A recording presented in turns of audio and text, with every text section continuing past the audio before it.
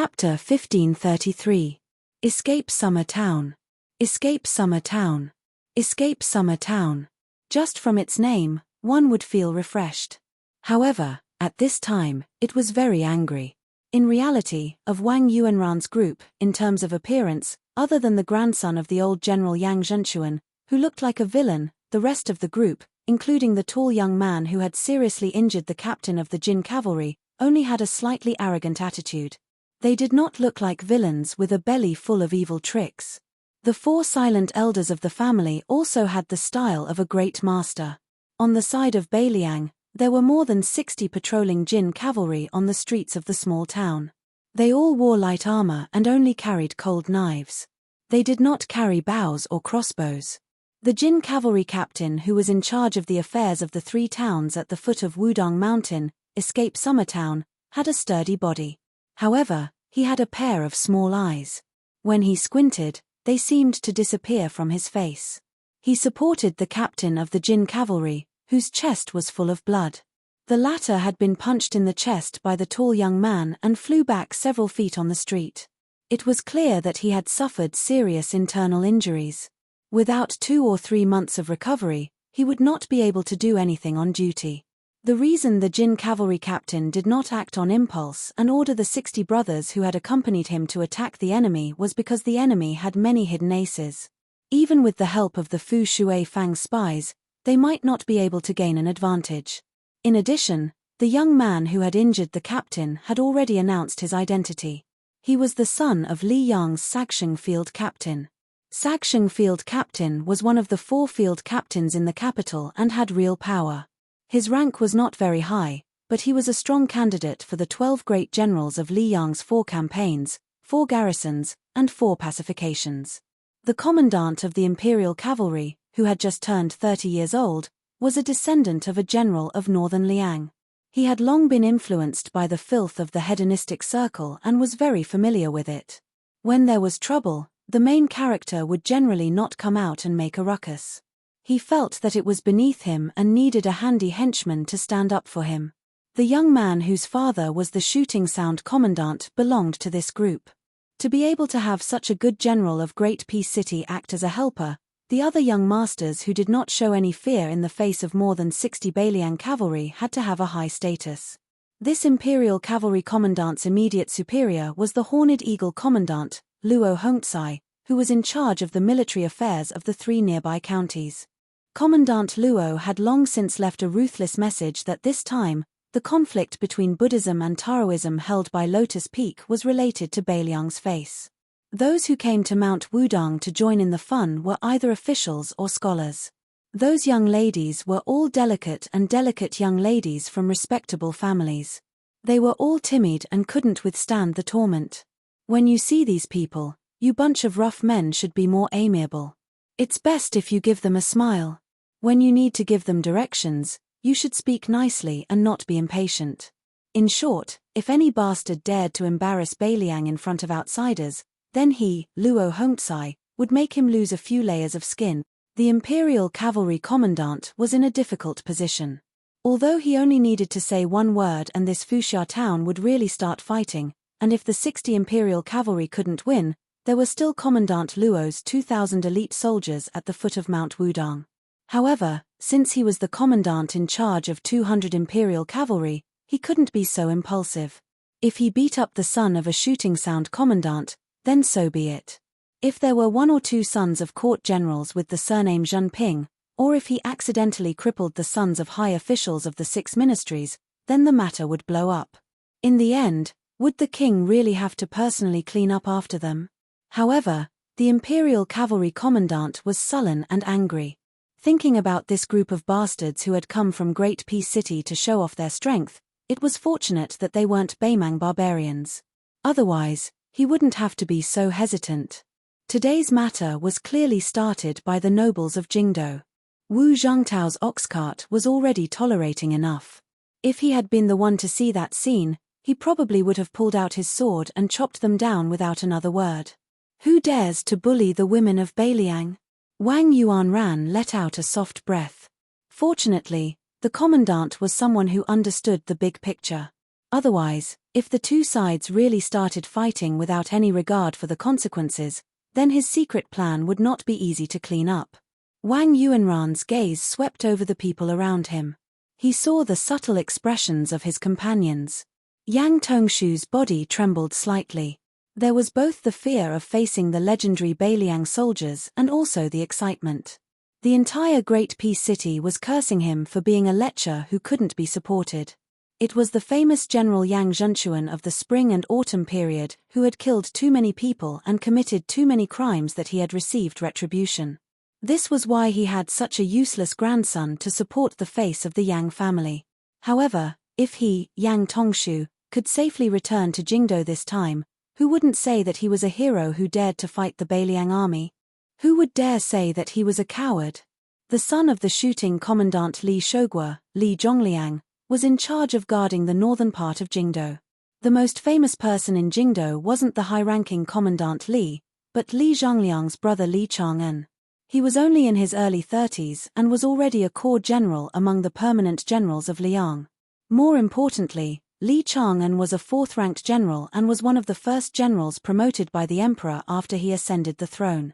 Li Zhongliang himself had followed Yang Shunxing and Yang Huchen's Jiju army down south to quell the rebellion last year. Unfortunately, the Yang army was defeated one after another and became the laughingstock of all the civil and military officials. Other than the peerless General Yang Huchen who had lost an arm, no one in this army was rewarded for their contributions, regardless of whether or not they had achieved anything. Li Zhongliang, who had personally taken the heads of more than a dozen West Chu rebels on the battlefield, also fell silent because of this. Why would Li Zhongliang act today for Yang Tongshu, whom he had always looked down on? The loyalty of a friend. That was underestimating Li Zhongliang, whose father and brother were both heroes. Before this person left Jingdo, his family had been secretly trying to help him enter the Duoyang elite cavalry that the assistant minister of the Ministry of War, Tang Taihuang, had built in Liaodong. However, Assistant Minister Tang had always been vague about this. He said that now that he didn't lead troops, his words might not be useful. Who would believe that? In the second year of Xiangfu, the Duoyang elite cavalry that had won a number of small battles on the border should be called the elite cavalry of the Tang family, right? However, in order to avoid suspicion, the Tang family was afraid that Tang Taihuang, would attract criticism in the Ministry of War, so the new commander of the 16,000 Duoyang elite cavalry used a border general whose surname wasn't Tang. However, that guy was slowly promoted from a sergeant to a commander by Tang Taihuang. As long as Li Zhongliang made a statement in Beiliang today, Tang Taihuang, who was Jiyu Gentang's right-hand man along with Cai Nan, would understand without needing Li Zhongliang to say anything in Great Peace City. A Duoyang elite cavalry that everyone was jealous of was already a lieutenant. Wouldn't that be in Li Zhongliang's pocket? Song Tianbao seemed to stare dumbly at that tall Beiliang beauty. Wang Yuanran laughed coldly inside. Learning from Yang Tongshu and pretending to be a pervert? That Yang Tongshu had brought 3,000 taels of gold into Jingdo last year. In just half a year, he had squandered it all. Just for Yang Tongshu alone, he had bought the first spring of several young courtesans in Great Peace City. You fatty, you can't even forget your friends when you see a beauty, so don't pretend to forget your life when you see a beauty. In the second year of Xiangfu, you claimed to have stolen 5,000 taels of gold from your father. Based on your father's shrewdness, not to mention stealing 5,000 taels of gold from Liaodong without anyone noticing, I'm afraid without his consent or tacit consent, you, kid, would have a hard time even stealing a single copper coin. Fatty song, ever since you entered Jingdo, in this year, relying on my, Wang Yuanran's, Yang Tongshu's, and the others' names, your father probably earned far more than 8,000 taels of gold. Wang Wani, the daughter of the former assistant minister of the Ministry of Justice, Wang Zue, was famous in Jingdo. The old assistant minister had 8 sons. In the end, he had a daughter in his later years, so he gave his daughter this name. Wang Wani's appearance was passable, and her figure was very good. Unfortunately, her temperament was questionable. After all these years, how many poor scholars had she seduced that had the potential to become a carp jumping through the dragon's gate? Did she really think of herself as a fox immortal in a supernatural novel? Those poor scholars who could only stay in the temples in the suburbs of Jingdo, when they were reading at night, suddenly floated in from outside the window. Everyone was confused and infatuated. At this moment, Wang Wani was staring at the tall woman from the northern region, who looked like a real fox fairy descending to the mortal world, as if she was her enemy. Seeing that the situation was under control, Wang Yuanran became increasingly calm. His line of sight leaped over the Beiliang cavalry, discovering that Yin Changeng and the others had already arrived by Gao Shiqing's side. When Wang Yuanran saw these people, he obviously couldn't help but feel complicated. Last year, his father was still a minister who had the potential to take over Jiyu Lu's authority from Grand Secretary Zhong. However, even if his father wasn't transferred to the chaotic Guangling path, during that storm that shook Jingdo, after Wang Yuanran provoked Zhao Chunyuan and beat up Han Xingyan, he was still brought by his father to kneel outside Zhao Manor for half a day. Even now, Wang Yuanran still didn't feel like he was in the wrong. It was Zhao Chunyuan, this fickle woman, who had let down her childhood sweetheart first. In the end, she ran off to become the wife of that surnamed Yin, saying that she and Yin Changeng loved each other, that it was she who let down Wang Yuanran's brother who was publicly acknowledged as gentle and honest. In reality, wasn't it because she saw that the Yin family's future prospects were good, especially since Yin Maochun was going to take over her father's heavenly official position as Minister of Personnel? Zhao Yuling, this old man, had occupied the Ministry of Personnel for more than 10 years, grasping the authority to promote all of the officials under the heavens. Did he really not have a bit of shit under his seat? Could he really wipe it clean before heading to the Secretariat? If Wang Yuanran could, he wanted to run up to Zhao Chunyuan and give her a slap. Then, he would expose Han Xingyan's past in front of the Gao siblings. You brat, you only have this much prospects. You clearly love that Gao Shiqing, but you don't even dare to say it out loud. You can only obediently follow the matchmaker's words and marry that county princess Zhao. Wang Yuanran's relationship with Han Xingyan wasn't bad. Last year, when he punched Assistant Minister Han's son in the face, wasn't it also because he lamented over his son's misfortune and anger? In the end, Wang Yuanran's line of sight stopped on Yin Changeng's body. His gaze was exactly the same as the one Wang Wani looked at that Beiliang woman. Chapter 1534. Yin Changeng, what a great talent that everyone thought highly of. Benevolence, righteousness, propriety, wisdom, trust, gentleness, respect, frugality, it all seemed to be in one person. Was there really such a perfect young talent in the world? Wang Yuanran did not believe it, but from Zhao Yuling to Yuan Guo to Han Lin, and even Wang Yuanran's father Wang Xiongui, this large group of Yonghui's famous ministers who came from Jiyu Lu, who did not praise Yin Changeng. Wang Yuanran suddenly laughed. There really was someone who thought the same as him, and it was someone Yin Changeng wouldn't have guessed even if he was beaten to death. That was the important minister of the 3 dynasties of Li Yang, Tantanan, Huan Wen. Wang Yuanran was afraid of many people in his life, but the only person he respected was Tantanan. So when Tantanan told him to go to the Imperial College to reflect on his mistakes, Wang Yuanran directly refused his mother's urging to stay and really went to the Imperial College to reflect on his mistakes. When Wang Yuanran was about to leave the Imperial College, there were already rumors that Tantanan intended to abdicate and that Zhao Yuling or Yin Maochun was very likely to enter the Menxia province. When the undercurrents were surging, the old man personally went to the Imperial College to see Wang Yuanran. Before leaving, Tantanan said something that Wang Yuanran thought he would never forget in his life. Brat, being a person is like flipping through a book and reciting scriptures. Not to mention this old man whose neck is in the yellow earth, even your father Wang Xionggui's age is half buried in the earth. He has almost flipped through the book to the end and can't find anything new. But a young man like you is different. There is an old saying that every family has its own difficult scriptures, but no matter how difficult it is, you should be sensible. You have to read it well and read it well. The reason why I'm talking nonsense with you is that when I, Huan Wen, was young, I was also like you, idling around. But the old saying that a prodigal who returns is more valuable than gold is not a lie. Of course, Wang Yuanran knew that the little Zhenren Wu Shizhen had an ulterior motive. This was nothing. Not to mention those in the distance, just Li Zhongliang, Song Tianbao, and the others who were nearby were all smart people. Acting so rashly was all for the sake of getting what they needed. To be able to make it to their level, even the infamous Yang Tongshu wasn't a fool. Song Tianbao wanted to rely on Yang Tongshu's identity as Yang Zhenchuan's grandson to raise his banner.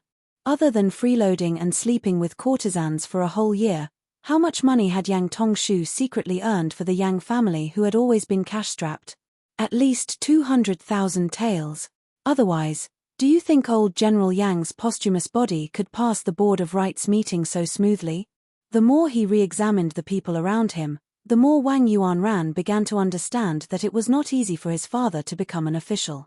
Therefore, although Wang Yuanran could not help his father return to the capital as an important official, at the very least, he could win some reputation for his father. All of a sudden, a pleasant surprise came. Probably sensing the difficult situation of the Beiliang cavalry, as one of the parties involved, the Beiliang woman with a sword reported her identity. It turned out that her father was Song Yang, the son of the Lingju provincial governor. As the second-in-command of the civil officials in Lingju, he could be considered one of the top officials in Beiliang. Song Yang's daughter, Song Huangmai, pointed the tip of her sword at Li Zhongliang, the son of Colonel Shooting Sound, and said angrily, "Compared to officials, is that so? What's so great about your father's bullshit, Colonel?" Wang Yuanran could not help but laugh. Now that Beiliang had cut a large number of surplus generals and colonels, as long as they did not hold military power, they did not even have the right to hang the Beiliang saber when they went out. However, the colonel of Li Zhongliang's father, Li Shogua, was indeed quite amazing. He was now a fourth-rank official, comparable to Song Yang Zizhou. Furthermore, this Colonel Shooting Sound did not dare to say that he would immediately become one of the 4 generals of the 4th expedition, but as long as he operated it well, after 4 to 5 years of smooth sailing, he would definitely become one of the lower-ranked generals. Furthermore, his brother had a private nickname of Little Chen Wang in the Liang military circle. In front of Li Zhongliang, this Colonel Shooting Sound was still not enough. The pervert Yang Tongshu first snickered, and then laughed even more exaggeratedly. This hedonistic son of a rich family had the ability to make a man tremble. He held a fan in one hand and covered his heart with the other. "Brother, I'm scared to death." Yang Tongshu finally stopped laughing. He curled his lips and said, "Don't even talk about Izhou. The provincial governor is just SOSO. At this time, the cold and elegant woman who had been indifferent to the farce finally spoke. She turned her head and said softly to the commandant of the Imperial Cavalry, "My father is Administrator Li." The commandant of the Imperial Cavalry was stunned. The woman smiled sweetly and said softly, "Yes, I also have a younger brother called Li Hanlin. He is now the commandant of the Liangju crossbowmen." In the Beiliang military, whether it was the garrisoned troops or the border troops outside the Great Wall, most people had heard of the name Li Hanlin. It was even more effective than the number 1 civil official in Beiliang, Li Gongda. The commandant of the Imperial Cavalry smiled knowingly at first, but he became more and more conflicted. Today's matter was really not a matter of whether the two sides were high or low officials. He was an insignificant commandant of the Imperial Cavalry in Beiliang. It was not because he was worried about his background that he did not dare to give the order to beat those bastards into a pig's head. It was because the war at Liangmang was so intense that he, the only son of the Imperial Cavalry, had no chance to go to the border to kill the barbarians because his father and mother had dragged in all the elders of the family to pester him. However, his father had been a military officer at the Great Wall of Yuju and had always paid attention to the general situation. As the commandant, he knew quite a bit about the relationship between Beiliang and the Liang Imperial Court. The more this was the case, the more he could not make trouble for Commandant Luo or even the prince and implicate Beiliang in an even more dangerous situation. He turned his head to look at his subordinate, Sergeant Dao Che, who was unwilling to leave no matter what. Even this old brother of his knew the severity of the matter. He had taken off his armor and saber and was going to fight with Li Zhongliang as a Beiliang citizen. How could he act rashly? Dao Che was once a sergeant of the Beiliang crossbowmen. Like Li Hanlin, he was also an elite scout responsible for clearing the path for the Dragon Elephant cavalry up north. His left leg was severely injured in battle and he had no choice but to retire from the crossbowmen. According to the rules of the Beiliang Frontier Army, he could have served as a deputy in the local garrison. However, Dao Che refused no matter what, saying that he was an old cripple and that he would be satisfied if he could return to the local garrison as a sergeant. That one call of the Beiliang barbarians. For an old soldier who had probably spent half his life fighting the Beiliang barbarians to the death, it was too hurtful.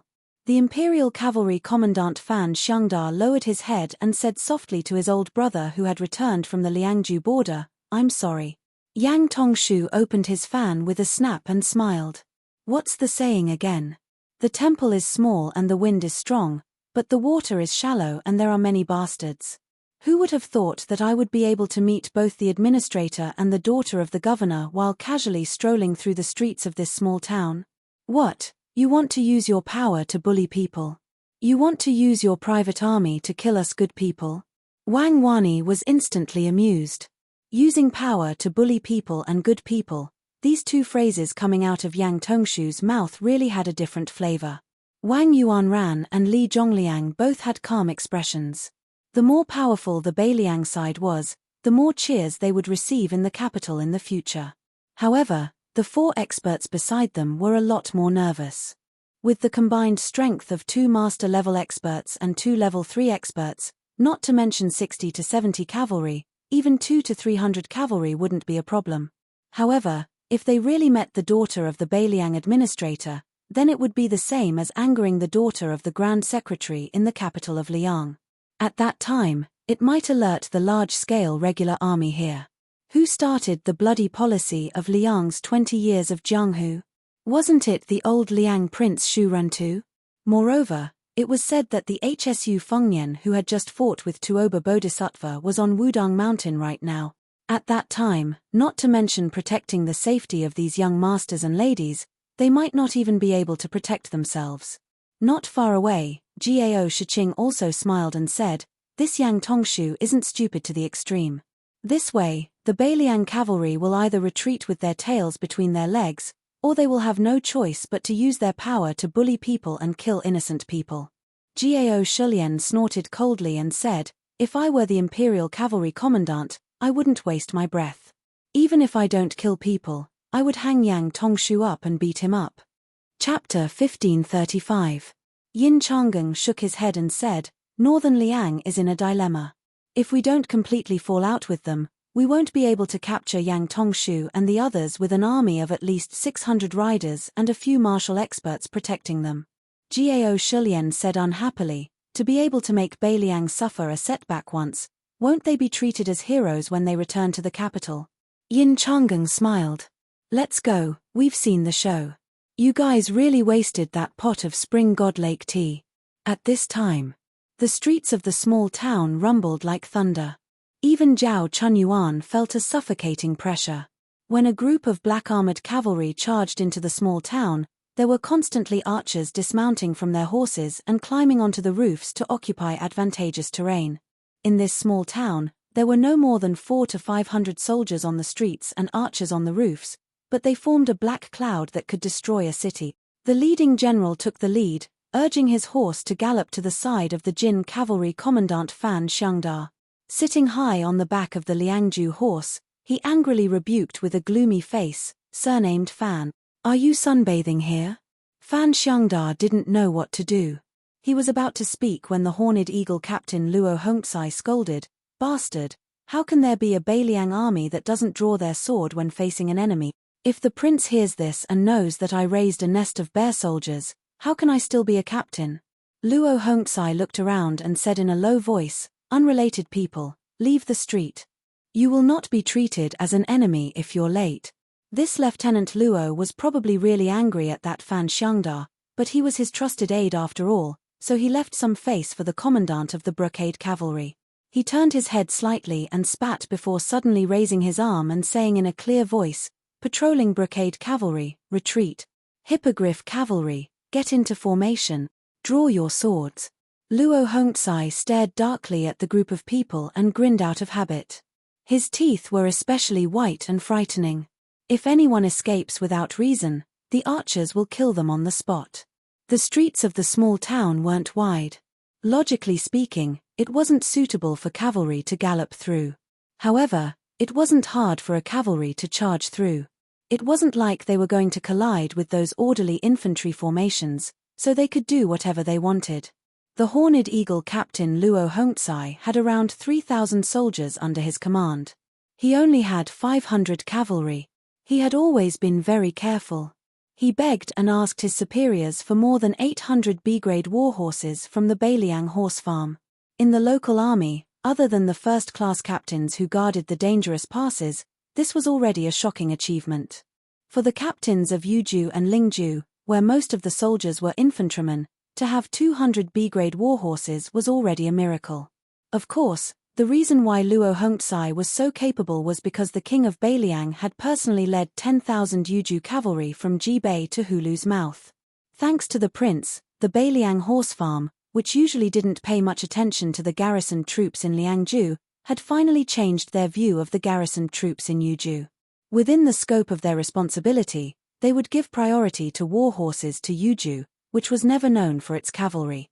As for the captains of Lingzhou, they could forget about it. Who asked Yuzhou to have a Luan Dao who fought side by side with the prince? Do you have one in Lingzhou? Yang Tongshu was probably so scared that his legs had turned to jelly. His face was pale, and his lips were trembling. Even though the 4 experts who had quite a reputation in Liang Lake walked out and stood in front of them to protect them, this eldest son of the Yang family still couldn't help but tremble. This time, he was finally not as flirtatious as before. The son of the county chief of Hazhou, Liu Chengfeng, had a long face. He even had the thought of dying. I just want to marry an assistant minister's daughter as my wife to bring honor to my ancestors. How can you Beiliang kill people just like that? Li Zhongliang, who had experienced the toughness of the battlefield, was probably the calmest one among them. He was sizing up all the details of this regular army in Beiliang. The 2 local playboys of Beiliang who had joined the group to run errands for the rich and powerful in the capital almost turned around at the same time, wanting to escape into the inn. However, the middle-aged man who was acting as a guard instructor for the Li family suddenly reached out his hands and pulled the 2 back.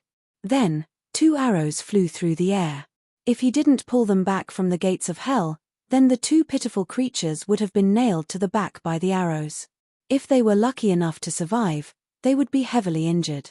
Wang Yuanran finally couldn't hold back and said angrily, "You Beiliang really dare to kill people on the street for no reason?" The Hippohawk captain, Luo Hongzai, didn't waste his breath on him and waved his hand. The cavalry started to charge. An old expert who was the stabilizing force behind the scenes in the Yang family attacked first. The old man was a true second-grade master.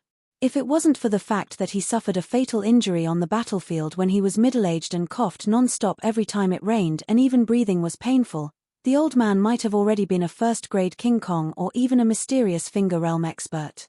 After the old man was saved by Yang Zhenchuan from the battlefield, he stayed in the Yang family to repay his kindness.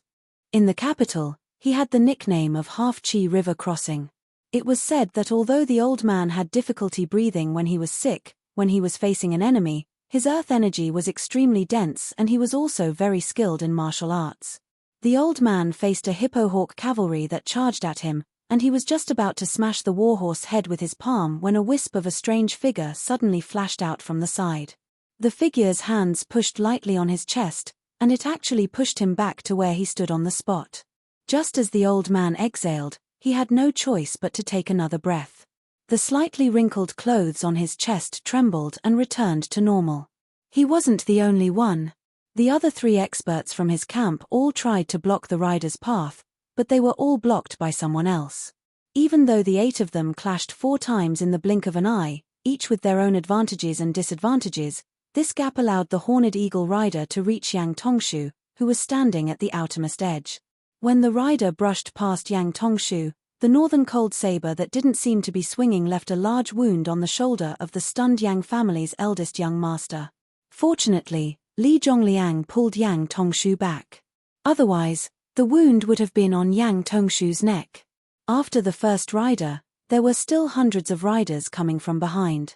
Li Zhongliang, who didn't want to get too deeply involved, had no choice but to fight personally. He took 2 steps forward, bent his back and twisted his head to dodge the blade on the back of the horse. Then, he slammed his shoulder into the side of the warhorse, sending both the rider and the horse flying. However, the third rider didn't give Li Zhongliang any chance to catch his breath. Li Zhongliang took a series of quick steps, turned around, and grabbed the rider's arm that was holding the blade. Li Zhongliang roared angrily and dragged the rider off the horse, throwing him towards the fourth rider. The latter didn't even put away his blade. Instead, he leaned his body to the right and dodged it. Then, he still managed to stab Li Zhongliang with his blade. Jiao Shulian, who was following the crowd back to the inn, saw this scene. Although he wasn't part of the situation, he was still very worried. He said softly to Yin Changeng, "Are we really going to leave like this? From the looks of it, this Beiliang cavalry really knows how to kill." Yin Changeng hesitated and finally stopped. He looked at Li Zhongliang and the others in the distance, who were already in danger. His expression was heavy. The group stopped under the eaves.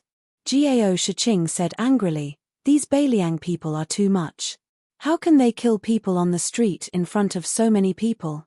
Is there any justice in this world? Wang Yuanran is the son of an administrator. He didn't do anything heartless. How can the Beiliang cavalry just kill him like that?" Yin Changeng didn't say anything. He knew that it was probably because of the sensitive identities of Wang Yuanran and the others that the Beiliang didn't hesitate to go to war. Under certain rules, the imperial court made things difficult for the Beiliang. The Beiliang could endure it, and had endured it for 20 years.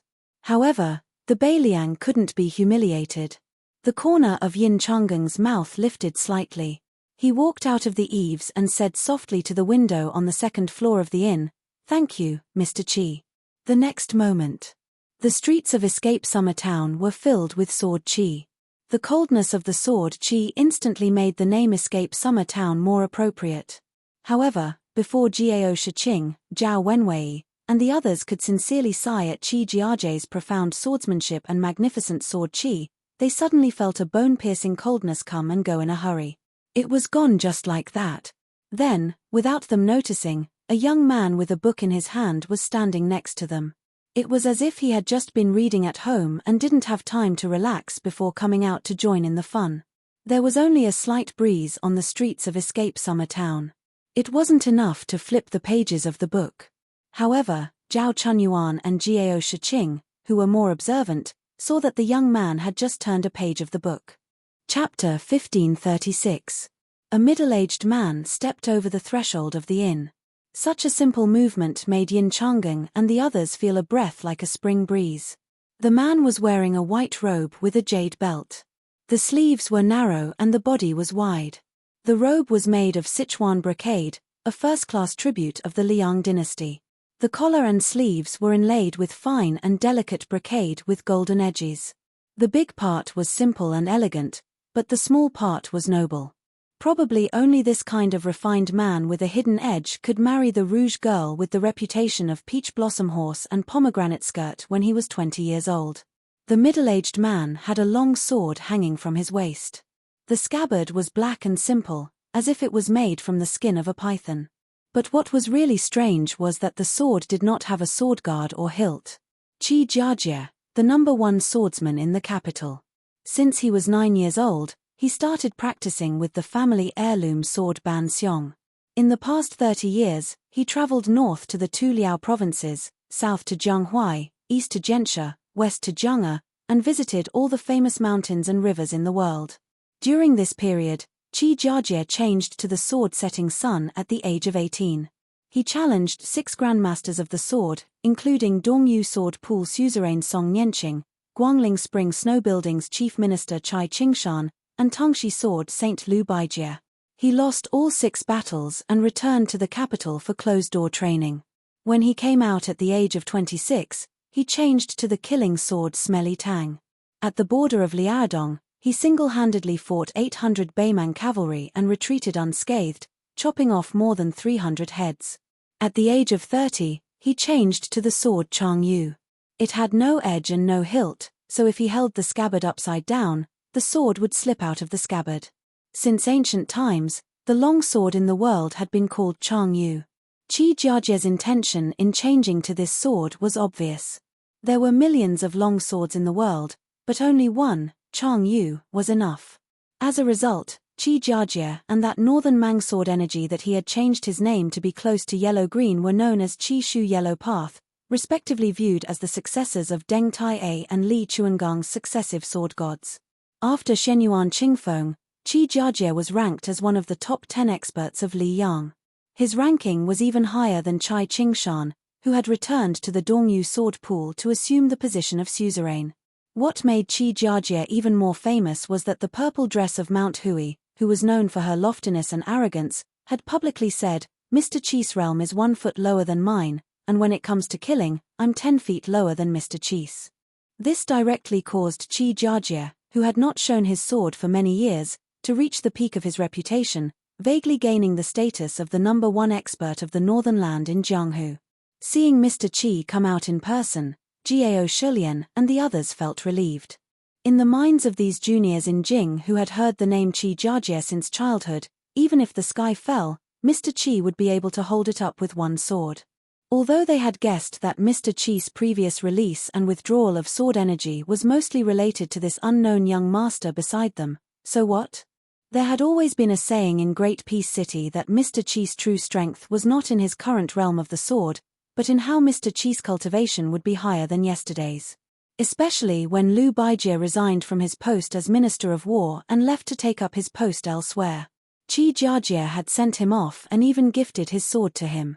Liu Baijie, the Tangxi sword immortal, smiled and said, "Maybe in less than 20 years, I won't even be worthy of being Mr. Qi's sword disciple." Qi Yanglong's knowledge, Tantanan's seal engraving, Qi Jiajie's swordsmanship, and now the chess skills of Li Yang's chess saint, Fan Zhonghu. Of the millions of people in Great Peace City, who would not be proud? When the young master who had come with the book saw Qi Jiajie walk out, the two exchanged a look. Compared to the young man who had a leisurely attitude and always had the ability to find irrelevant details in the wind and waves, Jiao Shiqing found to her shock that Mr. Qi had taken the famed sword from his waist for the first time and held it in his hand. At this time, a group of people quickly came from the east end of Escape Summer Town. Zhao Wenwei, who was young and lively, couldn't help but look over. There were 4 people in the group, men and women of all ages. He only had his eyes on one person. As they came closer, the youth could finally see the person's appearance and could not move his eyes away. It was a woman of the same age who had just started to show signs of being outstanding. Her face, which had some baby fat, was thinning. A beauty with an oval face floated out of the water. Her robes were as white as snow, and she carried a white scabbard longsword on her back.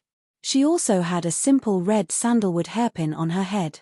The hairpin was like a sword that flew through her hair. In this moment, Zhao Wenwei was mesmerized. The saying that there were beauties in books was a lie. How could they be as beautiful as the real woman outside the book? Everyone had their own eyes. Jiao Shiqing's first eyes were on the handsome young master in green robes and holding a sword. She exclaimed, "Li Yibai of the Dongyu sword pool?" Li Yibai was not only famous in Liang Lake, but also in Jiangnan and even in the officialdom of the capital. Li Yibai's teacher was Song Nianqing, the head of the Dongyu sword pool. His family was a distinguished family. In the past, the top 10 magnates of the spring and autumn period valued family status the most. Except for the intermarriage of the 10 families, even some of the imperial families who were not of orthodox birth disdained to form an alliance through marriage.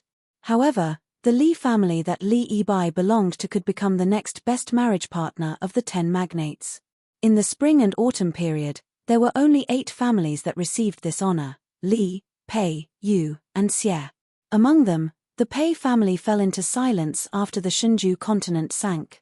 The most famous person in the family was actually a woman, Pei Nanwei, the concubine of the old king of Jing, Zhao Heng. Li Yibai's temperament showed the gentleness and elegance of a noble young master in Liang. With a charming smile, he looked at Jiao Shulian and Jiao Shiqing and said softly, "I didn't expect to meet brother Jiao and Miss Jiao in the northwest." Since it was Li Yibai who came from the Dongyu sword pool, then the identity of the tall old man beside him was revealed. He was Chai Qingshan, one of the few great masters of the sword in the world. Presumably, Qi Jiajie's majestic sword Qi that filled the small town had attracted this group of people. After Chai Qingshan entered the small town, he did not look at Qi Jiajie, who was at the same level, but at the young man holding the book. Li Yibai ignored the strange atmosphere under the eaves of the inn and introduced to the Gao siblings with a smile, "My martial uncle Chai was a good friend of the holy monk of the Dragon Tree in his early years. When he heard that the white-robed monk was going to preach at the Lotus Peak, he specially brought us to Beiliang. As for these two children, they are martial uncle Chai's beloved disciples, Song Tinglu and Shan Yi. What are you waiting for? Quickly call brother Gao and sister Gao." Chapter 1537. The handsome young man, who was not tall but had an extremely long sword on his waist, responded with an "O." He politely greeted brother Gao and sister Gao, and then continued to stare at his peer with vigilance. He was furious. This guy wants to stick his eyes on my junior sister. What does he want to do? Does he want to take my sword? Only when Song Tinglu looked at Zhao Wenwei did everyone notice that he was staring at the girl in white with a strange name. Zhao Wenwei's sister, Zhao Chunyuan, didn't know whether to laugh or cry. Her silly brother, who only liked to read, practice, and paint with his father since he was a child, finally had his first awakening of love. Zhao Wenwei asked softly, "Your name is 321? The girl, who had long been accustomed to this kind of thing, said indifferently, "My surname is Shan. I'm not 321. Today, the girl in white's simple and polite words were remembered by Zhao Wenwei, who would die of wonjin in the future, for a lifetime. Song Tinglu snorted coldly, "Brat, don't try to get close to my junior sister. I can beat 100 weak scholars like you down without using my hands. When the time comes, beat me up. Don't say I didn't warn you." After such a commotion, the three boys and girls, each with their own thoughts, gathered under the eaves, which were slightly hostile after the strange young man and Qi Jiajie appeared one after another. Suddenly, the atmosphere relaxed a little. The scholar, who had just closed the book and tucked it under his armpit, suffered such an unexpected calamity for no reason. Not only was he not angry, he even smiled and gave the young Song Tinglu a thumbs up. The seemingly naive Zhao Wenwei said happily, "You know it even if I didn't warn you. You're also a scholar." Yin Changeng gently knocked on his brother-in-law's head and scolded, "Learning to read and write can't be used to argue." Standing under the stairs, Chai Qingshan looked at the young man under the eaves. His scholarly aura was not as good as Yin Changeng's, and his Jianghu aura was not as good as Li Yibai's. However, even Qi Jiajie and Qi Jiajie, two gurus, still couldn't suppress this person's potential momentum. Only Li Yibai, who had reached a high level in Jianghu, could slightly sense it. Yin Changeng, Gao Shilian, and others were not Jianghu people after all. Shan Yi suddenly asked curiously, "You have sword Qi on you. Are you also a swordsman?" The man took out the book from under his armpit and waved it. He said with a smile, "Green Water Pavilion sword practice record of 60 years. Have you heard of this secret manual?" The girl nodded solemnly and said, "I've heard from my master that there are many swordsmanship manuals in the world, and the Green Water Pavilion has the reputation of being the best. It's a pity that the author's aptitude is limited and can't catch a glimpse of the scenery above the Shen finger level. Therefore, it only has momentum, but not spirit." That person lamented, "When I first used Green Water Pavilion to practice my swordsmanship, there was an old man who commented on this book, and it was similar to what you said." Chai Qingshan finally opened his mouth to speak. He said in a low voice, "I didn't expect that the parting with Li Chungang by the Guangling River would be the last time I see him." That person put away the book again and said slowly, "If it weren't for Great Master Chai's obstruction and the fact that he was not as skillful as he was, I and the old man in the sheepskin fur coat would have been able to walk up to the reviewing platform by the river." Chai Qingshan said expressionlessly, "It's a matter of loyalty to the emperor. At that time, I, Chai Qingshan, was a guest of the spring snow building in Guangling. Of course, I had to stop Li Chungang. As for how I stopped him and whether it was honorable or not, I didn't care so much." Qi Jiajie's words were shocking. "Lord Chai, is there a first-come, first-served rule?" Chai Qingshan, who came from the southeast to the northwest this time, did not bring a long sword. The old man glanced at Qi Jiajie's sword, long sword, and did not speak. Yin Changang gently held his wife Zhao Chuanyuan's hand to ease her tension. The person beside him was the northwest vassal king Hsu Fengnian. Zhao Chuanyuan was a socialite from a noble family in the capital. She had also heard countless legends about this person. He had traveled to Liang Lake twice, went to Beimang alone once, traveled to the West regions twice, and fought in Beiliang once. How many high and mighty masters in the world had died in the hands of this young man? Back then, Ren Tu led the army and rode horses to Jianghu, trampling the courage of half of Jianghu. As for the son, he smashed the Liang River Lake, which had been flourishing with great difficulty, into a mess almost all by himself. Martial Emperor City had become a thing of the past. Yong Taisui died at the Iron Gate Pass. Cat Man Han Shengxian died suddenly. Song Nianqing died in a foreign land. Master Liu Hao suddenly disappeared. Xielingzhen of the Spring Invitation Cottage in Shishu died for no reason beside the Spring God Lake. Zhao Ningxian, the young genius of the Taoist master residence in Longhu Mountain, was beaten to the ground. Jiao Shilian and Han Xingyan swallowed subconsciously. They looked at each other and saw fear in each other's eyes. Even Jiao Shiqing, who was not afraid of anything, quietly took a few steps back. Hsu Fengnian, who had rushed from Mount Wudang to the escape summer town at the foot of the mountain, did not feel as if he was facing a great enemy when facing the two sword masters, Qi Jiajie and Chai Qingshan. He turned to look at the bloody battle on the other side of the street and turned back to look at Jiao Shilian, who was standing beside Yin Changang. "You are the son of Duke Yang, Jiao Shiji. My spy from Fu Shui mentioned that you would come to Mount Wudang with Qi Jiajie and the others. So when Qi Jiajie released his sword energy, I came. Other than telling Qi Jiajie not to do anything unnecessary, I also wanted to thank you. Jiao Shilian, do you still remember that martial addict Kong? He was a young man from Beiliang who went to Taiyan City earlier than Yang Chiji. Now he is working in the Ministry of War. I heard that when he first came to the capital, he was bullied a lot. It was you, Jiao Shilian, who helped him. Later, Yang Chiji followed Yang Jieshi and Yang Dongwu to the capital. You were also the first person from the capital to hang out with Yang Chiji. Jiao Shilian did not feel the slightest bit flattered. In fact, this duke's son even had the thought of killing himself. I, Kong Wu Kai, and Yang Kaiji felt like old friends at first sight. I have nothing to do with you, the Prince of Northern Liang. Please don't thank me. You, Xu Fengnian, should just knock me out with one punch. Otherwise, when I return to the capital, rumors will spread all over the capital. Won't that bad-tempered father of mine break my legs?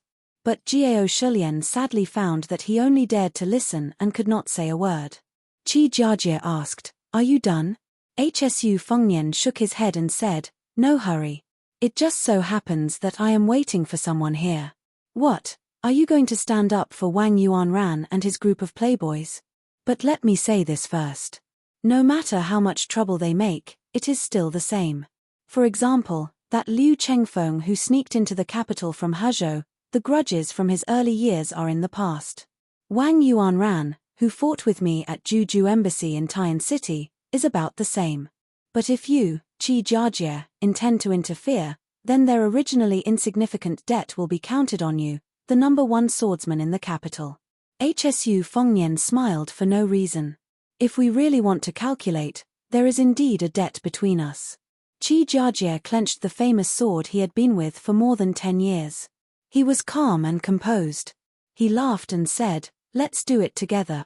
The young man, Zhao Wenwei, clenched his fist and waved it quietly. Mr. Qi was indeed Mr. Qi. Even when facing one of the 4 grandmasters of martial arts, the king of Beiliang, he was not inferior in terms of speech, momentum, or the style of a master. Hsu Fengnian, who had his back to the inn and was facing the street, did not look sideways. He said softly, "Okay, then please draw your sword first." Chapter 1538. As soon as he said this, Yin Changang, Han Xingyan, Li Yibai, Song Tinglu, and Shan Yi were all shocked beyond words.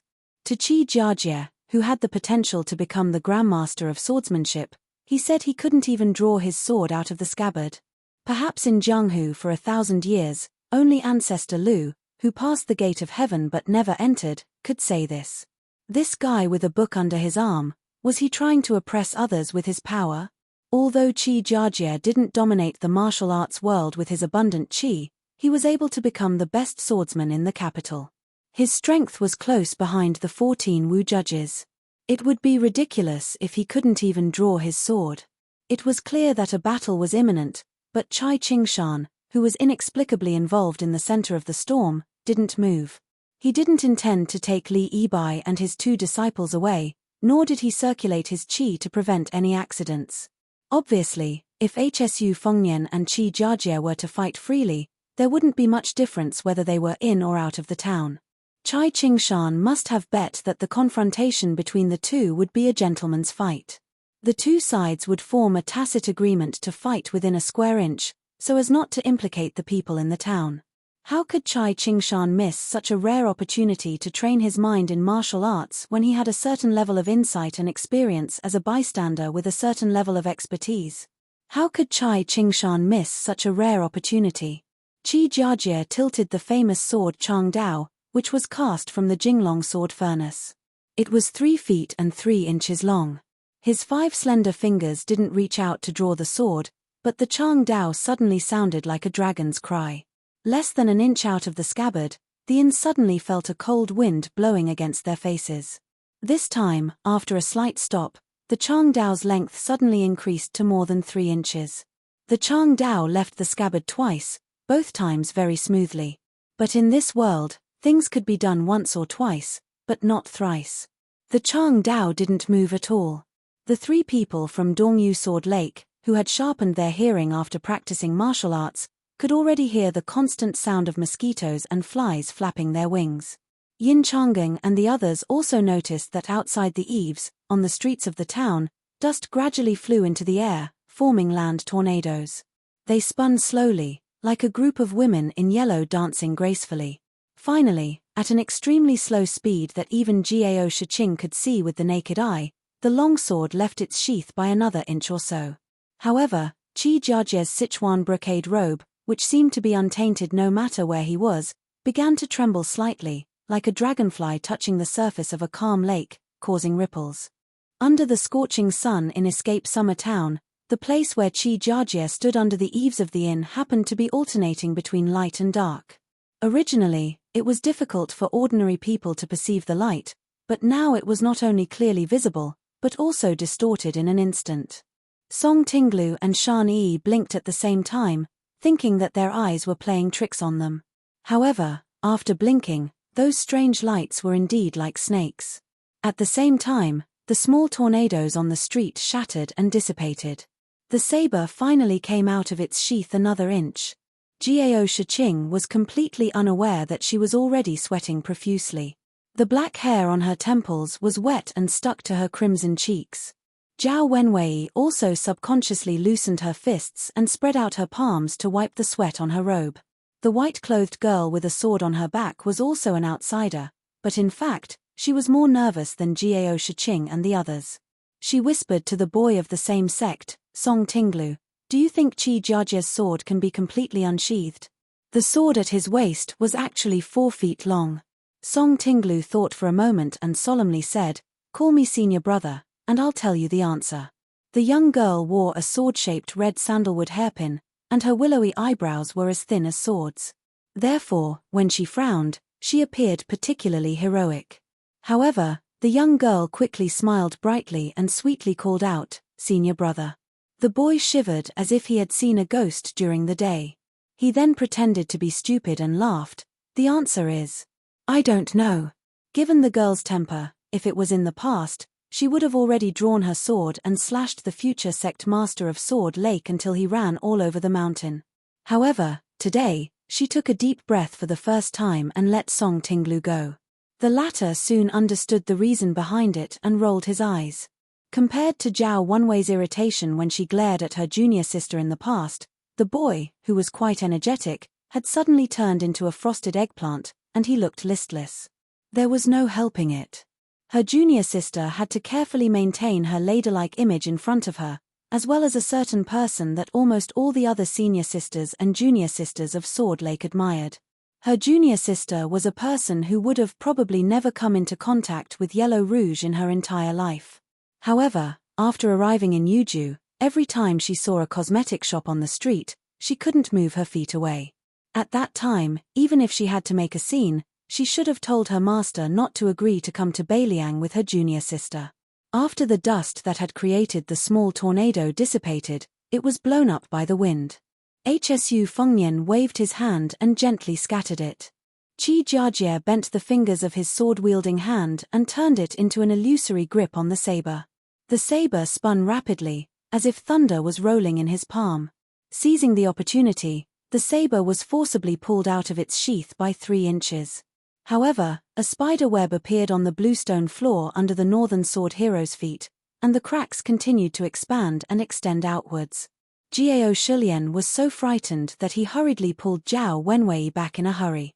The young couple, Yin Changeng and Zhao Chunyuan, both saw Sir Qi's white robe begin to flutter. Then, the movement became louder and louder, flapping in the wind like a war banner on the battlefield. Zhao Wenwei, who previously had the leisure to secretly size up the white-clothed girl, felt uneasy. She wanted nothing more than to cheer for the immortal Sir Qi. She desperately hoped that Sir Qi would pull out the entire saber in one spurt of energy and extinguish the arrogance of the young king of Beiliang. However, to be honest, after seeing this notorious Northwest vassal king with her own eyes, putting aside his provocative words, he was no different from those outstanding scholars Zhao Wenwei had seen when she was studying in the diligent department of the Imperial Palace and Zhaojiang Imperial College. He had a good background, a good appearance, and a good temper. He was the kind of person who could be hated even if she didn't like him. When Qi Jiajie finally raised his right hand, he put 2 fingers together and hovered in the air an inch above the saber. Qi Jiajie's momentum suddenly changed. If before he was like the 5 great mountains towering over the central plains, now he was like the Guangling River surging eastward into the sea. Chapter 1539. Chai Qingshan said softly to the 2 children, "Look carefully at how others comprehend the sword while watching the tide." When Qi Jiajie was 18, 27, and 36 years old, he had watched the Guangling tide 3 times. Finally, he comprehended the method of operating the qi activity of the sudden inspiration. Looking at the experts of the Jianghu today, Qi Jiajie is far inferior to the 14 Wu judges in terms of qi circulation. He's also not in the front of the 10 people on the Great Snow Plateau. However, in terms of qi circulation, not to mention master, even Shenyuan Qingfeng might not be able to compare. Chai Qingshan couldn't help but snort coldly. "You 2 have been to the Guangling River twice and have seen a lot of excitement. You 2 haven't stopped talking. What did you comprehend in the end?" Song Tinglu turned his back to his master and made a face. The girl said in a deep voice, "Master, I'll definitely watch the tide carefully next time."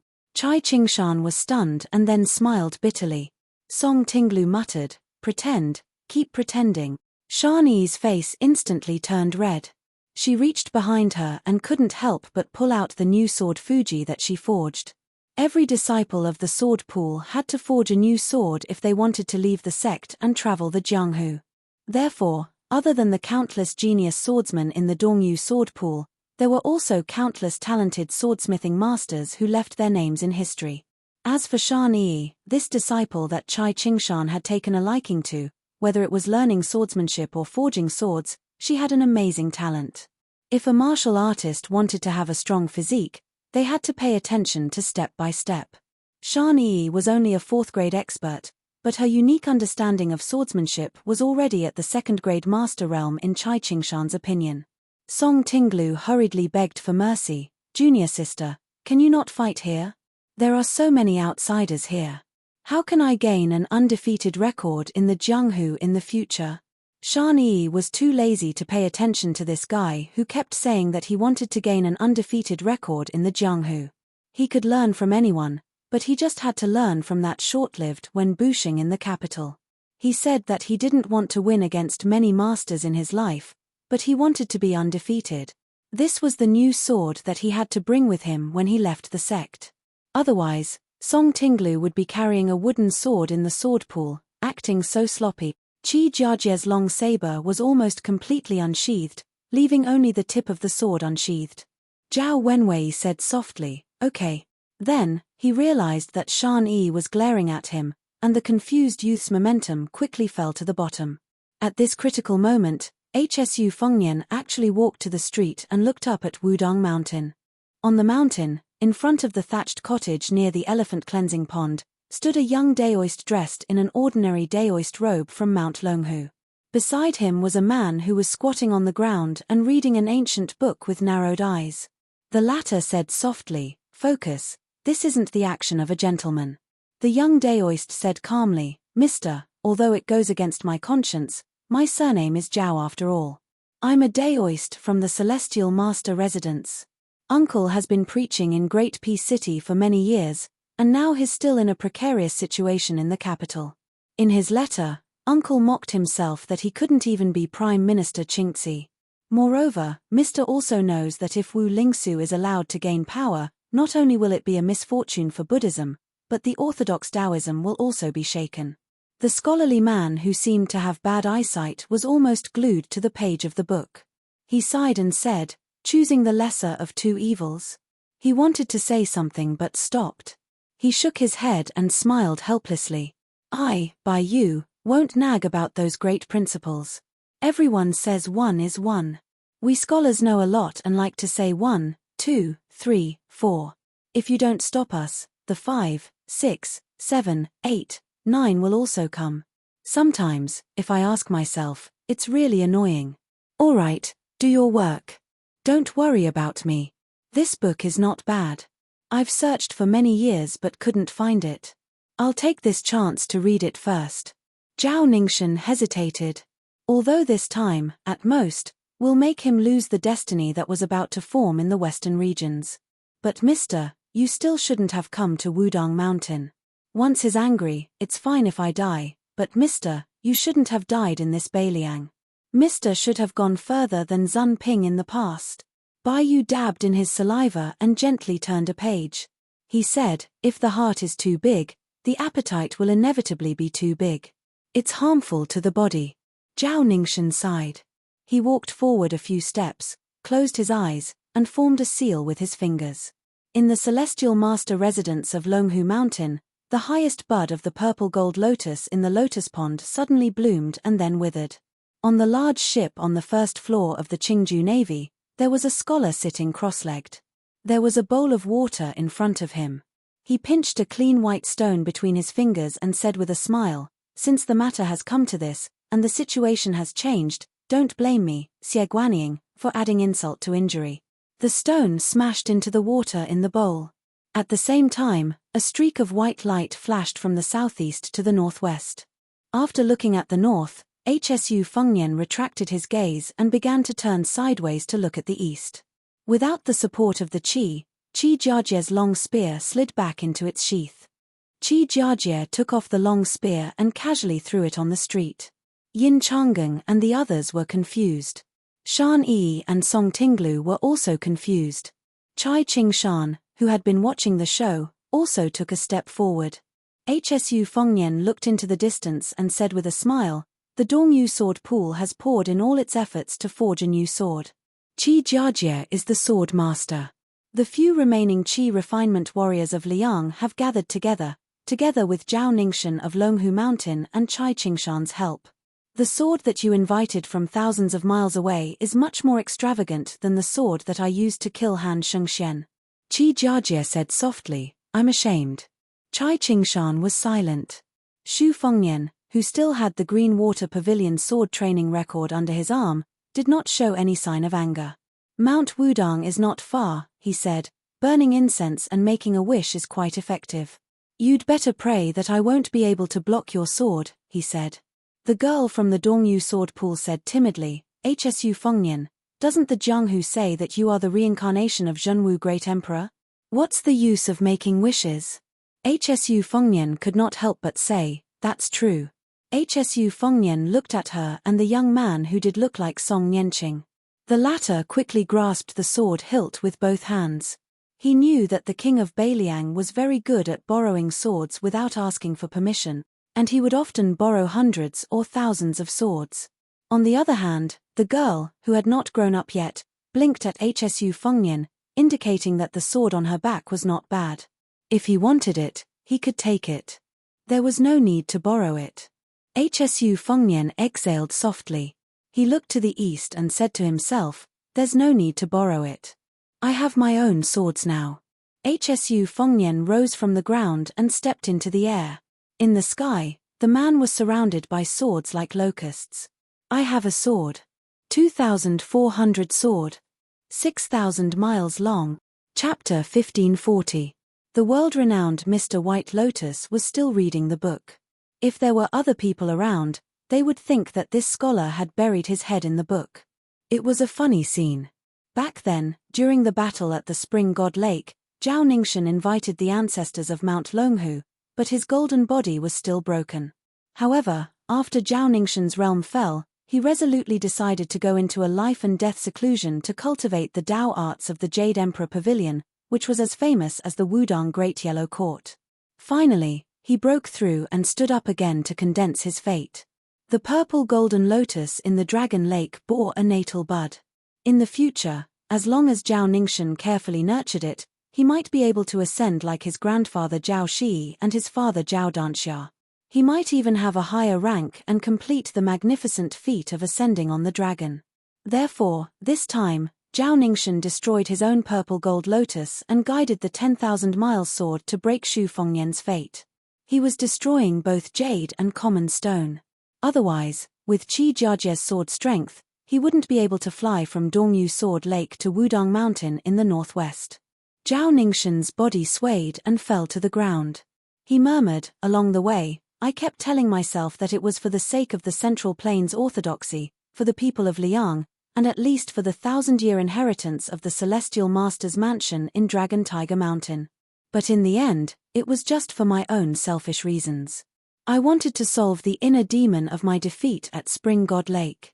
Bai Yu walked to the young Taoist with a book in his hand and said softly, "Ordinary people bully others, immortal people bully heaven and earth. It's not hard, but it's easy to deceive yourself. It's always easy to say it's easy, but it's hard to say it's hard."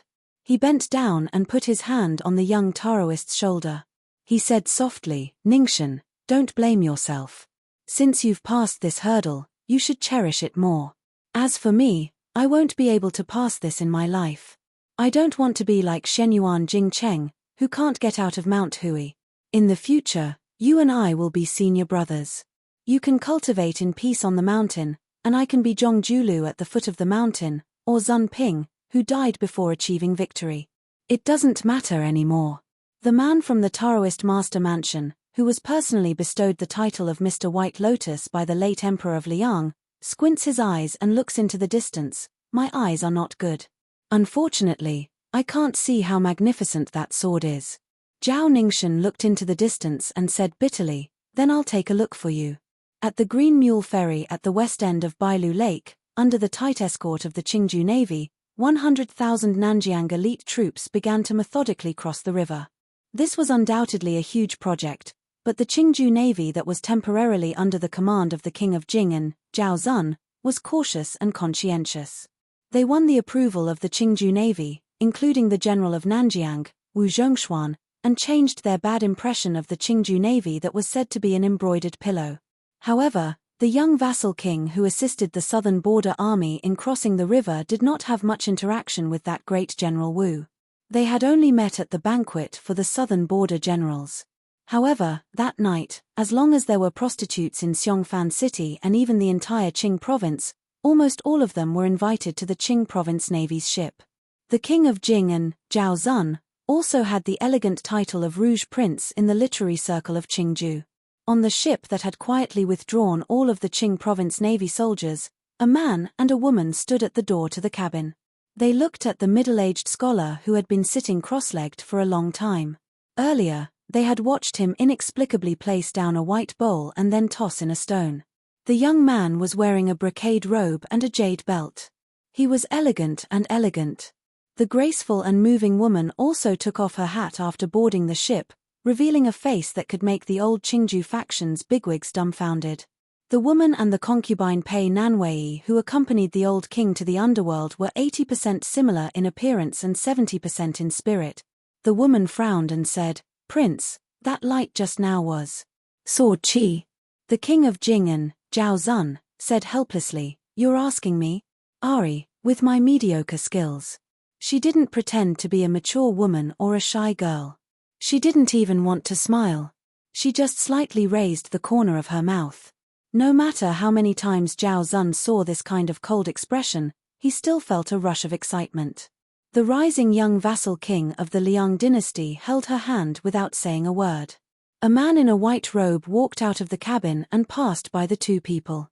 He walked to the side of the gray-haired scholar and glanced down. He saw that in the white bowl, there was a thin white line cutting through the water. The middle-aged scholar waved his hand and the bowl disappeared. He slowly got up and walked to the railing with the man in the white robe. He looked around and said with emotion, 800 miles of Spring God Lake, in addition to the Guangling River, there are 4 rivers flowing into it. What a magnificent and boundless place. Even the villagers who have lived by the lake all their lives wouldn't think that the Spring God Lake is actually withering day by day like an old man past his prime. But the white reed lake under our feet is like the scene of the young man gradually turning into the prime of his life. It will become more and more vast and eventually become the biggest lake in the world. Huang Longshe once said that the fate of the world is predetermined, but it doesn't stop moving. The land is the master and the water is the guest. If you don't keep it, you can't get it. The handsome man in the simple white robe didn't comment. The Confucian scholar smiled and said, for the sake of the fate of Li Yang and northern Liang, Qi Jiajie had no choice but to give up his lifelong ambition. He abandoned Chang Wu and went to the sword pool of Dongyu to seek a sword. After Qi Lianhua created havoc in the imperial astronomer of Great Peace City, Li Yang had no choice but to gather all the remaining Qi cultivators of the northern supporting dragon sect at the sword pool. They used their lives as the price to inject their essence, blood and spirit into the sword furnace. Such a big movement was just an extravagant hope to shatter that person's newly obtained fate. Thinking about it, the Zhao family of Liang was indeed aggrieved. Thousands of scholars died and the Jianghu people flooded in. Then there was the Lotus Peak debate. Even the 2 famous Taoists of Huainan and Jiangnan flocked there. This was the attitude of the whole world. Seeing that Beiliang didn't follow the rules, the person sitting on the dragon throne in Great Peace City couldn't come up with a good solution. To be honest, if I didn't add fuel to the fire, Qi Jiajie and the others wouldn't have succeeded. Chapter 1541. Xie Guanying, who ranked first on the celestial map, and Chen Zhibao, who left earlier than the 10,000 Shu soldiers who were summoned to quell the rebellion. Xie Guanying did not turn to look at the king of Jing'an, who had succeeded in inheriting the title like Hsu Fengnian. He laughed softly and said, without Lu Shu's help, he is doing well. Xie Guanying joked, Your Highness, you should give him some face. He admires you a lot. Furthermore, we still have to rely on this emperor of 10 years in the future. Without him, things will be much more troublesome. Chen Zhibao looked towards the northwest. The bright white rainbow was becoming more and more majestic. Even the extraordinary king of Shu narrowed his eyes subconsciously. Before Xie Guanying noticed the clues and threw the stone into the bowl, in a large reed marsh at the east end of Bailu Lake, a small boat stood still and moved with the waves. On the bow of the boat, there was a bright red robe that spun quickly like a blooming peony. The red robe suddenly stopped. The joyful face looked towards the sky. Just as she was about to fly into the sky, the woman lying on the boat with her eyes closed said, Don't worry about men's business. In the capital of West Chu, Cao Changqing, who had rushed back to the imperial court from Bailu Lake to take charge of the military and political affairs, came to the wide white jade square outside the hall. His gaze followed the sword light from east to west. He sighed and said, Lord Yangsheng, this sword should have been waiting for me outside Tian City, right? Cao Changqing said loudly, Hsu Fengnian, please help Li Chenggang, Wang Xianji, Zhen Zhouhuang, and all the people of Jianghu who have died in Jianghu. Teach the people in the imperial court what Jianghu is. The 3 Taoists walked along Guangling River to the east. When they could see the outline of Xiangfan City, the young Taoist in Wudong robe stopped. The little Daoist whose entire body was flowing with spiritual qi asked curiously, Master, why aren't you moving? The man with a sword on his back, who was wearing a Daoist robe from Longhu Mountain but mingling with the Wudang Taoists, frowned and said, "This sword is coming from Dongyu Sword Pool to Wudang Mountain." Li Yufu, the current leader of Wudang sect, who accompanied the carp to transform into a flood dragon in the river and into a dragon in the sea, nodded gently. He did not say anything, but there was a rare anger between his brows. Qi Shenxia, the Daoist priest of Mount Longhu, who came to look for the master and disciple of Wudang, praised, "This sword has no scabbard, the world is the sword's cloth. If I can face this sword head-on in this life, I will die without regret." The little Daoist, Yu Fu, said softly, "Life and death, how important is that? Let's not die so easily." Qi Xianxia was speechless. She turned her head and stared at the little Daoist. She smiled knowingly and said, "You look like someone. When he was timid, he was even worse than a woman. When you're brave." Qi Xianxia didn't say that. When he was bold, even the immortals in the heavens were afraid. The donkey-riding middle-aged man, who had already passed Jiang'e and entered Shishu Dao, suddenly said angrily, "Li Yang, oh Li Yang, how can you play with this sword like this? Aren't you forcing me, Ng Tai, to go to Beiliang's border?" The young man who was pulling the box on the back of the donkey said with a sad face, "Master, can we not let our emotions affect our decisions? It wasn't easy for us to come to Shishu Dao from there. My calves and stomach have become thinner. In the end, we didn't see any scenery and we have to go beyond Beiliang's Great Wall." The peach blossom sword god, who had never meddled in Li Yang's court, rubbed his chin and said, "Li Yang has gone too far in this matter. It's not as simple as stabbing someone in the back, it's going to someone else's house and digging up the foundation of their house in front of them. Using the words we heard from someone 2 days ago, if the uncle can bear it, the aunt." The young man quickly cut him off and said, "The aunt can also bear it." Ng Tai bent down and rubbed the back of his old companion, the donkey. After thinking for a while, he said, "There's no rush. Master will first take you to see the scenery of Shishu. I have a feeling that in the future, no place in the world will be safe. Only this place will be more peaceful. If you can find a wife here, that would be for the best. When that time comes, Master will have nothing to worry about and can leave Shishu Dao alone." The young man laughed foolishly and said, "That's ridiculous." Ng Tai rolled his eyes and said, "You're just secretly happy." The young man suddenly said angrily, "Although I don't know what happened, if I were the king of Beiliang, a great grandmaster, I would have already killed my way to Great Peace City and beat up that Emperor Li Yang." Ng Tai sighed and said, "So Hsu Fengnian is the king of Beiliang, and you can only be my, Ng Tai's, useless disciple." The young man said angrily, "I'm really going to find a wife in Shishu Dao. When the time comes, I won't care about you anymore." Ng Tai turned his head and looked to the north. "Then hurry up."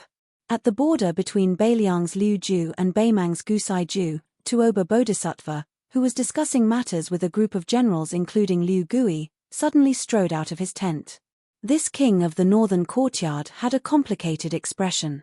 If he had known this would happen, would Hsu Fengnian have stayed at Hutu City and fought with him again?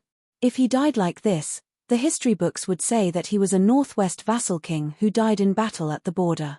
He would not die for no reason and cause the door to the central plains to open. At the imperial astronomer of Great Peace City, without those Qi cultivators, the imperial astronomer of today was too quiet. A young man wearing a yellow dragon robe and a young man wearing the uniform of the imperial astronomer walked side by side. The emperor tried his best to speak calmly and asked, "Little bookshelf, how confident are you?" Under the sunlight, the young man raised his hand to cover his forehead and looked at the sky. He smiled and said, "I don't know about other things, but someone is unforgivable." The young emperor also smiled. "I'm clearly a formidable person, but my son wants to be a hero. How funny." The young man suddenly became worried. "Brother Emperor, are you not afraid that he will completely side with Beimang?" The emperor asked. His father, Xu Xiao, has only done 2 things in his life. He used 20 years to conquer the Central Plains and another 20 years to resist Beimang. Do you think he dares to side with Beimang? Does he dare to let his father's efforts go down the drain? The young man said, "Oh." The emperor was extremely happy.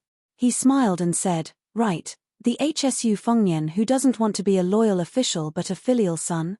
Chapter 1542.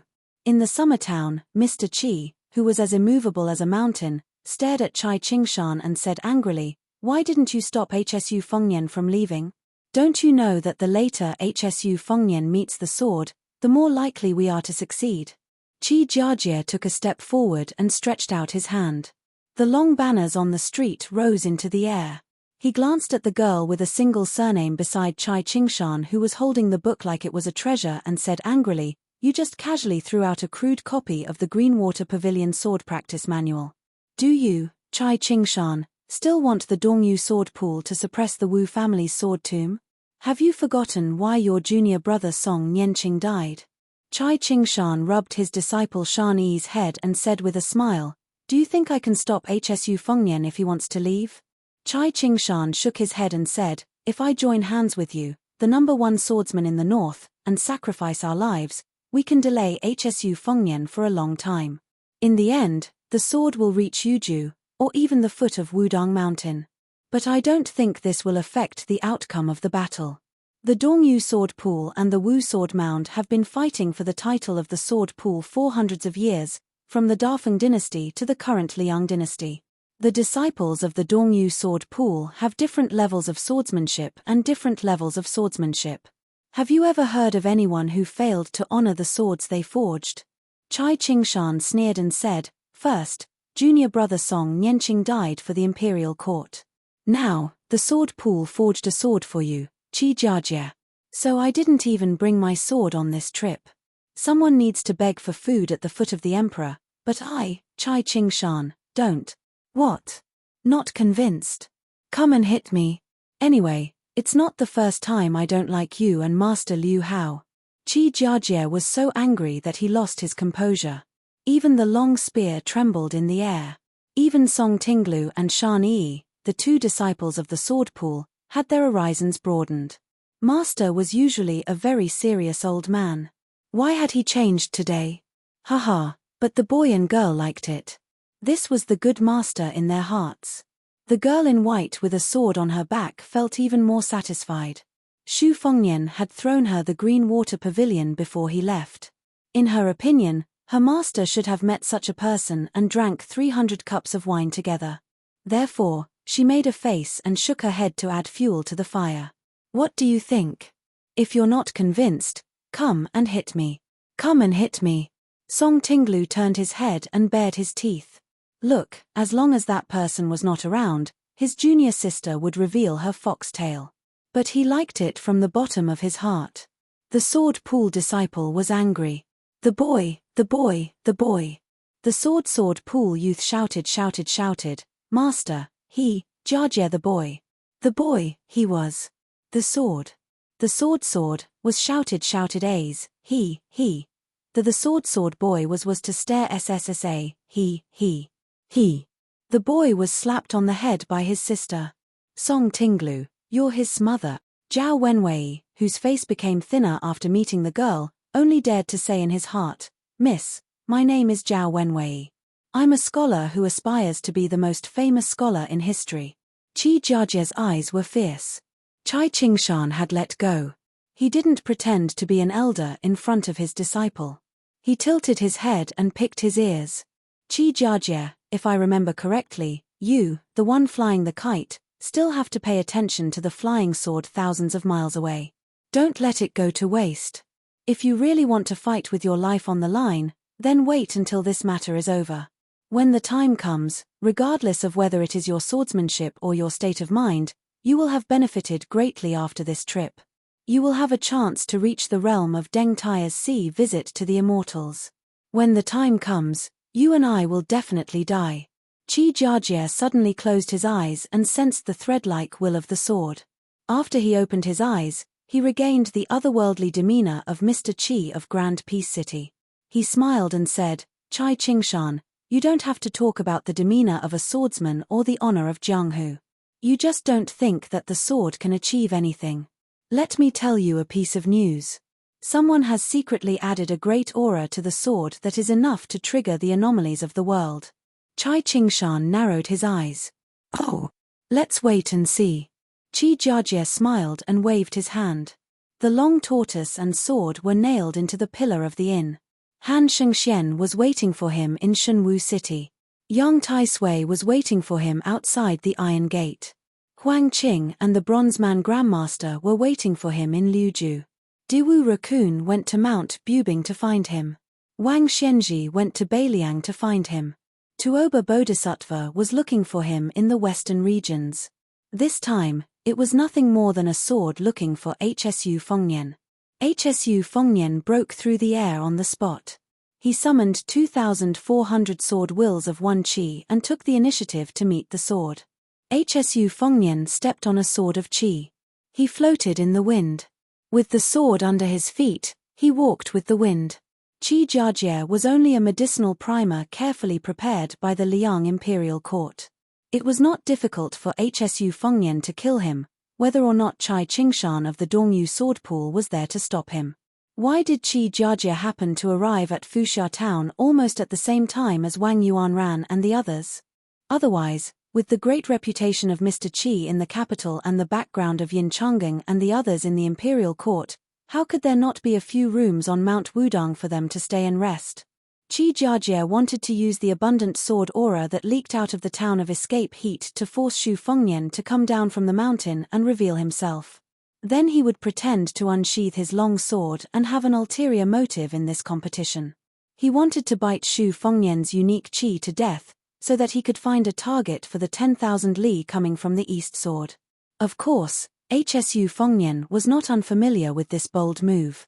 In fact, to be precise, he was the ancestor of this trick.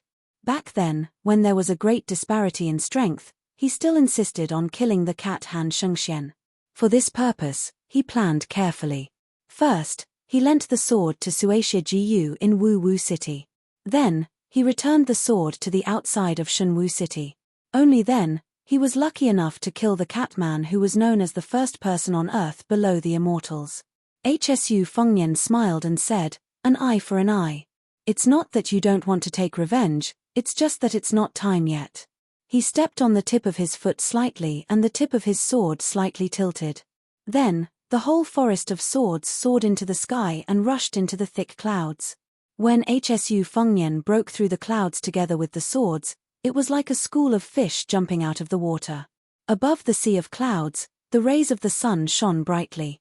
The sunlight was so unscrupulous that it seemed to have draped the clouds with a graceful and magnificent golden coat. Heaven and earth were quiet and the atmosphere was peaceful. Only the swords were agile and wanton, leisurely wandering. The duck in the spring river knows when the water is warm, and the cicada is aware before the golden wind rises. The finger mystery state had the ability to predict the future. Therefore, when fighting against the enemy, they always had the advantage. The celestial state, the third realm of the first rank, got its name because of the resonance between man and heaven. Entering this realm was no different from the qi cultivators who were good at prying into the world's atmosphere, or even better. They had a keen intuition about the direction of the general trend, especially when it involved themselves. The highest land immortal among the first-rank 4 realms was known to travel the East Sea in the morning and arrive at the Great Desert in the evening. His wanton and unfettered behavior was worthy of the 4 words wonderful beyond words. In today's world, who would dare to say that the good-for-nothing crown prince of the past was not a true immortal? The Wudang peaks behind Hsu Fengnian gradually faded away. He could clearly sense that the distant sword had just flown from Gangnam-do to Huinandao. A battle of life and death was destined to take place above the 9 heavens. But after all, there was still Huinandao between them, so Hsu Fengnian was still not in a hurry. Aside from the 2,400 swords, Hsu Fengnian stood on the flying sword with his hands behind his back like an immortal on stilts. He stared at the vast sea of clouds and sighed. He never thought that he would have such a day. It had always been Hsu Fengnian's childhood dream to be a hero who could walk on snow without leaving a trace and leap over roofs and vault over walls. In any case, his Shu family already had the Shu family's saber that could make all heroes in the world bow their heads. Then he would carry his saber and roam Jianghu in Jianghu, eradicating evil, helping those in distress and helping those in distress, killing bandits to save women and children, killing rapists to save beautiful girls. On one hand, he was chivalrous and righteous, and on the other hand, he was acquainted with the heroes of Jianghu whose names shook the world, earning himself a nickname similar to Divine Saber Hsu Fengnian. At that time, the Jianghu of the Central Plains was quite popular to use the title Gongzi as a suffix. When he was young, His Royal Highness discussed with his eldest sister for a long time and very carefully listed out a large number of Gongzi. For example, if he wore a white gown, he would use the title Jade Tree Gongzi. If he wore a green gown, he would be called Azure Dragon Gongzi. He had long promised his younger brother Huang Man that he would help him snatch the world's most beautiful woman as his wife. It was a pity that second sister, who only liked to read history and military books, scoffed at this. But when the youth vowed that he would find a good wife, just like how Xu Xiao had found his mother in the Jianghu, second sister finally smiled. Second sister finally smiled. For the first time, she didn't mock her. His Royal Highness, who was lawless in Beiliang, only heard later that there might be immortals in the world who could fly through the clouds like birds. One time, when he was bored, he went to bully a certain young girl who held a Shenglyph dagger in her sleep. He purposefully scared her, telling her that his body was so strange that even he was afraid of it, that he was a martial genius that only appeared once in 100 years. If he was willing to practice martial arts and the sword, he would be able to fly on his sword and defecate above Great Peace City in 15 minutes. With a thought, the swords moved. The dense swords around Xu Fengnian spread out slightly, but the flying sword under his feet would be in front of a flying sword every 100 feet, and the swords would collide with each other. Hsu Fengnian smiled as he stepped out and stepped on the sword 10 zhong away. He repeated this, one sword for another, and started to run. Chapter 1543. A long, long time ago, when they had just settled down in Mount Qingliang, the eldest sister had not yet married off to the distant Jiangnan, the second sister had not yet had a wheelchair as a companion, and the younger brother had not yet been enlightened. The 4 innocent and happy children would randomly find an empty space, set up a grid, and jump around for an entire afternoon without tiring. When it was time to eat, the man who did not wear armor and thus only looked like a rich man would always call for the children under his wife's orders. His legs were slightly lame, and the man had a temperament of wanting to save face in front of his children. As a result, he would only laugh happily and watch them play. If it were not for his wife personally coming to catch them, the man would continue to watch, telling them to slow down and not fall. No one would ever know why. Ever since he left Liaodong and Jinju, a man who had seen the magnificent scenery of northern Han, later Sui, western Chu, western Shu, and so many other countries, would, in the end, patiently watch his 4 children perform the same routine over and over again. Yet, after his wife urged him to leave, he would feel reluctant to part. It was as if he hoped that his 4 children would always be this carefree, that they would not grow up, that the woman would not marry out of the family, and that the son would not take on any burdens. Perhaps no one would ever know that there was a young man, who was not a sword immortal of the land, who jumped around on a flying sword above the sea of clouds just because he thought of the happy times of his childhood. Xu Fengnian finally stopped and lay down on his back. Beneath him, 100 flying swords instantly gathered and connected. Hsu Fengnian lay on a large bed of flying swords. He narrowed his eyes and gazed at the sky, the brilliant sunlight falling on his body. His golden body was resplendent. Not long ago, on an official road in Yuju near Escape Summer Town, the exhausted young woman could no longer endure the scorching sun. She told her companion that she wanted to rest for a while. Afterwards, she leaned against the trunk of a willow tree by the side of the road and took a nap. A bald little monk in a tattered kasaya squatted by the young woman's side. After she fell asleep, he gently waved his sleeve, fanning a gentle breeze. However, the little monk was a little worried. He noticed that she seemed to be having nightmares again. He frowned. It wasn't just this afternoon nap. In fact, ever since the 2 of them entered Beiliang's territory, she often had nightmares like this. She would wake up in the middle of the night from time to time. No matter how tired she was, she would refuse to close her eyes and sleep. I didn't take good care of Thingy. Thingy has suffered a lot. She hasn't bought any rouge for more than half a year. She doesn't even look at the shops. Thingy even deliberately said that she doesn't like rouge anymore. Master, while Thingy still likes rouge, please teach me. This time, I will study diligently and become a Buddha as soon as possible. The small monk suddenly heard a very familiar voice. This stupid disciple of yours. The little monk hurriedly raised his head with a face full of pleasant surprise.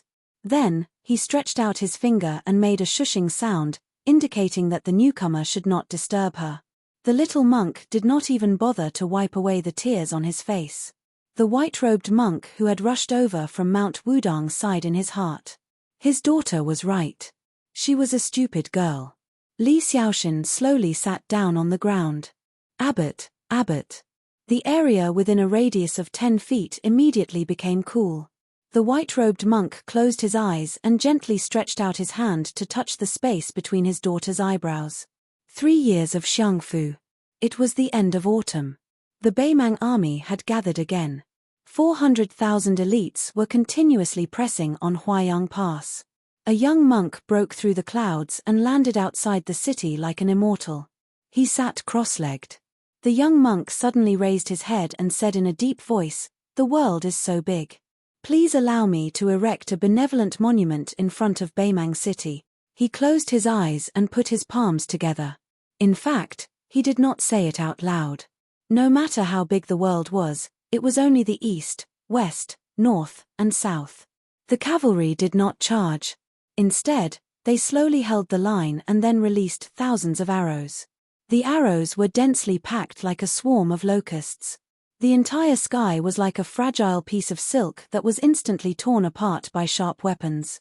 The young monk lowered his head and chanted sutras, forming a golden body.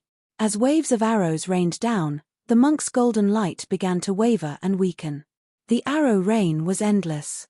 Scarlet blood began to gradually soak the Kasaya. The lips of the young monk who was covered in blood trembled. He lowered his head and murmured, "Master, you have said that deep in love, do you regret it? I don't understand the principles you said, but it doesn't matter. If I go west, I'll go. If I become a Buddha, I'll become a Buddha."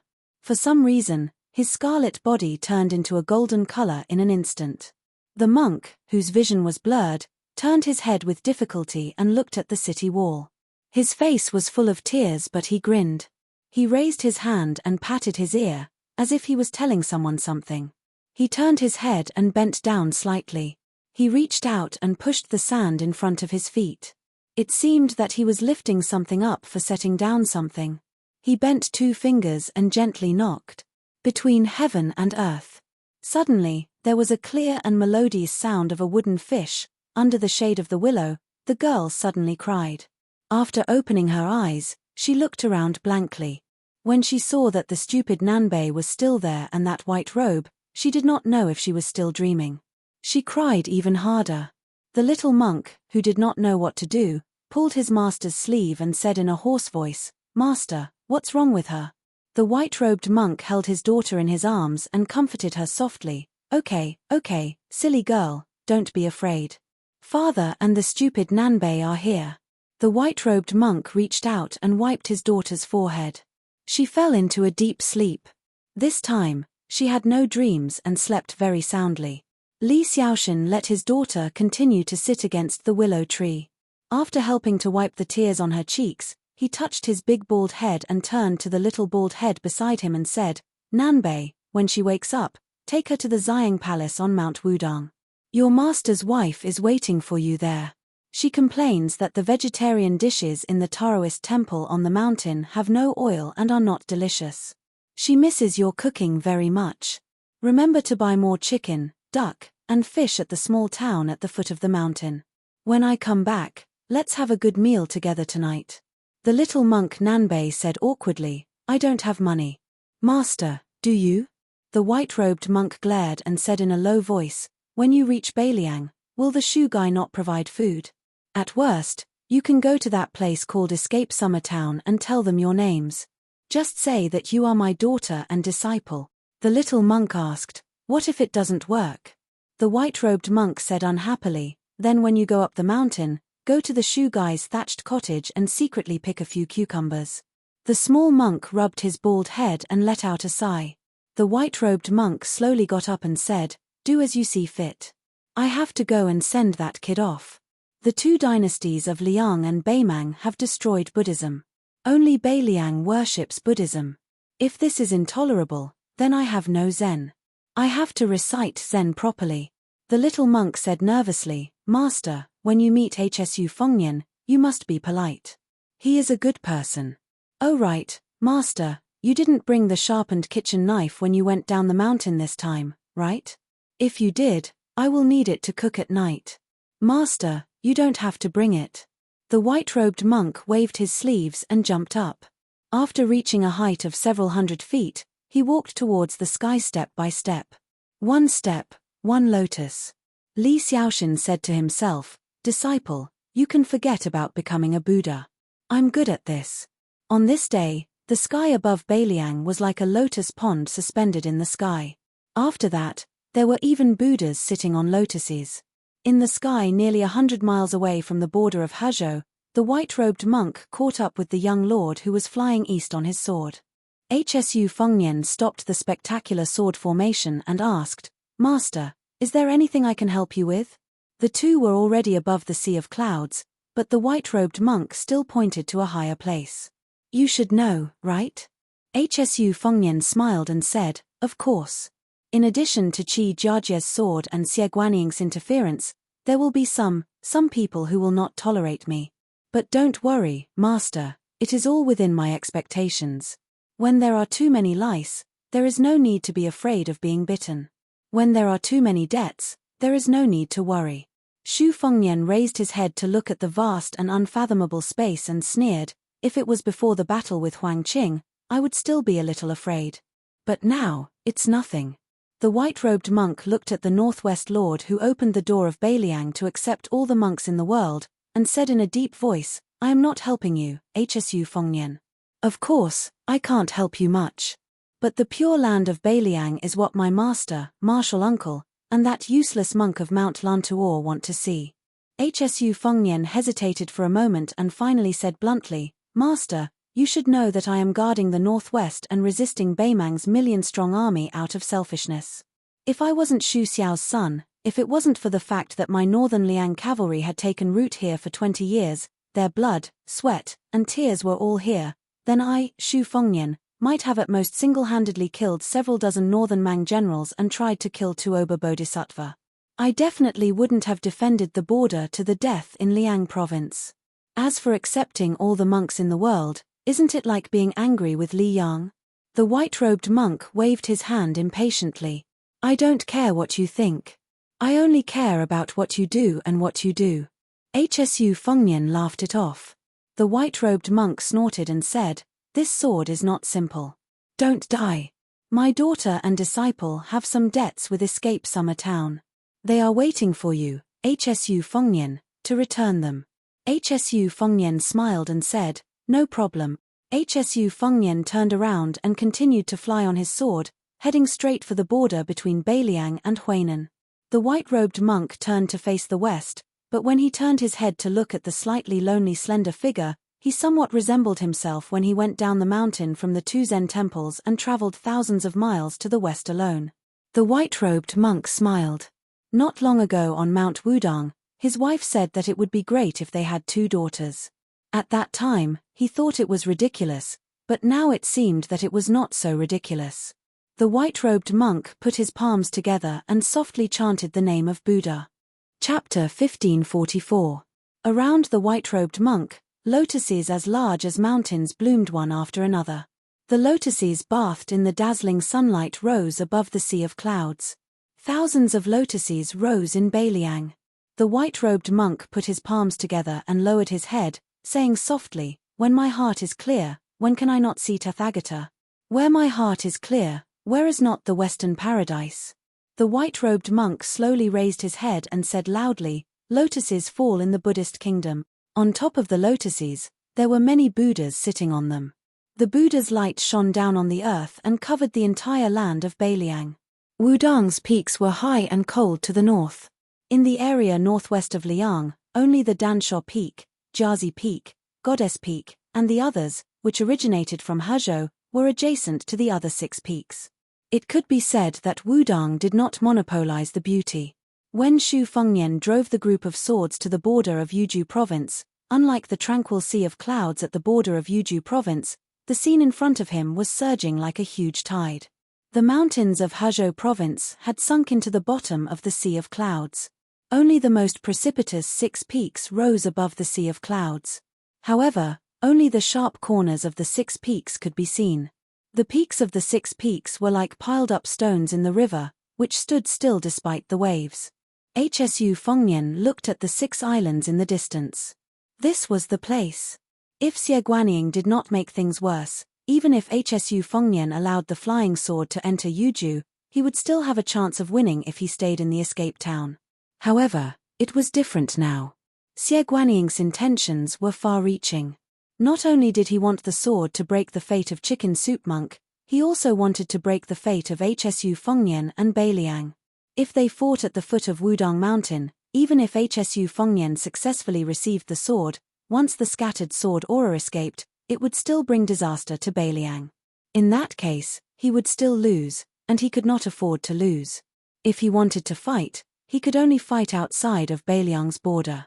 Xu Fengnian gently exhaled. He put 2 fingers together and pointed to the sky.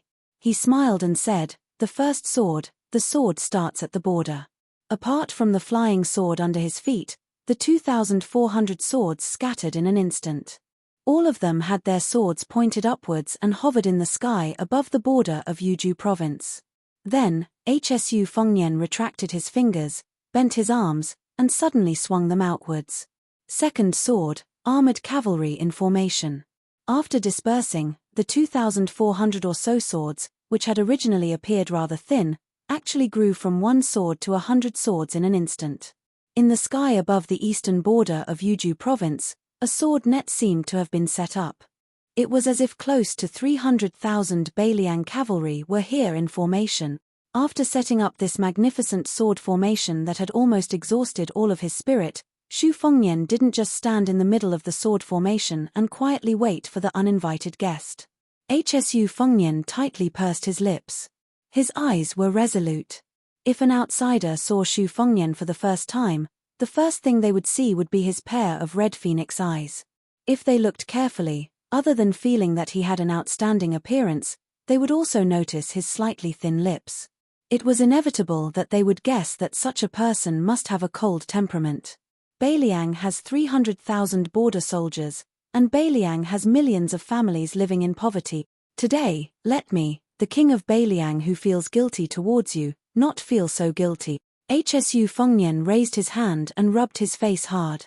He said softly, "Old Huang, Wen Hua, the old man in the sheepskin fur coat, I'm very happy to have met you in this life. I don't need to apologize to the 3 of you, because I know you don't want to hear it at all." Xu Fengnian lowered his head and smiled. "Then let's go. Then let's go." Xu Fengnian took in a deep breath, but didn't exhale.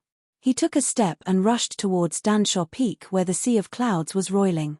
Xu Fengnian's figure dropped rapidly. He stepped on the top of Danshaw Peak and then shot up. After landing on the next peak, his figure leapt up again, constantly borrowing the power of this great mountain. Accompanied by the shocking rumbling of the rolling rocks, Xu Fengnian, who had no more mountains to land on, opened his 5 fingers. His entire body collided with a dazzling white rainbow that cut through the sky. Yuzhou was 100 li away from the border. High up in the sky. When Xu Fengnian's palm collided with the tip of the sword, the originally vast cloud of clouds exploded and completely dissipated. There were no clouds for 10,000 li. The sword that Xu Fengnian's palm blocked was flowing with purplish gold light. It was actually 10 feet long, but as thin as a willow leaf. Therefore, this sheathless sword was all sword tip. It was the largest sword furnace in the Dongyu sword pool that had been sealed for nearly 200 years, the Dafeng sword furnace. It was said that the last emperor of the Dafeng dynasty had once thrown an heirloom imperial jade seal into the furnace. Therefore, the fate of the Dafeng sword furnace was preserved until today. The furnace was quietly opened at the end of the auspicious year of the Li Yang auspicious year. The furnace fire was so strong that it could be faintly seen from 10 li away. The Dongyu sword pool had no choice but to build 4 tall buildings that reached the clouds around the sword furnace. Qi cultivators of the supporting dragon sect waited outside the buildings to conceal the sword aura and fire. Hsu Fengnian was knocked back more than 10,000 feet by the collision of the sword. He was pushed back more than 2 li.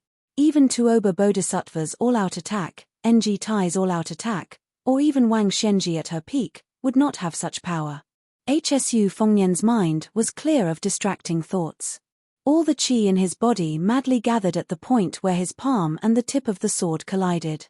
Although the incomparably sharp tip of the sword had not yet pierced through Hsu Fengnian's palm, Hsu Fengnian was well aware that as long as there was a small opening, even if the opening was insignificant, it was very likely that he would be defeated like a landslide. Chapter 1545. The nameless sword, which had come from the Dongyu sword pool to the sky above River Province in a spurt of energy, seemed to have the intelligence of a human. After being enraged, its aura increased instead of decreasing. The sword qi swirled chaotically, illuminating Hsu Fengnian's purple-gold aura. The chilling sword light had solidified, whipping Hsu Fengnian's body. Ripples appeared on his robe that was flowing with aura energy. The sword swept past Dongyu Path, Guangling Path, Gangnam-do Path, and Huainan Path. One sword light chilled 19 provinces. At this moment, it had almost reached the peak. Its momentum was unstoppable. Hsu Fengnian pressed his palm against the sword tip. In order to weaken the terrifying momentum of the sword, he had no choice but to bend his knees slightly and lean his body forward. One man and one sword dragged a thick trail of smoke and mist in the sky. They passed Bo's Peak, Zishou Peak, and Old Man Peak. Hsu Fengnian's retreating figure passed 3 peaks in a row. He was less than 50 li away from the sword formation at the border of Yuju. Hsu Fengnian's robe was covered in hard frost. The aura that leaked out of his body was clearly not enough to disperse the frenzied sword intent. When Hsu Fengnian saw Goddess Peak from the corner of his eye, he finally let out a breath. The sword tip pierced his palm instantly. Blood splattered. Hsu Fengnian used the sword tip as a fulcrum and leaned his body forward. His posture was like pushing a mountain with one hand and shaking Kunlun with his strength. They passed Goddess Peak, Jiazi Peak, and Dansha Peak. They passed 3 more mountains. The sword tip had completely pierced Hsu Fengnian's palm and slightly peeked out from the back of his hand. Hsu Fengnian was expressionless. He stretched out his left hand and placed it on the back of his right hand.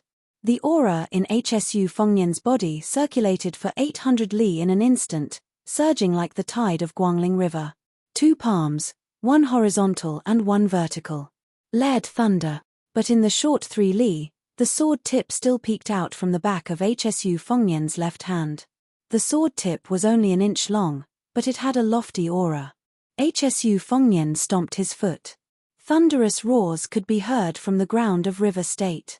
He allowed the tip of the sword to pierce his back another inch. The momentum of the sword finally paused. The scarlet blood flowed down the back of Hsu Fengnian's hand and into his sleeve, and then quickly condensed into a pool of blood frost. Although the forward momentum of the long sword had been forcibly stopped, it did not mean that the momentum of the sword had begun to decline. Almost every time Hsu Fengnian retreated 1 li, the tip of the sword would pierce through the back of Hsu Fengnian's second hand by half an inch. It was only 20 miles away from the border of Yuju province. The long sword began to draw an arc in the air, and the tip of the sword pointed downwards as it fell towards the land of Yuju. Hsu Fengnian leaned forward and gradually straightened his body. A traveler straightens his lapel when he is close to home. The tip of the long sword touched Hsu Fengnian's right chest.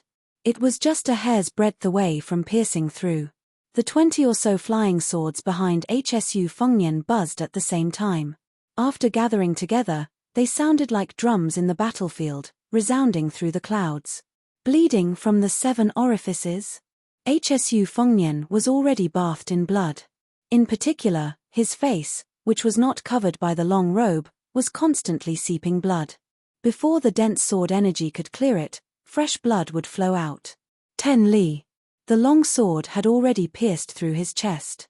Hsu Fengnian had maintained his posture from beginning to end with his palms pressed against the sword. He lowered his head to look at the sword. The blood obstructed his eyes, so his vision was somewhat blurry. Hsu Fengnian twitched the corner of his mouth and lightly spat out a mouthful of blood onto the sword. "I'm not having a good time, but aren't you also on the verge of collapse?" The long sword hummed, stirring up the flesh of Hsu Fengnian's wound. 5 li. The long sword of 1 zhong. 5 zhong was in front of Hsu Fengnian. The other 5 zhong was behind Hsu Fengnian. No one could imagine such a tragic scene. 3 li. The sword array was silent. Just like when the Northern Liang Steel Cavalry truly launched a charge to the death, there were no shouts from the other armies. The sword had already pierced through 7 zhong. Hsu Fengnian's lips moved slightly, but his words were unclear. When he was young, his mother said with a smile, "Xianyan, you have to remember, the Shu family is the gateway to the Central Plains." It had nothing to do with who the Liang emperor was, and it had nothing to do with whether the people of the Central Plains scolded the Shu family or not. The man who had never dared to talk back to the princess said boldly for the first time, "Xianyan, don't take it seriously, don't take it seriously. War is not fun. Don't try to be a hero if you can. What's wrong with my son, Xu Xiao? Must he sacrifice his life for the country? There's no such thing." Hsu Fengnian just said to himself, "Mother, I'll listen to you, not my father." 2 li. Behind him were the barren mountains and rivers of Yuju. The long sword had already pierced through 8 zhong. It wanted to struggle mightily between the weakening and exhaustion of its momentum. Hsu Fengnian's palms clenched into fists. His palms were badly mangled and his bones could be seen. He tightly gripped the long sword, which was only 3 zhong sharp, and pulled it out. 1 li. Hsu Fengnian staggered backward, but his hands were tightly pressed against his chest, tightly gripping the tail of the long sword. He didn't want to let go. Half a li. Hsu Fengnian continued to hold the tail of the long sword with one hand, while his other hand went behind his back and gripped the tip of the sword that had pierced through his chest. Beiliang's million-strong army is pressing down, but Liangzhou's Hutu city and Yozhou's Xiaoguang city are still there. As long as one person in the city is still alive, the city is still there. Hsu Fengnian closed his eyes. Beiliang was unwilling to fight to the death and retreat. "Because we can't retreat." Hsu Fengnian didn't break the long sword with his bare hands. Instead, he broke the 1 zhong sword with brute force. After the sound of the long sword breaking, it seemed like a long period of time had passed. In the end, Hsu Fengnian bowed his head and stood to the east of the sword formation. He was only a few feet away from the solemn sword formation. Both of his hands were holding a broken sword. This 10,000 li sword could pass through the 4 paths and 19 provinces of Liang, but it couldn't take a single step into Beiliang. After the long sword was broken, the millions of strands of sword energy scattered in all directions. They were all blocked by the sword formation outside of Yuju. This summer, Great Peace City, where the sun was high in the sky, rained heavily. Sword Rain. Chapter 1546. When the white-robed monk transformed into a rainbow and arrived at the border of the Sea of Clouds, he saw the scarlet figure sitting cross-legged on the sword facing the east. Li Dangxin suddenly stopped. Like flowing water, he stood still in the sky like a landscape painting. The white-robed monk looked at the wind and clouds that had been caused by the sword formation breaking through the air. He said, "Of the remaining 120,000 flying swords, half of them will not reach Great Peace City. Beiliang has this poor monk to help you stop the immortals from taking advantage of the situation. Great Peace City is even more so. This is unnecessary. It is better to save your will and use it to strengthen your foundation." Hsu Fengnian still held the 2 pieces of the sword that had lost its sharpness but still had its edge. He said softly, "I could not control myself." "You are still young." The white-robed monk shook his head and said with a smile, "Put yourself in someone else's shoes. If you were the emperor of Liang and watched as the Jianghu people and scholars brought their fates into Beiliang, would you be able to endure it? Great Peace City's original intention was to use this sword to cut off your fate. But Xie Guaniying added fuel to the fire and it became a situation where they would not rest until one of them was dead. According to the thoughts of Qi Yanglong, Huan Wen, and Yin Mao Chun, even if they want you to die, they should wait until the Beimang army and the Beiliang cavalry are both heavily injured. If you die too early, it is not beneficial to the plan of Liang that Zhong Julu had planned. Hsu Fengnian raised his elbow and wiped the blood off his face. Xie Guaniying wants the world to be in chaos. He doesn't just want to gain fame from the Guangling battlefield, he also seems to want Chen Zhibao to replace me as the king of the Northwest. That's right, as long as I die, the three fronts of Beiliang will be shaken. The closest one to Beiliang is Huainan Jidushi Cai Nan. Yang Wenwan probably won't let him enter Yuzhou, let alone holding the imperial edict to take over the command of the Beiliang frontier army. And the king of Shu Chen Zhibao, who has a good reputation in Beiliang, is undoubtedly the best choice. Even if the Liang imperial court is unwilling, they can only agree. After all, with Chen Zhibao in the northwest and monopolizing the power, it is better than Beiliang fighting on their own. In the end, Beimang will break through the border and encroach on the central plains. Of course, in this way, apart from the Beiliang cavalry, Chen Zhibao also has Shishu and Nanzhao as strategic depth. This is equivalent to completing the best situation that my master, Li Yishan, originally envisioned.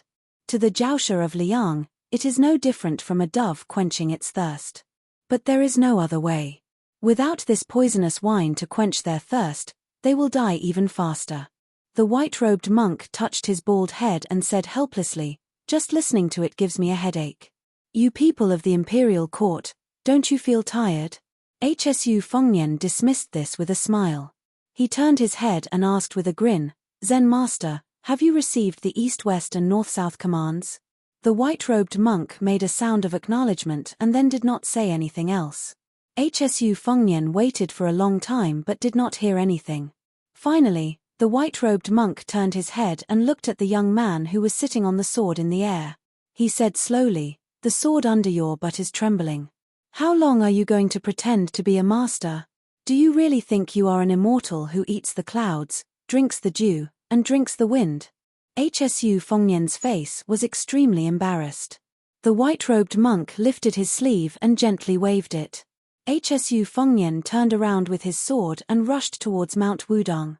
The white-robed monk flew beside him and said indifferently, "I am only sending you back to Fuxia town to help you pay back the money. Don't ask for a yard after getting an inch. You want me to help you scare Qi Jiajie and Chai Qingshan."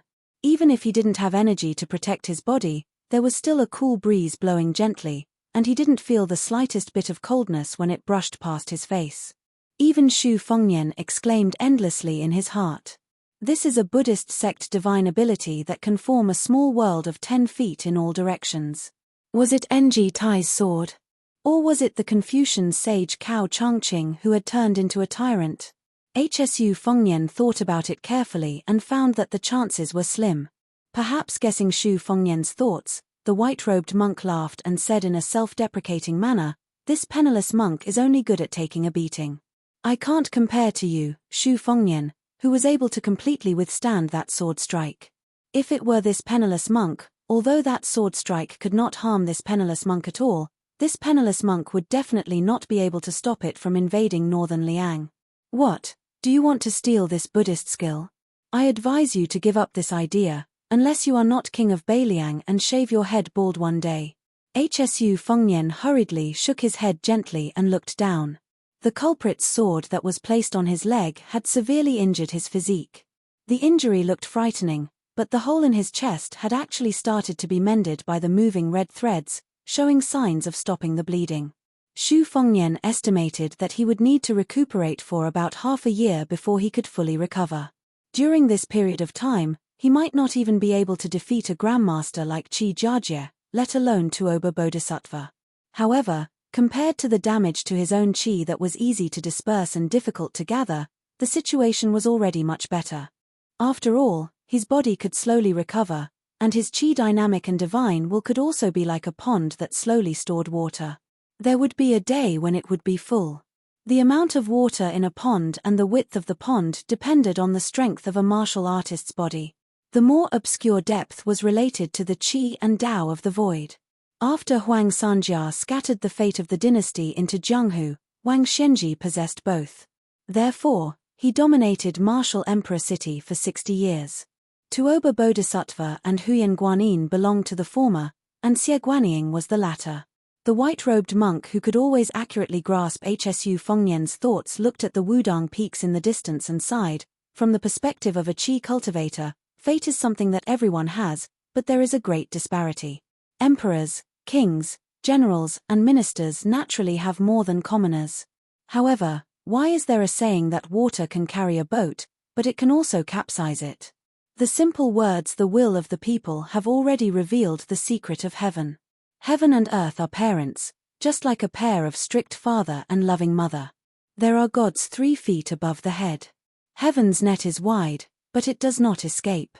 The earth produces 5 grains to nourish people, and a gentleman carries things with great virtue. When I was traveling to the west, Huang Longsha sent me off. When I returned, I was greeted by Huang Longsha. This person has always been mysterious. Once, he accidentally said that after flipping through the books, Hsu Fengnian was just a character who left because of fate, while Chen Zhibao was the person who was born to slay both the dragon and the python. Therefore, you should have died in the battle at the border, leaving behind infamy in the annals of history for thousands of years. The white-robed monk probably knew that Hsu Fengnian was unable to speak frankly. He answered his own question: I have been staying in the 2 Zen temples for so many years. I often ask myself, why is there someone who can become a Buddha in this life, but not in the next life? Is it because those who become a Buddha will not become a Buddha? Buddhism has spread to the east, and when in Rome, do as the Romans do. The difference between Mahayana and Hinayana is becoming more and more obvious. I dare to say that there is an epiphany, and then put down the butcher's knife to become a Buddha. Sometimes, this penniless monk is also worried that this step might be a little too big. Actually, it is a good thing for Hinayana to abandon the world and pursue nirvana by oneself. It is even better for Mahayana to benefit the heavens, and to be merciful to others. Hsu Fengnian said with difficulty, "Isn't it still a headache?" The white-robed monk nodded, "That's right." As they approached Mount Wudang, the lotus tip turned into an island in the sea of clouds. The white-robed monk suddenly said, "In the future, you might go to Great Peace City twice, but that is only a possibility. Just treat it as me prattling on and pretending to be mysterious. Don't worry too much." Hsu Fengnian smiled, "I thought it would only be once." At this moment, strange movements appeared on the shoulders and sleeves of the white-robed monk's robes. It was as if hooks were tearing at the robes. Li Dangxin only waved his sleeves casually and patted his shoulders. Hsu Fengnian's expression was solemn. He subconsciously reached out to grab the broken sword on his knees. Immortals sat high in the 9 heavens, fishing with their rods. Those fishing lines that even qi cultivators could not see fell into the mortal world. At this moment, many of the hooks happened to hook onto the white-robed monk. The white-robed monk shook his head and smiled, "Don't worry. As a member of the 3 religions, it is more troublesome." Hsu Fengnian could not help but curse inwardly. How could he not care? Anyone would not be able to keep their cool when the immortals who were fishing for luck in the heavens were tearing at their clothes like this. However, Zen Master, you are patting here and there like you are swatting flies. I can only follow you and not care. Hsu Fengnian smiled for no reason. Zen Master, you are making such a big commotion before the fight. Han Gui of Green Mountain Monastery is under a lot of pressure. The white-robed monk chuckled, "This is what my daughter taught me. She said that when the Jianghu people at the foot of the mountain fight, before their fists hit their opponents, they would first perform a set of majestic fist stances on the spot. Not only can it boost their courage, it can also earn the cheers of others." Hsu Fengnian forced a smile and laughed, "You are indeed an experienced Jianghu person." Near the summer escape town at the foot of Mount Wudang, the white-robed monk gently pushed Hsu Fengnian down on his sword. A voice came from behind, "Change your clothes before you see the thing. Otherwise, if she knows that you are in such a miserable state under my watch, I will be nagged for a long time. My ears will not be able to have peace. You have to know that my daughter's lion's roar of Buddhism is 80% inherited from her mother." After hearing this, Hsu Fengnian smiled knowingly. In the blink of an eye, he landed in the sky above the summer escape town. He stood up and the flying sword of will dissipated by itself. Hsu Fengnian held the two pieces of the broken sword in his left hand. After he pulled out Qi Jiajie's long sword, he was more seriously injured than he was. His body was not bad, but his heart of the sword was almost destroyed. In this lifetime, he would not be able to make a breakthrough in the realm of the sword. Therefore, Hsu Fengnian really had to be wary of Chai Qingshan, who had chosen to stand aside for some reason. Chapter 1547. When Hsu Fengnian's feet landed on the street, without the protection of the white-robed monk's 10 feet of Pure Land, a mouthful of blood surged up to his throat. He forced himself to swallow it back down. In fact, it had only been an hour since Hsu Fengnian left on his sword. The situation in the town had already stabilized. Under the suppression of Luo Hongcai's 500 horsemen and Sui Tieshan's men of sacrifice from the whisk room, the injured Wang Yuanran and the others had been detained. Qi Jiajie had also let Yin Changeng and the other nobles return to the inn. He stood on the street with Li Yibai and Chai Qingshan. Soldiers continued to arrive from both inside and outside the town. Even the most senior member of Wudong Mountain, Yu Xingrui, had come to the edge of the town and stood on a mud wall. Although he had not entered the town to confront the two sword masters, the Wudong Taoist, who was the only one who cultivated strength among the 6 brothers, was obviously here to block their retreat. When the two children, Song Tinglu and Shan Yi, saw Hsu Fengnian covered in blood, they were dumbstruck. After learning the general inside story from their master and Qi Jiajie's conversation, the boy was shocked that this person surnamed Shu could actually withstand the sword. The girl in white, on the other hand, was in a completely different state of mind. She almost felt that her heart was about to break. Her beautiful eyes overflowing with spiritual qi were vaguely teary. Her knuckles were white as she tightly clutched the record of sword practice of Qingshui Pavilion. Hsu Fengnian waved his hand at Luo Hongcai and Sui Taishan, indicating that they could withdraw from the town. The 500 horsemen and 70 Jin horsemen retreated like the tide. The men of sacrifice and archers on the roof also withdrew. It was done in one breath and without a sound. Precisely because of this silence, the momentum became more powerful. It especially shocked Chai Qingshan, who had been the chief guest of the spring snowbuilding for more than 10 years. Guangling Dao could be said to have a strong military force, but among so many elite troops, only the troops trained by Hengjiang General Song Li could be compared to the troops stationed in Beiliang, except for the Lord's personal guards. Hsu Fengnian did not see the east and west girls and the north and south little monks. They should have started to climb the mountain after shopping. Hsu Fengnian said to Qi Jiajie and Chai Qingshan, "Shall we go into the inn and talk?" Chai Qingshan smiled and said, "Why not?" Qi Jiajie, who had a long saber hanging from his waist, remained silent. Song Tinglu was about to sit down, but Li Yibai's collar and Chai Qingshan's and Qi Jiajie took their seats one after another. Chai Qingshan and Qi followed. Chai Qingshan and Chai and Qi followed, Chai and Chai Qingshan and of Qi and of the room of he, Chai, of Li of sky of heaven s, and walked, alone, of heaven of time, and asked, of his of. Hsu Fengnian gently put the two pieces of the sword on the table. One of them was longer than the table, while the other was as short as a dagger. He smiled and said, "Young Master Yin, please sit down. Prisoners on death row can still eat their last meal." Yin Changgeng's face stiffened. When he saw the wound on Hsu Fengnian's chest that was bleeding the most, he quickly sat down and lowered his eyes. Qi Jiajie sat upright and still with his eyes closed.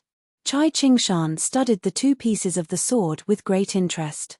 Although the sword came from the Dongyu Sword Pool's Dafeng sword furnace, except for the group of old swordsmiths in the sect, even he, the sect master, did not take a look at it.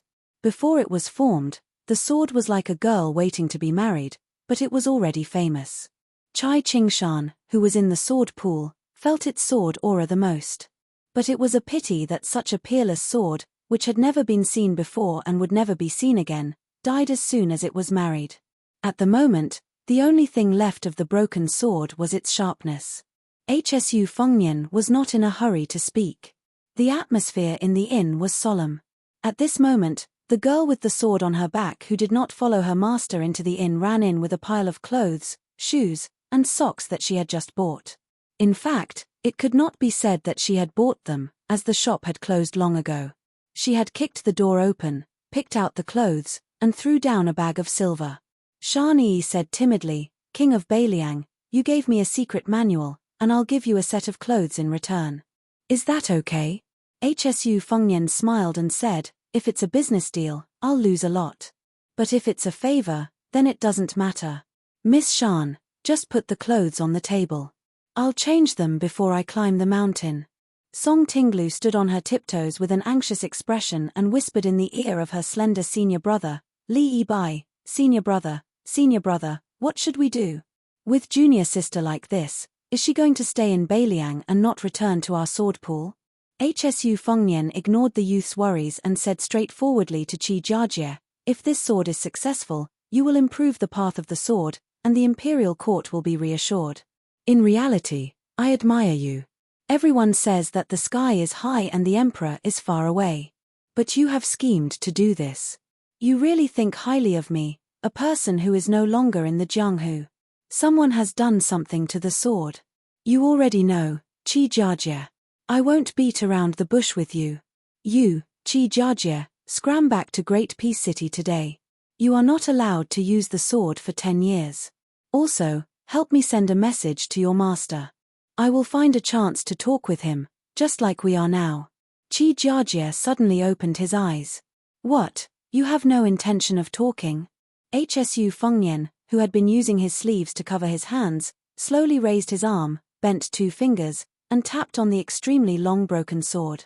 It was too much for the eyes to take in. At the same time, Hsu Fengnian laughed softly and said, "Breaking a willow and sending people away is not just a custom of the Central Plains. Beiliang has it as well. But Beiliang is not like you. Once people leave here, many people will not be able to come back. I wonder if you, Qi Jiajie, will do as the Romans do when you arrive in Beiliang?" The broken sword, more than 1 zhong long, was broken into dozens of pieces. The pieces of the broken sword rose into the air and spun lightly on the table like willow leaves leaving the branches and moving with the wind. Qi Jiajie snorted coldly. He seemed to be venting his anger, but everyone present knew that this was Mr. Qi showing weakness.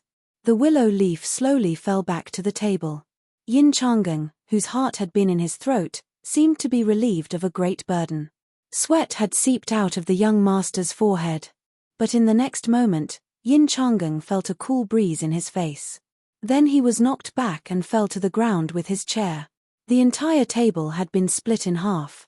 Chai Qingshan turned his head and saw Hsu Fengnian had one hand around Qi Jiajie's neck. This Mr. Qi's back was pressed against the wall of the inn, his feet off the ground. The long saber at Qi Jiajie's waist was only half out of its scabbard. Hsu Fengnian had one hand around Qi Jiajie's neck, one hand behind his back.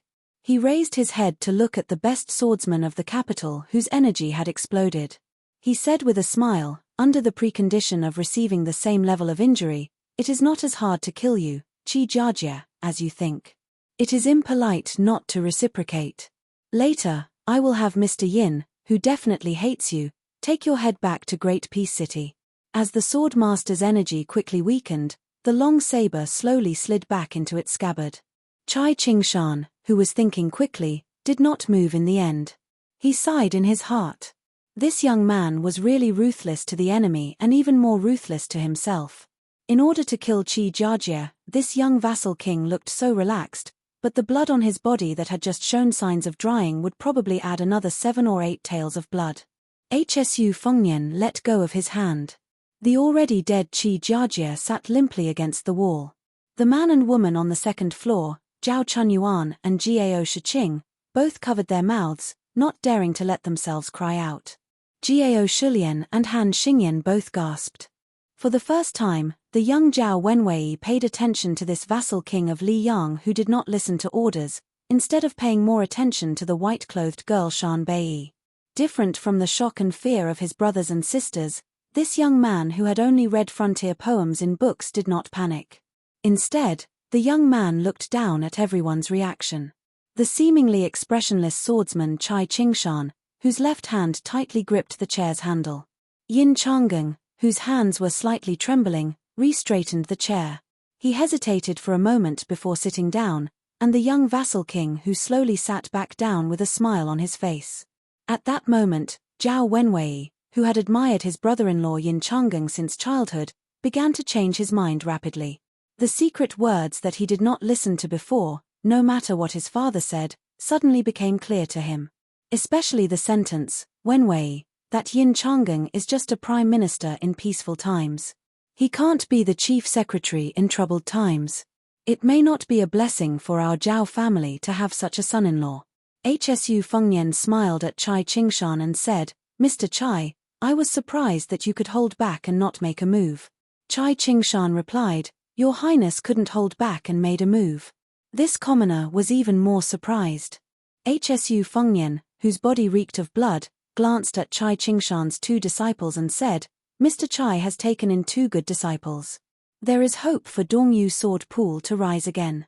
Although Song Tinglu regarded this elegant but ruthless vassal king as a great enemy, he still couldn't help but straighten his back when he heard these words. Nonsense, being praised by one of the 4 grandmasters of martial arts evaluation. If this spread to Jianghu, he, Song Tinglu, would become famous overnight. In the future, when he left the sect to travel Jianghu, wouldn't he easily have friends all over the world? Chai Qingshan laughed heartily and said, Then I will take advantage of your Highness' auspicious words. Hsu Fengnian smiled at the young Song Tinglu and said, I heard that you want to be the second Wen Busheng to become famous in the capital. There are dozens of willow leaf flying swords on the table. I will give them to you. Do you dare to accept them? The young man raised his chin and said, Why wouldn't I dare? Chai Qingshan sighed helplessly. This troublemaker. These things were really troublesome to deal with. Hsu Fengnian really did put away the broken swords on the table. He stood up and said, Young Master Yin, I will have to trouble you to take me to Qi Jiaje's room. I will change my clothes so that I can go up the mountain. The white-clothed girl looked at Hsu Fengnian's bloody hands and hurriedly picked up the clothes and said, I will help my Highness bring them upstairs. Chapter 1548. Chai Qingshan felt even more helpless. Damned girl, did she want the entire world to think that Sword Pool had something going on with Beiliang? Yin Changeng took Hsu Fengnian up the stairs, the young girl following closely behind. His companions at the stairs had already retreated to their rooms. Song Tinglu rested his head on the table and laughed foolishly. Li Yibai teased, with a new sword, you don't have to worry about your Shamai. The youth stared at the willow leaf swords that he liked the more he looked at them. He twisted his mouth and said, In any case, I can't win against Hsu Fengnian. I'll just leave it to fate. Chai Qingshan slapped the back of his disciple's head. Look at you. Stopping at the end of the corridor on the 2nd floor, Yin Changeng said softly, This is Mr. Qi's room. Without waiting for Hsu Fengnian to act, the young girl in white cleverly pushed open the door like a servant girl.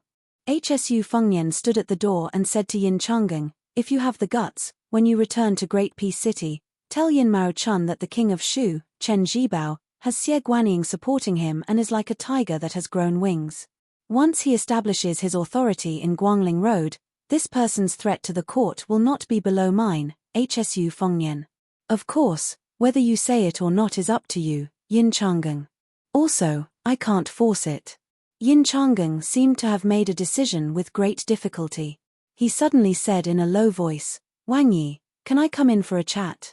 Hsu Fengnian stilled and then smiled. No matter. The young girl with a sword on her back, her face slightly red, was busy. Not only did she put down the clothes, she even put the sword on her back on the table. She did not treat him as an outsider at all. At this time, she was carrying a wooden basin out. She saw Yin Changeng walk in. After her shock, she did not ask anything. She only said to Hsu Fengnian shyly, Wang Yi, I will go boil a basin of hot water for you. Wang Yi may have to wait a while. Hsu Fengnian joked, Go, go. But this time, I have nothing to give you. The young girl lowered her head and walked out of the house in small steps. When she reached the corridor, she began to jump up and down. With the girl's interruption, Yin Changgeng's mood calmed down a bit. He closed the door and sat down after Hsu Fengnian. Yin Changgeng did not take advantage of the situation to sit down. He just stood there. Just as he was about to speak, he found that Hsu Fengnian covered his mouth with his hand. Shocking blood flowed out from between his fingers, especially the large pool of blood on his chest. Yin Changgeng could not help but wonder, even if he was a martial arts great master, was it really okay to bleed so much? Hsu Fengnian's throat moved slightly. After he put down his hand, he took a deep breath and said with a smile, "Although your Mr. Qi didn't draw his sword before he died, the 18 strands of sword qi that he gave me are raging in my heart. I have no choice but to ask you to make it short." Yin Changgeng did his best to not smell the pungent smell of blood. He quickly thought of the right words and said, "Has your highness heard that Tantanan has the intention of giving up the position of provincial master?" Out of the corner of his eye, Yin Changgeng saw Hsu Fengnian reach out a hand and press it against his abdomen. His 5 fingers were curved in a mysterious way, as if he was suppressing those sword qi. Hsu Fengnian's expression was amused. He nodded and said, "I've heard. Your father and father-in-law both have a chance of taking over this position. Can this be considered keeping the goodies within the family?" Yin Changgeng shook his head and said in a heavy voice, "Zhao Yuling has always looked down on me. Part of this is because Zhao Yuling has great expectations for his youngest son, Zhao Wenwei. In reality, your highness should be well aware that back then, my father was the first to leave Zhonglu, even earlier than Zhao Yuling, Yuan Guo, Han Lin, and the others. It was precisely because he had a disagreement with the old Grand Secretary on the matter of Beiliang." Hsu Fengnian smiled and interrupted him. "There was a disagreement, but don't be in such a hurry to throw dirty water on Zhongjulu. Back then, Yin Changgeng was the first to leave Zhonglu. His disagreement with Beiliang's politics was only a small part of the reason. Most of it was the late emperor's intention. The late emperor needed to cultivate someone who could succeed Jiyu Lu and contend against Zhonglu as a civil official. Unfortunately, the Green Party was disappointing, and the scholarly clique in Gangnam-do even more unbearable. Yin Changgeng tried twice in secret to rope them in, but he failed. That was why he had no choice but to stay in this corner of Hanlin Academy. Not only was the late emperor greatly disappointed, the one who should be even more disappointed should be Yuan Bengxi.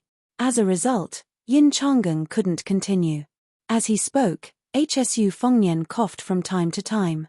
He continued, "As expected, scholars are naturally not suited to discussing business face-to-face, but they do have a set of schemes behind the scenes. Fine, if you can't say it, I'll say it for you. Although your father and Zhao Yuling are relatives by marriage, they've never seen eye to eye.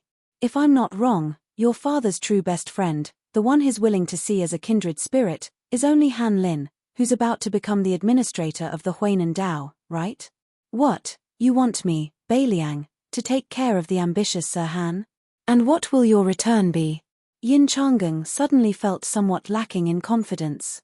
He said softly, "After Sir Han takes up his post in the Huainan Dao, he will immediately propose to the court that the administrator's mansion be moved to the border between Ji and Hazhou." Hsu Fengnian nodded.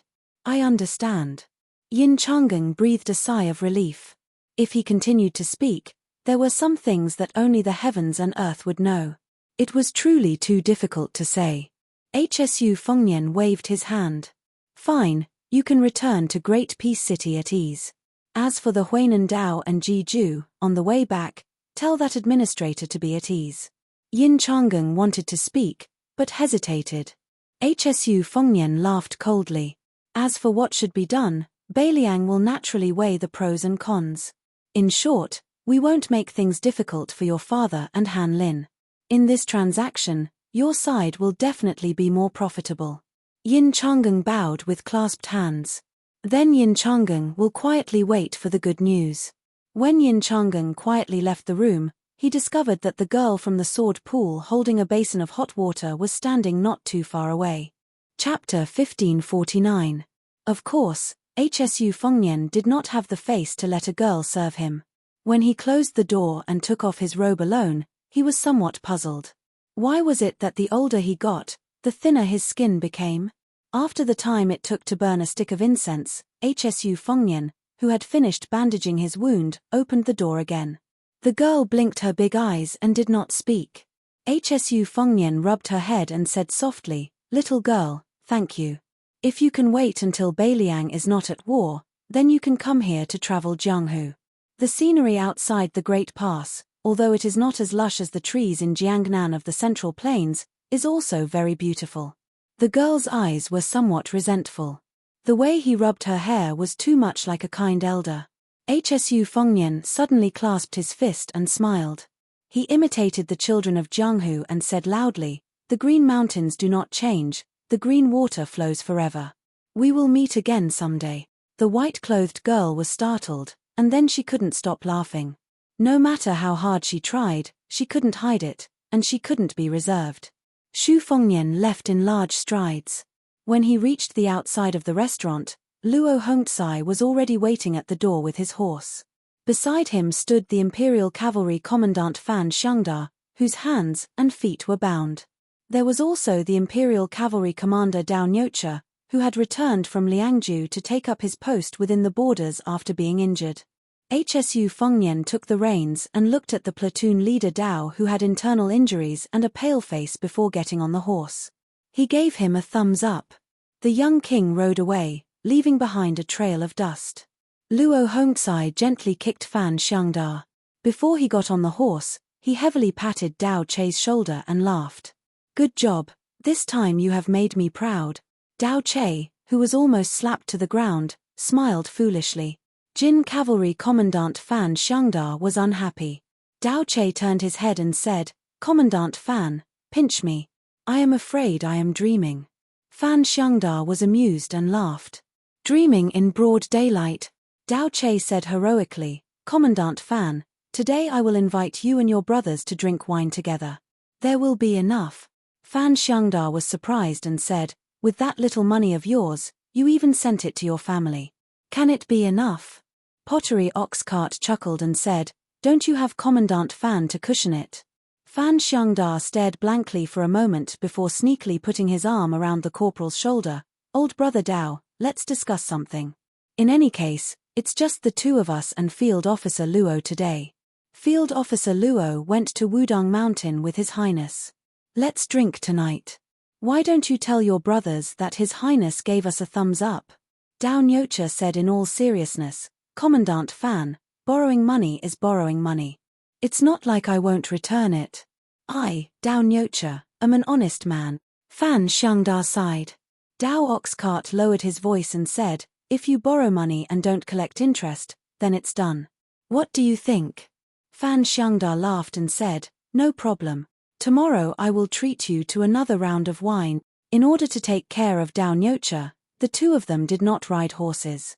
The commandant and corporal walked side by side through the escape summer town.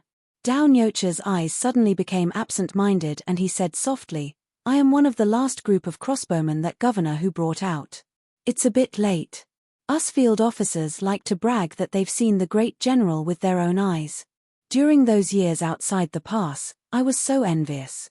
Commandant Fan, after His Highness leads us to defeat the Beimang barbarians, can we also tell the younger guys that we've seen His Highness with our own eyes back in the day? He's only 2 or 3 steps away." Fan Xiangda nodded and said in a low voice, "There will be such a day." When HSU Fengnian and Luo Hongzai went up the mountain, Yu Xingrue was also there. HSU Fengnian asked the old Taoist for an elixir and asked Luo Hongzai to give it to the Imperial Cavalry Corporal. It was not his idea. When HSU Fengnian came to the front of the hut, Zhao Ningxian was sitting on a small stool. There was an empty stool next to him, and Mr. White Lotus was helping HSU Fengnian move books to dry them. After HSU Fengnian sat down, Zhao Ningxian, who was also a Taoist master of Mount Longhu like his uncle Zhao Danping, said flatly, "If His Highness wants to punish me, I will not fight back." HSU Fengnian sneered and said, "Not fight back? What can you do even if you fight back?" Zhao Ningxian looked into the distance and said, "I am willing to cultivate on Mount Wudong for 10 years. HSU Fengnian glanced at the busy Mr. White Lotus and said with a smile, "What? In order to let Mr. White Lotus go down the mountain safely, you are willing to give up the reputation of the Taoist Master Mansion?"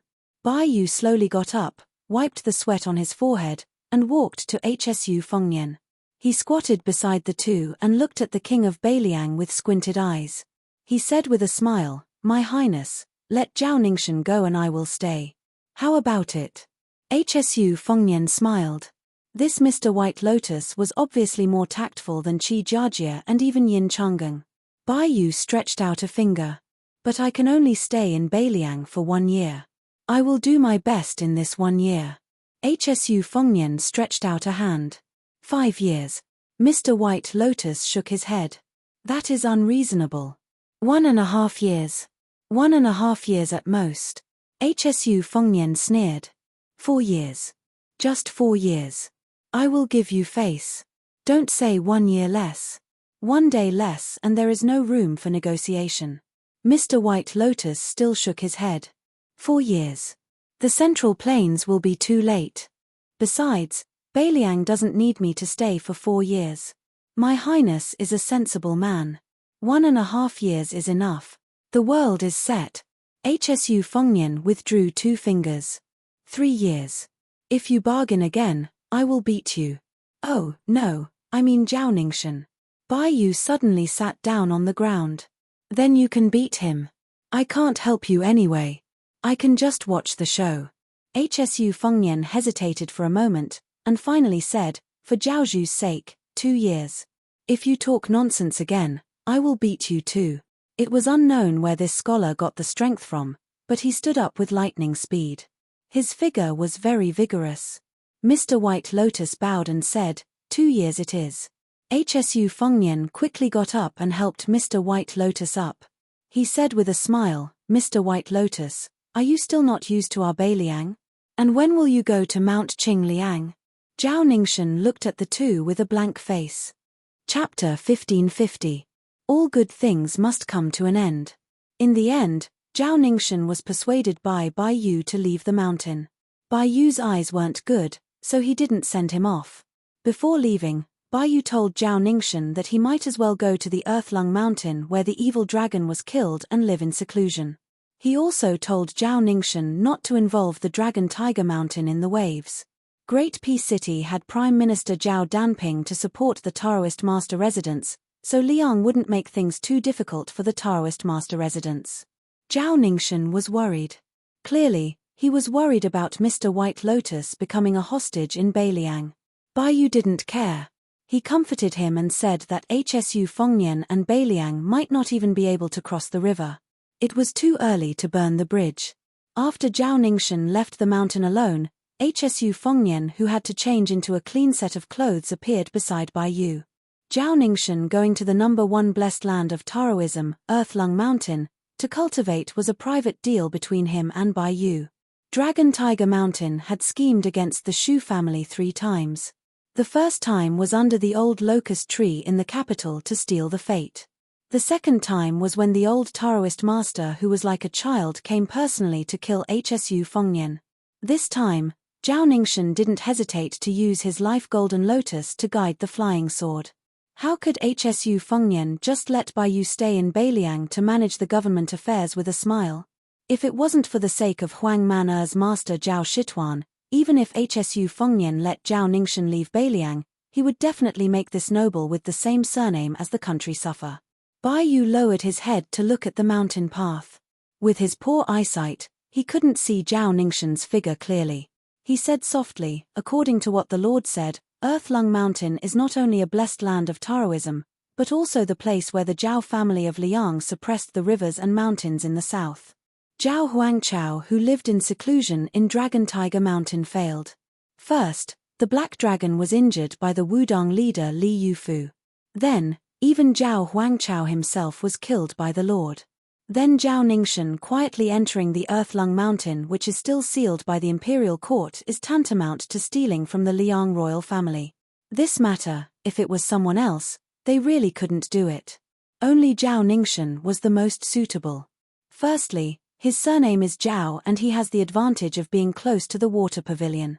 Secondly, Zhao Ningxian is a person who carries the fate of a sect. Furthermore, now that the Qi cultivators of the Liang North sect are almost all dead, and the last bit of vitality was used to forge the sword in the Dongyu sword pool. When Mr. Bai Yu came down the mountain for the first time, it was not to have an audience with the current emperor, but to have a private meeting with the crown prince of Nanjiang, Zhao Zhu. Seeing the flood dragon but not the dragon, isn't it because you want to create the merit of supporting the dragon and become a minister who follows the dragon? Mr. White Lotus smiled and said, but now, I have no choice but to be trapped in northern Liang for 2 whole years. Even if I succeed by a fluke, the merit of raising the flood dragon into a dragon will inevitably be greatly reduced. Does the Lord not have anything to say? Xu Fengnian turned his head and said playfully, Mister's words are not kind. Right now, Zhao Zhu is being held back by the number 1 general of the southern border, Wu Zhongshuan. The troops that he can barely mobilize are the 2,000 to 3,000 that went up north to quell the rebellion. Most of them were borrowed from Wu Zhongshuan. Right now, Mr. is staying by Zhao Zhu's side. Even the cleverest housewife cannot cook without rice. Other than staring at the crown prince of Yang Kai, what else can you do? It's better to go at the right time than early. I'm thinking for Mr.'s sake. When Mr. has accumulated enough prestige in northern Liang, Zhao Zhu will let Mr. take charge of a department. When the conditions are right, success will follow naturally. Bai Yu smiled bitterly. In that case, I have to thank the Lord for his good intentions. Hsu Fengnian said with a smile, we'll be under the same roof for the next 2 years. It's tacky to say thanks. When the two returned to the thatched hut, Bai Yu took the initiative to speak. Prince, please tell me about the situation in northern Liang. I'm kind enough to know what's going on. Otherwise, if I go to Deputy Administrator Song of Mount Qingliang, I'll be in the dark and become a joke. This pair of disappointing eyes of mine is not far from being blind. Hsu Fengnian was momentarily distracted. For some reason, he remembered the blind chess player Lu Shu who made a living by gambling on chess in Yongzi Alley in Qingju. This person had successfully assisted Zhao Zun in stabilizing his position as king of Jing'an. He had also planned the 1,000-mile rescue at Guangling Road. He had helped Zhao Zun win the praise of the Liang court and the initial trust of the court. He had finally attracted the attention of the Lord of Heaven, who took drastic measures to summon him to Great Peace City. It was not strange that Lu Shu did not agree to come to Beiliang. However, Lu Shu's calmness in going to the capital was puzzling. Hsu Fengnian collected his scattered thoughts and said slowly, Hutu City has Liu Jianyu presiding over military affairs. This is Beiliang's greatest fortune. It won't be a problem to defend it for another half a year. However, this is on the premise that the 3 towns of Huayang Pass, Liuya, and Fuling don't divide their forces. If Qingcang City of Liuju or Xiaoguang City of Yuju are in danger, any one of the battlefronts will be in danger. When the time comes, we'll have no choice but to have Yozhou's Horned Eagle Commandant Luo Hongcai or Lingzhou's Pearl Commandant Huang Xiaokuai rush to the battlefield. However, before the new city in Liangbei is even larger than Hutu City is built, the pressure of transporting troops on such a large scale and over such a long distance is far too great. I'm afraid that not only will we be exhausted, in the end, we won't be able to put out a nearby fire. Therefore, from the looks of it, although our Beiliang has a firm advantage on the battlefield, on the invisible battlefield, we're at most on par with Liang Mang. Over at the mouth of the gorge, Xiaoguang City is the last major border city. Yang Wenwan has already issued a military order to Mount Qingliang and the Protectorate. He said that if Xiaoguang City is breached by Beimang before Hutu City, then he, Yang Wenwan, will have his vice commander, Chen Yunchui, carry his head to Huayang Pass. Hsu Fengnian gently exhaled. With a grave expression, he said, Beimang probably didn't expect that Liangju and Yuju would reach such a stalemate, so they're also trying hard to find a way out. Therefore, some time ago, Dong Zhuo, the great king of the southern courtyard, sent several tens of thousands of Dong families' private army north of Hutu City to Liuju. Fortunately, as Chu Lushan predicted, he managed to tie down the Dong family's cavalry with 8,000 cavalry. Otherwise, the outcome of the battle in Liuju would have been too horrible to contemplate. This battle, which neither side publicized, was actually the most hair-raising battle since the start of the war in Liang Mang. Although both sides didn't suffer much losses, as long as Chu Lushan's 8,000 cavalry didn't succeed, he would be able to preserve his own forces and not give the Dong family's cavalry a chance to quickly break into Liuju. Otherwise, even if Chu Lushan paid the enormous price of losing all 8,000 of his men in battle to wipe out 20,000 of the Dong family's cavalry, as long as the remaining 10,000 managed to infiltrate Liuju, once they joined forces with Liu Gui's army and Tuoba Bodhisattva's personal army, Liuju would be as good as gone. Outside the western gate of Liangju, we could only watch as the reinforcements of Beimang galloped as they pleased. Not to mention that we can't build that new city in Beiliang. With enough troops to move and store, we can launch an attack on Huayang Pass in one go. Of course, now that the situation is different, teacher and I won't hide it anymore. That Ku Jianghuai, whose reputation has risen in Guangling, is already our new general in Liuju, and is successfully leading troops to reinforce Qingcang City. Bai Yu softly said, "It seems like Protector General Chu really is the nemesis of Beimang's Dong Zhuo." Back then, in the first battle between Liang and Beimang, if not for Protector General Chu spoiling Dong Zhuo's plans, he might have already become the youngest general in Beimang's history. Today, Protector General Chu is personally leading 8,000 cavalry. It's like a divine army descending from the heavens, causing Dong Zhuo to once again fail on the verge of success. Hsu Fengyan nodded and joked, Southern Chu and Northern Dong are two fatties. It's probably because our Protector General is a little fatter that he has an advantage in battle. Bai Yu suddenly sighed with emotion. I never thought that there would be a day like today, that I would be able to fight side by side with Beimang's enemies, Liu Jianyu, the great demon of spring and autumn, Chu Lushan, the commander of Beiliang's infantry, Yang Wenwan, the number one man of the old southern Tang, great ancestor Ji Yu, and so on. Hsu Fengyan laughed and said, "You'll get used to it. Perhaps it's because I grew up here a long time ago that I don't quite have teacher's feelings." Bai Yu softly muttered, "If there comes a day when you get used to this place and can't bear to leave, then what should you do?" Chapter 1551. Hsu Fengyan shook his head and said, "Very difficult." Bai Yu quickly understood what he meant. The chances of Beiliang winning were too small. Regardless of whether Bai Yu wanted to stay in Beiliang or not, he had no choice. Perhaps when the time came, he would have to flee to the central plains with many scholars. Behind him was the bleak battlefield of Beiliang, where blood flowed for thousands of miles. Furthermore, he, Bai Yu, wanted to have a place in the imperial court where the civil officials stood, and not the military side. His words just now were just a spur of the moment. So he grunted, "That's true." Approaching the cottage, Bai Yu asked, "Is there a geographical map of Beiliang in the cottage?" There were a few in the residence of the Taoist master, but they were all too old and crude. Liu Ju was not among them. Hsu Fengyan brought Mr. White Lotus, who seemed to have mysteriously become Beiliang's advisor, in with him. He took out a map and spread it out on the table. It was already dusk. Hsu Fengyan had specially lit an oil lamp. Bai Yu held the copper lamp and leaned over the table, beginning to ask Hsu Fengyan in detail about the Beiliang border and the distribution of troops within it. He even asked for pen and ink, asking one question and answering the other. A scholar knows the world without leaving the house. This sentence was both correct and incorrect. It was possible to give pointers on the big picture, but it was not enough to support a specific strategy for the time being. This was especially true in Beiliang, where crouching tigers and hidden dragons were hidden. If Bai Yu wanted to have some achievements in military affairs at the border, he had to have a plan in mind. Otherwise, if he blindly showed off in front of Song Dongming, the talented prime minister, or Li Gongda, the old fox of officialdom, he would only be asking for humiliation. Hsu Fengyan leaned across the table and said softly, "After great ancestor Ji Yu entered Beiliang, my master Li Yishan had a good talk with him. The two of them finally decided to divide Beiliang into 14 important areas of defense. For example, the Horned Eagle captain Luo Hongzai is in charge of the troops stationed in one of the 14 areas, so he is also one of the captains in the area. His rank is one level higher than Huang Xiaokuai and the others in Lingju.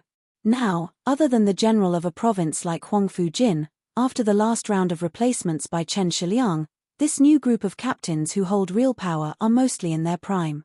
There are even a few who are not even 30 years old.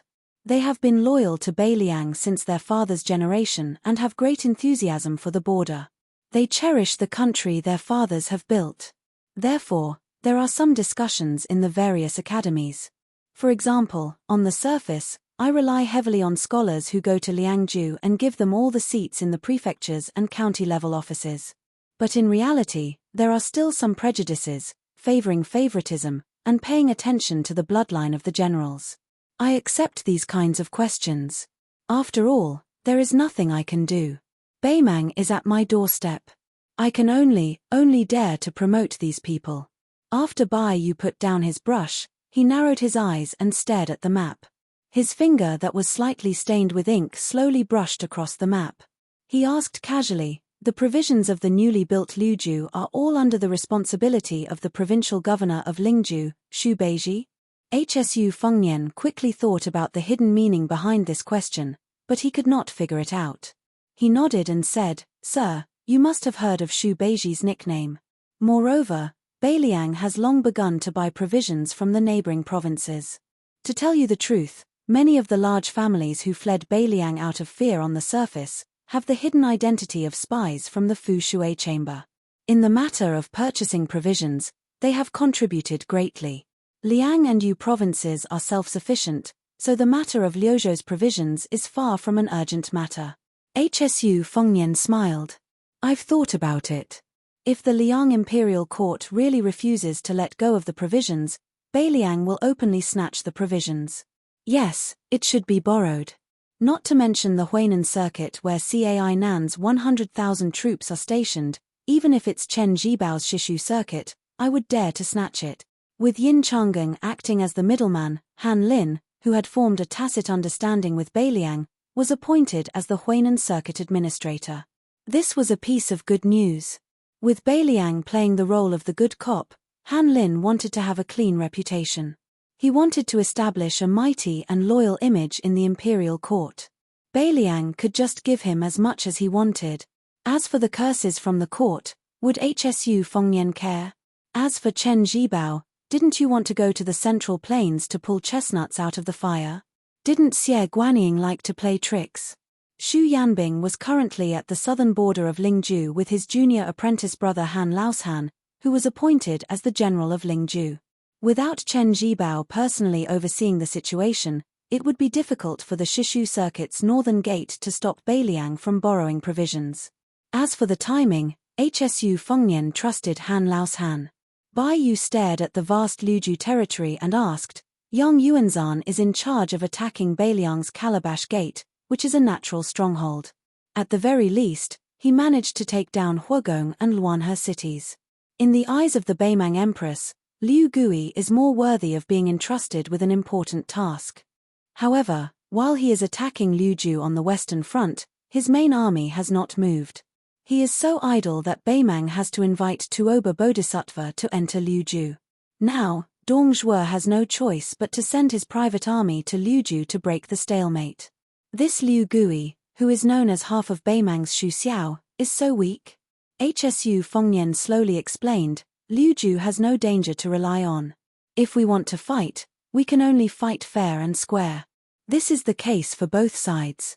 In terms of military strength, Liu Gui's army definitely has the absolute advantage. Not to mention his 30,000 private army, the 4 military towns in the tiled gentleman's pavilion in the south of Gusai Prefecture have all mobilized their forces. The few old Longguan nobles of the southern dynasties have also taken out 30,000 infantrymen. Gusai Prefecture has a good relationship with Liu Gui and has also taken out 8,000 Qiong tribe light cavalry, a total of 100,000 soldiers. However, the Qiong tribe cavalry has been defeated by the Longxiong army. As a result, Liu Gui's army, whose combat strength is already inferior to ours, is in a difficult position. On the ground of Liuju, whether or not we can defend Qingcang City is not important. The victory or defeat of the main cavalry force is the key to determining the final outcome. With 40,000 cavalry from various powers, against the 30,000 Longxiong army that can abandon Qingcang City, it is not that our Beiliang is conceited, but indeed, Liu Gui does not dare to make any rash moves. Bai Yu's gaze slowly moved across the map of Liuju. Not daring to make any rash moves is the right thing to do. If he does not move, he will be able to deal a fatal blow. HSU Fengnian frowned and said, "There have been many discussions within the Huaiyang Pass about how Liu Gui will win by surprise." In order to see the map clearly, the oil lamp in Bai Yu's hand had unknowingly moved too close. His right cheek was burning hot. Without any change in expression, he moved away slightly and nodded. "Of course. The 8,000 cavalry of the Chu Protectorate General have completed their objective, and Ku Jianghuai has entered Liuzhu as a general. The Longxiong army already has powerful generals like Prince's younger brother and Li Mofen, Wang Lingbao. In addition, the provincial governor of Liuzhu, Yang Guangdou, and his advisor, Chen Shiliang, are all top-notch talents. There is no need to worry about provisions at the rear. No matter how you look at it, the situation is much better than Liangzhou's Hutu City and Yozhou's Huluku. However, I feel that the more this is the case, the more Liu Gui will make a move. Perhaps the reason why Liu Gui, who has the least number of troops on the three fronts of Beimang's southern expedition, can be so patient because he is waiting for Dongzhuo's central front and Yang Yuanzhan's eastern front to fall into a disadvantageous situation. Bai Yu shook his head and said to himself, "No, it's not perhaps, it's definitely." HSU Fengnian was silent. Bai Yu raised his head, his eyes shining. He asked in a deep voice, "If Liu Gui can use the deaths of 60,000 infantry as bait and attack Qingcang City at all costs, deliberately putting his back to the river and even abandoning the disorderly cavalry, only using the Liu cavalry and the elites brought by Tuoba Bodhisattva as the true main force, will the 30,000 Longxiong army not take the bait? Even if the Longxiong army is willing to take the bait, will Ku Jianghuai, who just entered Liuzhu, be able to take it? Once one side enters the battle and falls into the trap, will the other side be able to see the big picture and not help?" Bai Yu looked at HSU Fengnian and finally asked, "I want to know if Beimang has received any spy reports similar to the Beimang Empress's anger towards Liu Gui on the Western Front. Is there any news similar to how the important officials of the Southern Dynasty were extremely dissatisfied with the retreat of the Western Front and attacked Liu Gui in the imperial court?" HSU Fengnian's heart trembled. Bai Yu put down the oil lamp and said calmly, "Then the prince can do all he can to help Liuzhu." Bai Yu did not speak, and HSU Fengnian also did not speak. The room was silent, apart from the occasional sound of the wick bursting. Chapter 1552. Lotus Peak was unprecedentedly grand. It was probably because it had been tainted by Wudang Mountain's mystical aura that people from all walks of life were able to enjoy themselves on the mountain. Under this background, the return journey of Wang Yuanran and his group, who had escaped from the summer town at the foot of the mountain, seemed particularly miserable. Almost all of them were injured. Their departure was even more impressive than when they came. The warmly welcoming Horned Eagle captain Luo Hongzai sent 100 riders to escort them. During this time, there was also one matter that confused the guests on the mountain. It was said that the children of the Zhongshu province's deputy Zhao Yuling, the Ministry of Appointments' minister Yin Marochun, the new Huainan administrator Han Lin, and the Duke of Yang's children had even alarmed the king of Beiliang to personally come down the mountain to greet them after they arrived at the foot of the mountain. The two sides regretted not having met earlier. The two groups of nobles were treated so differently that it almost made people mistakenly think that a change was about to take place in Liang. It wasn't until a shocking rumor spread that the number one swordsman in Jingdo, Qi Jiajie, had disappeared into thin air and did not appear in the group leaving the border. He had been replaced by Dongyu Sword Pool's Chai Qingshan. After some careful thought, everyone finally realized that the king of Beiliang was quite sinister.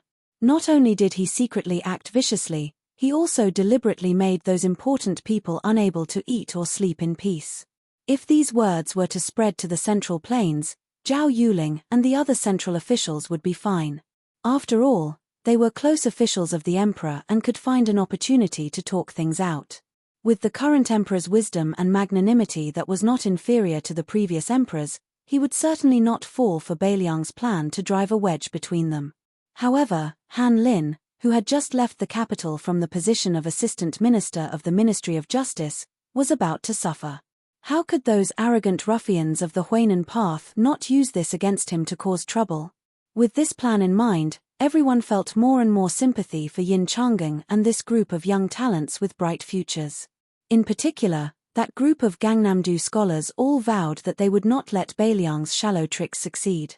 As long as they returned to Jiangnan, they would spare no effort in the literary world to prove the innocence of Enchanting, Han Xingyan, and the others. They would prove that these future pillars of the Liang dynasty had been greatly wronged at the foot of Wudong Mountain. Quite a few elegant and famous scholars had already agreed to pay a visit to the newly appointed Huainan Dao administrator on the way back to support him. Assistant Minister Han Xingyan was known for his courage of the world. They could not let such a loyal official suffer setbacks in his territory. Since they were all scholars, even if they had never met Sir Han, they were duty-bound to help him. Sir White Lotus had made 2 new friends on Wudong Mountain. They were the Horned Eagle Captain Luo Hongcai and the second-in-command of the Yuju spy, Sui Taizhan. Through his carefree conversation with the 2 of them, he learned about the movements on the mountain and at the foot of the mountain, especially the righteous indignation of the Jiangnan scholars. Bai Yu dismissed this with a smile. At the same time, he sighed deeply.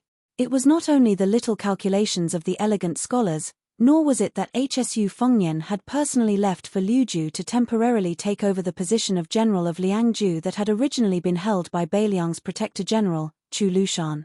It was more because of the contrast between the 2. Bailiang's habitual silence. Even when Sui Taizhan talked about the movements of the scholars of the Central Plains, he only treated it as a joke. Even Luo Hongcai, who had rolled through piles of corpses on the border many times, did not show any resentment or depression in front of Bai Yu. The impression that the 2 of them gave Bai Yu was that Bailiang had a deep-rooted misunderstanding of the Liang imperial court and did not take it seriously at all. Liang, you scold me? You can scold me all you want, I can't be bothered with you. Attack you with a knife? He wanted to, but he would not do it. It seemed that from the Supreme General Xu Xiao to the new Prince of Liang, Hsu Fengnian, they were used to venting their anger on the Beimang barbarians and were not willing to lower themselves to the level of those scholars. Of course, if people like Wang Yuanran rushed to Bailiang in a hurry to be reincarnated and looked as if they were asking for a beating, then things would be much simpler. It would be a waste not to beat them up. Moreover, they would not hesitate to beat them up heavily. Bai Yu lived in a secluded hut in the Xiang Palace at the top of the mountain. Different from other distinguished guests who were neighbors, Bai Yu's residence was surrounded by Wudong Taoists. It was a place that a Taoist of the Jing generation had to temporarily leave the mountain to settle some matters. Many Taoists came to visit Mr. White Lotus and ask for advice from Bai Yu. In the end, they were taught a lesson by the Taoist priest, Chen Zhao, and only then did Bai Yu have some peace and quiet. In fact, Bai Yu himself did not dislike this kind of interaction. Bai Yu actually knew that Zhao Ningxian had said that he would ask for forgiveness and cultivate on Wudong Mountain for 10 years.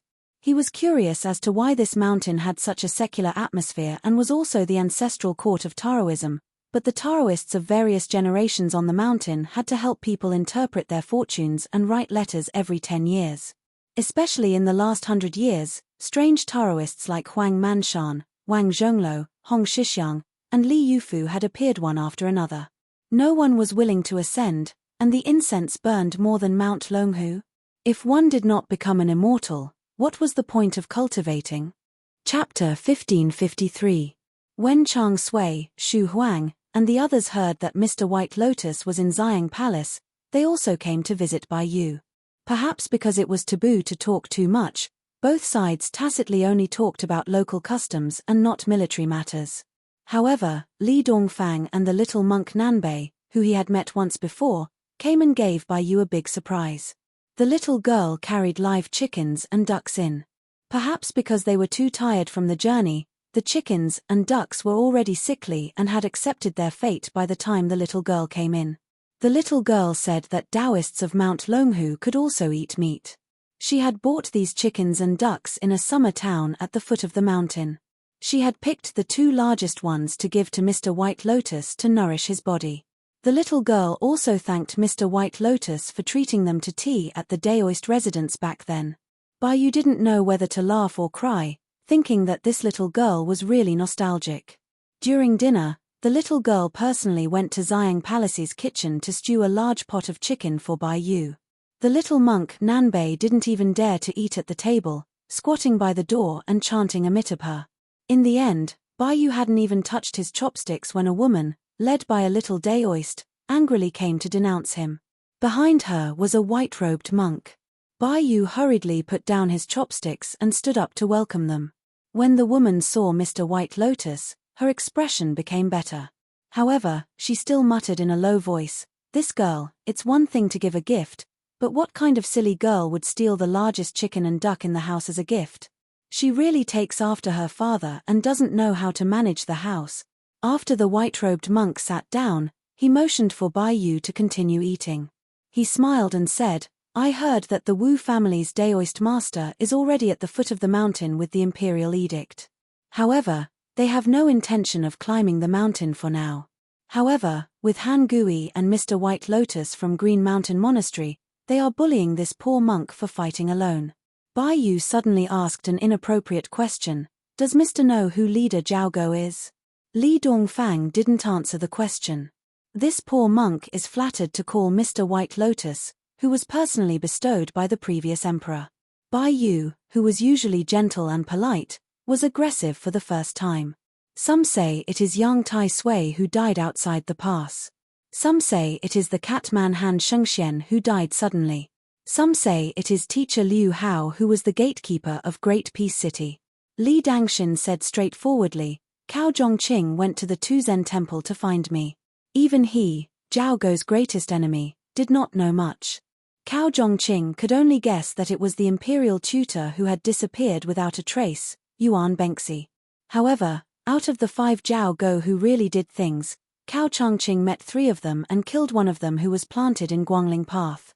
As for the remaining 4, one of them had taken control of all the northern Qi refinement warriors in the early years. Now, he had no followers. One of them was a person of the Jianghu who controlled everything in the name of the Ministry of Justice. Another replaced the dead one to watch over the movements of Guangling Path. As for the last one, he was shrouded in mystery. I only heard that he was an important chess piece in charge of targeting Beiliang. As for who it was, after Yuan Bengxi disappeared without a trace, no one knew. Even His Majesty was no exception.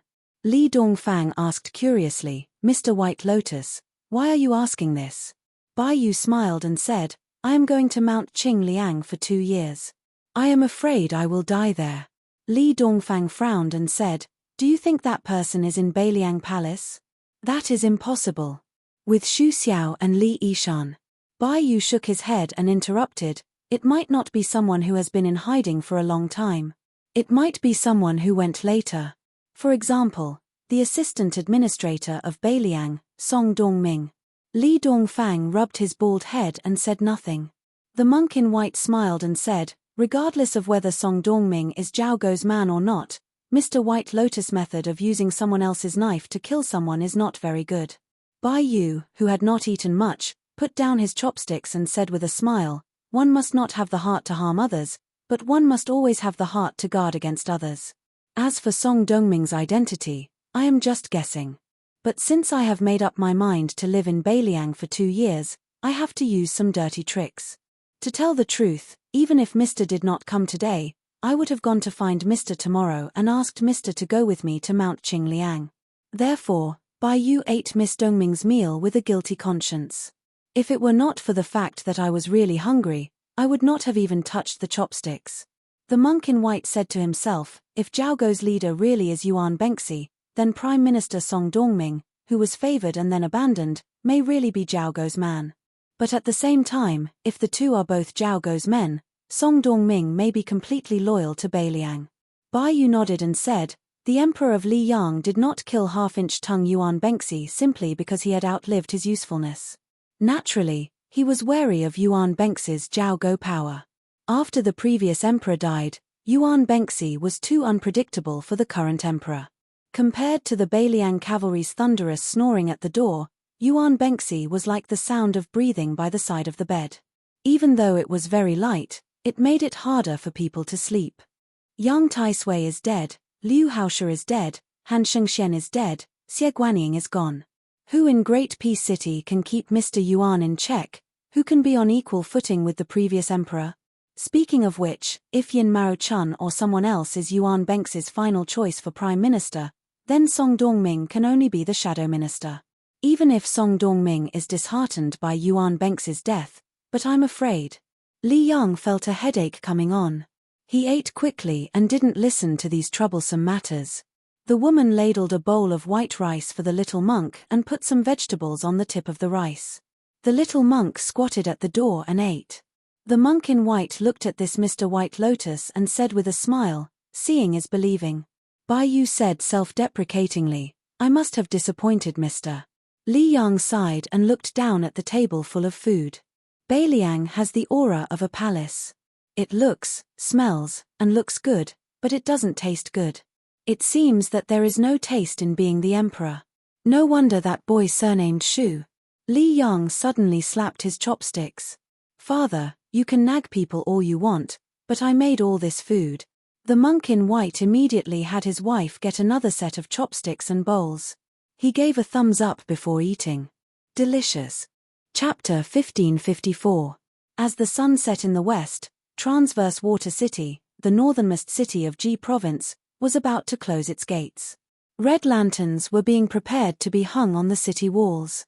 Right at this moment, a cavalry scout drenched in blood galloped over. When the soldiers on the city walls saw the scout's face clearly, they shouted at the top of their lungs to have the half-closed city gates rise again. The scout with 2 arrows stuck in his back rushed in and shouted with all his might, "Urgent enemy report. Beimang's army is attacking." Not long after, smoke signals were lit within Transverse Water City as a warning to the neighboring Silver Sparrow City. The smoke billowed. It was actually 50,000 Beimang cavalry. Very quickly, the beacon towers to the south of Transverse Water City and Silver Sparrow City were lit one after another. In less than an hour, the entire northern part of Ji Province knew of the shocking news of 50,000 Beimang cavalry invading the south. The newly appointed garrison general of Transverse Water City was a fat, middle-aged man. His surname was Gao, and his given name was Ying. This man had been a prominent member of Ji Province since the time of Northern Han. He was one of Ji Province's foot soldiers under Grand General Yang Shunxing, and a significant portion of his soldiers came from the Gao family of Ji Province. Gao Ying didn't even have time to put on his armor. Surrounded by his personal guards and retainers, he hastily arrived at the top of Transverse Water City, his face pale. It wasn't that Gao Ying didn't want to run, but rather, according to the reports from the scouts, Beimang's vanguard cavalry was already within reach. In addition, a large number of horse fences were circling the city south to block his path. Gao Ying's teeth chattered. He was truly regretful. He originally thought that after Wei Jingtang's death, Ji Province's General Yuan Tingshan, who had the 7,000 to 8,000 personal cavalry from Li Jian Castle, had won several battles here in succession. In addition, the Great Pillar of Liaodong, Jiyu Jiantang, had also received frequent reports of success. Gao Ying reckoned that since the Beimang barbarians were having a hard time fighting Beiliang, they wouldn't send troops to Ji Province to take advantage of him. As a result, he had spent 300,000 taels of silver to establish relations with General Yuan and the capital. Relying on his relationship with Yang Shunxing, he was able to snatch the position of garrison general of Transverse Water City from the son of an aristocratic family in the capital. Currently, there were 5,000 garrison soldiers in the city. However, in Ji Province, it was even harder to find a general who didn't want to take an empty salary than a 3-legged toad. However, with Yuan Tingshan keeping an eye on them, their table manners were much better. Most of them only dared to take 10 to 20% of the empty salary, or at most 30%. However, Gao Ying wasn't the legitimate son of the main branch. He had spent 300,000 taels of his second branch's private savings to become an official. Therefore, the actual military strength in Transverse Water City was less than 3,000. Furthermore, they were all inexperienced soldiers transferred from southern Ji Province.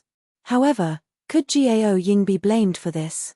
Although the archers from northern Ji Province were more familiar with bows and horses, they were also more expensive.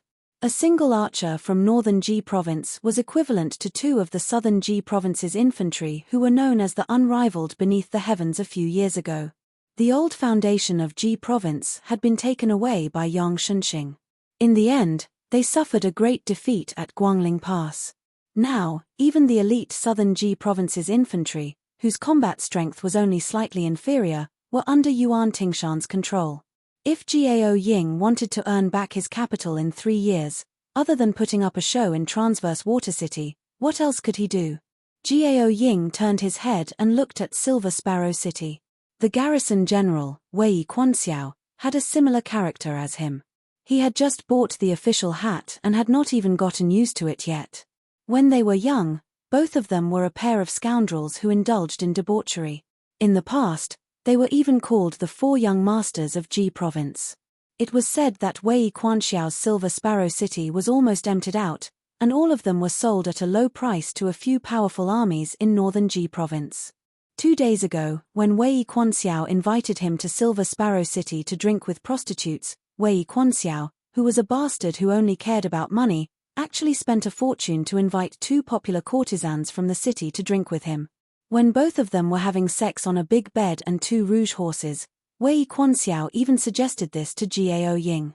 It was said that money could be earned very quickly. With 50 carriages fully loaded with bows, armor, and spears, one could earn at least 10,000 taels of silver, and it was guaranteed that the journey would be smooth and unimpeded. Jiao Ying was puzzled at that time. Although the general of Ji province, Yuan Tingshan, did not manage the border affairs well, he had always been very strict. Wei Quanxiao laughed and scolded him for being a pig-headed man. With his thick fingers, he wrote the surnames of the 2 patrons on the back of the courtesan, Li and Han. Jiao Ying immediately understood what was going on. It was the Li family of Wild Goose Castle who was on the same side as Yuan Tingshan, and the Han family of Valiant Bravery, who was once exterminated, and the Han family of Valiant Bravery, who had made a comeback.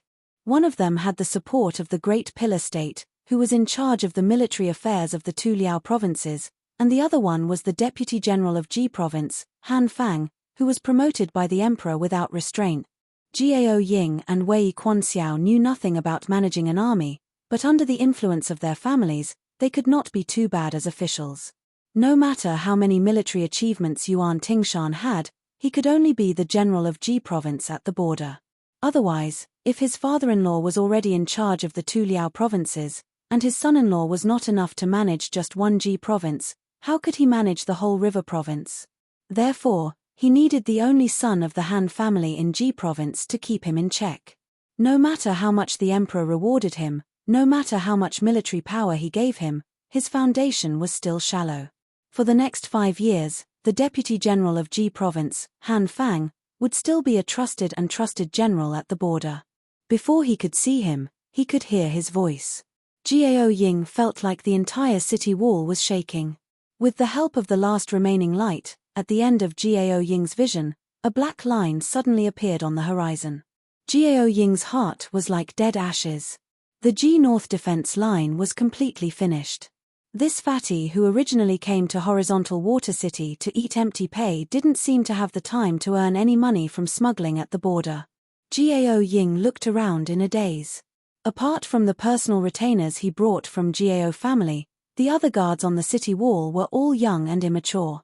He heard that in northern Ji province, as long as they wore armor and held a spear in the city, they would be able to obtain a decent salary. Then, they all came to Horizontal Water City. They didn't even know that the previous general, Wei Jingtang, the former Grand Secretary Zhong Julu's student, was once forced to leave the city to fight against Beimang's cavalry. 800 horizontal water cavalry and 4,000 elite infantrymen all died in one battle. They also didn't know that even earlier, the 10,000 Yuju cavalry that quietly crossed 1,000 li to ambush Beimang was already here. This Horizontal Water City actually wasn't peaceful at all. Many of Horizontal Water City's soldiers still held onto a fluke, naively believing that the majestic Beimang cavalry was only here to show off their strength, that perhaps Ji Province's General Yuan Tingshan would soon lead his army to defeat the enemy in one fell swoop, or that the Great Pillar State Jiyu Zhentang was currently leading troops over from Liaodong. In one go, Wang Sui gathered 50,000 elite cavalry from Beimang's eastern border army. Qiu Gemo Great Ru Zhe Shuwei and Dong Gemo Great Wang Jingchong each had 10,000 cavalry, as well as 3 young generals who braced themselves and ignored the tactful advice of the 2 Beimang great generals. 50,000 men, compared to Beimang's eastern border army that was gradually increasing from the Beiting grasslands to nearly 300,000, didn't seem like a serious injury. However, in deciding the direction of a large-scale war, the number of people was important, but it wasn't absolute. Beimang's newly appointed eastern border commander Wang Sui took away 50,000 elite soldiers, pretty much the same as taking away half of the eastern border's essence energy. The 2 generals on the eastern border who were comparable in seniority to Liu Gui and Yang Yuanzhan, 1. Their authority was lower than Wang Sui's, 2. The 2 of them couldn't control the 3 grassland-born generals at all, let alone Great Ru Zhe Shuwei and Wang Jingchong, these type of children of influential families. They could only watch as these 50,000 people ran to Ji province. If this was the Liyang dynasty, this was naturally something unimaginable. Great Ru Zhe Shuwei was riding on an ink-colored steed from the grassland. He raised his head and looked at the outline of horizontal water city. With a ferocious smile on his face, he said, "Once we enter the city, we can still have dinner." There was still some distance before they could launch their assault. Wang Jingchong didn't ride his steed to join his personal army of 10,000 soldiers. Instead, he stood beside Wang Sui with Qiu Gemo on his left and right. He frowned and said, according to the spy, both generals Jiao Ying, Wei Quanxiao, and Wei Quanxiao are good-for-nothings. But, if they fight with their lives on the line, it will be disadvantageous for us to fight at night. Furthermore, all 50,000 soldiers are cavalry. Although they can dismount and fight, they don't have any siege weapons. Can we really take down these 2 important towns in Ji province so easily? Chapter 1555. Wang Sui sneered and said, when leading troops to war, other than paying attention to the changes on the battlefield, you also have to pay attention to the situation outside the battlefield. When you have the chance to go to the Central Plains in the future, it will be even more so. Wang Jingchong, why do you think Yuan Tingshan would let 2 idiots guard horizontal water Silverhawk? Is it because he doesn't have any spare troops? Even if we take a step back, Li Jian Castle, which is on the same line as him, has 8,000 private cavalry. Their cavalry battle isn't weak, so what problem can they have in defending the city? Isn't this clearly giving way to us? Otherwise, if we continue to win battles, how long do you think he will be the general of Jeju? The Guangling Road War is so unbearable. If an imperial edict is sent to the general's mansion of Jeju, the imperial court wants him to be the general of the southern expedition, Lu Shengxiang. Will he dare to say no? Even if he dares, that kid's father-in-law will be the first to take care of him. Great Ru Shuwei said impatiently, I don't believe that Jiao Ying and Wei Quanxiao have the courage and insight of Wei Jingtang, and don't have the ability of Wei Jingtang. After taking down the 2 cities, whether we go south to Jeju, west to Hazhou, or finally back to the east, we will have great prospect. General, just give the order to attack the city. Wang Jingchong shouldn't fight with me for the merit of horizontal water city. Wang Sui sneered and said, attack the city. Attack my ass. If you want to die in battle, die in Yuju. Great Ru Shuwei was stunned. What do we do there? Wang Sui looked at the border city shrouded in twilight and said, tell them that if they surrender, we won't kill them. Give them an hour to think about it. Also, we only want the food and armor in the city. As for the people, as long as they are willing to take off their armor and leave horizontal water city empty-handed, we will let them go. Great Ru Shuwei muttered, boring. Wang Sui turned to Wang Jingchong and said, go and tell those 3 brutes that horizontal water city will belong to you and Great Ru Shuwei. Silver Hawk City will belong to the 3 of them. Wang Jingchong nodded and was about to leave when he heard Wang Sui say indifferently, when the soldiers of the 2 cities retreat to the south, it will be up to the 5 of you how to earn merits. Remember, leave some alive to pass the message to Yuan Tingshan, so that Ji province will know that we are heading south. After that, according to the arrangement, horizontal water and silver harrier cities will each leave 3,000 soldiers behind to guard their cities. The rest will follow me to River Province. After Wang Jingchong left, Wang Sui asked with a smile, Lord Qiu Gemo, I heard that you want to have dinner with us. Great are you, Shuwei, whose eyes were burning with passion, chuckled and said, there are 2,000 to 3,000 people in Horizontal Water City. It's barely enough for me and my children to have a meal. It's not enough to fill our stomachs, but it's enough to keep us from being hungry for a while. Wang Sui was expressionless. He raised his head and silently looked at the Horizontal Water City that had resisted countless grassland cavalry since it was built. At the end of the summer of the first year of Xiangfu, Heng Shirei and Yinyao fell into the hands of Beimang. It was rumored that Beimang's main force on the eastern front was going to bypass the two Liao defense lines and use Jizhou as a breakthrough point to invade the south. Everyone in Liang was shocked. Not long after the newly appointed Huainan Dao administrator Han Lin took up his post, he was given the title of Grand Secretary of the Imperial Court.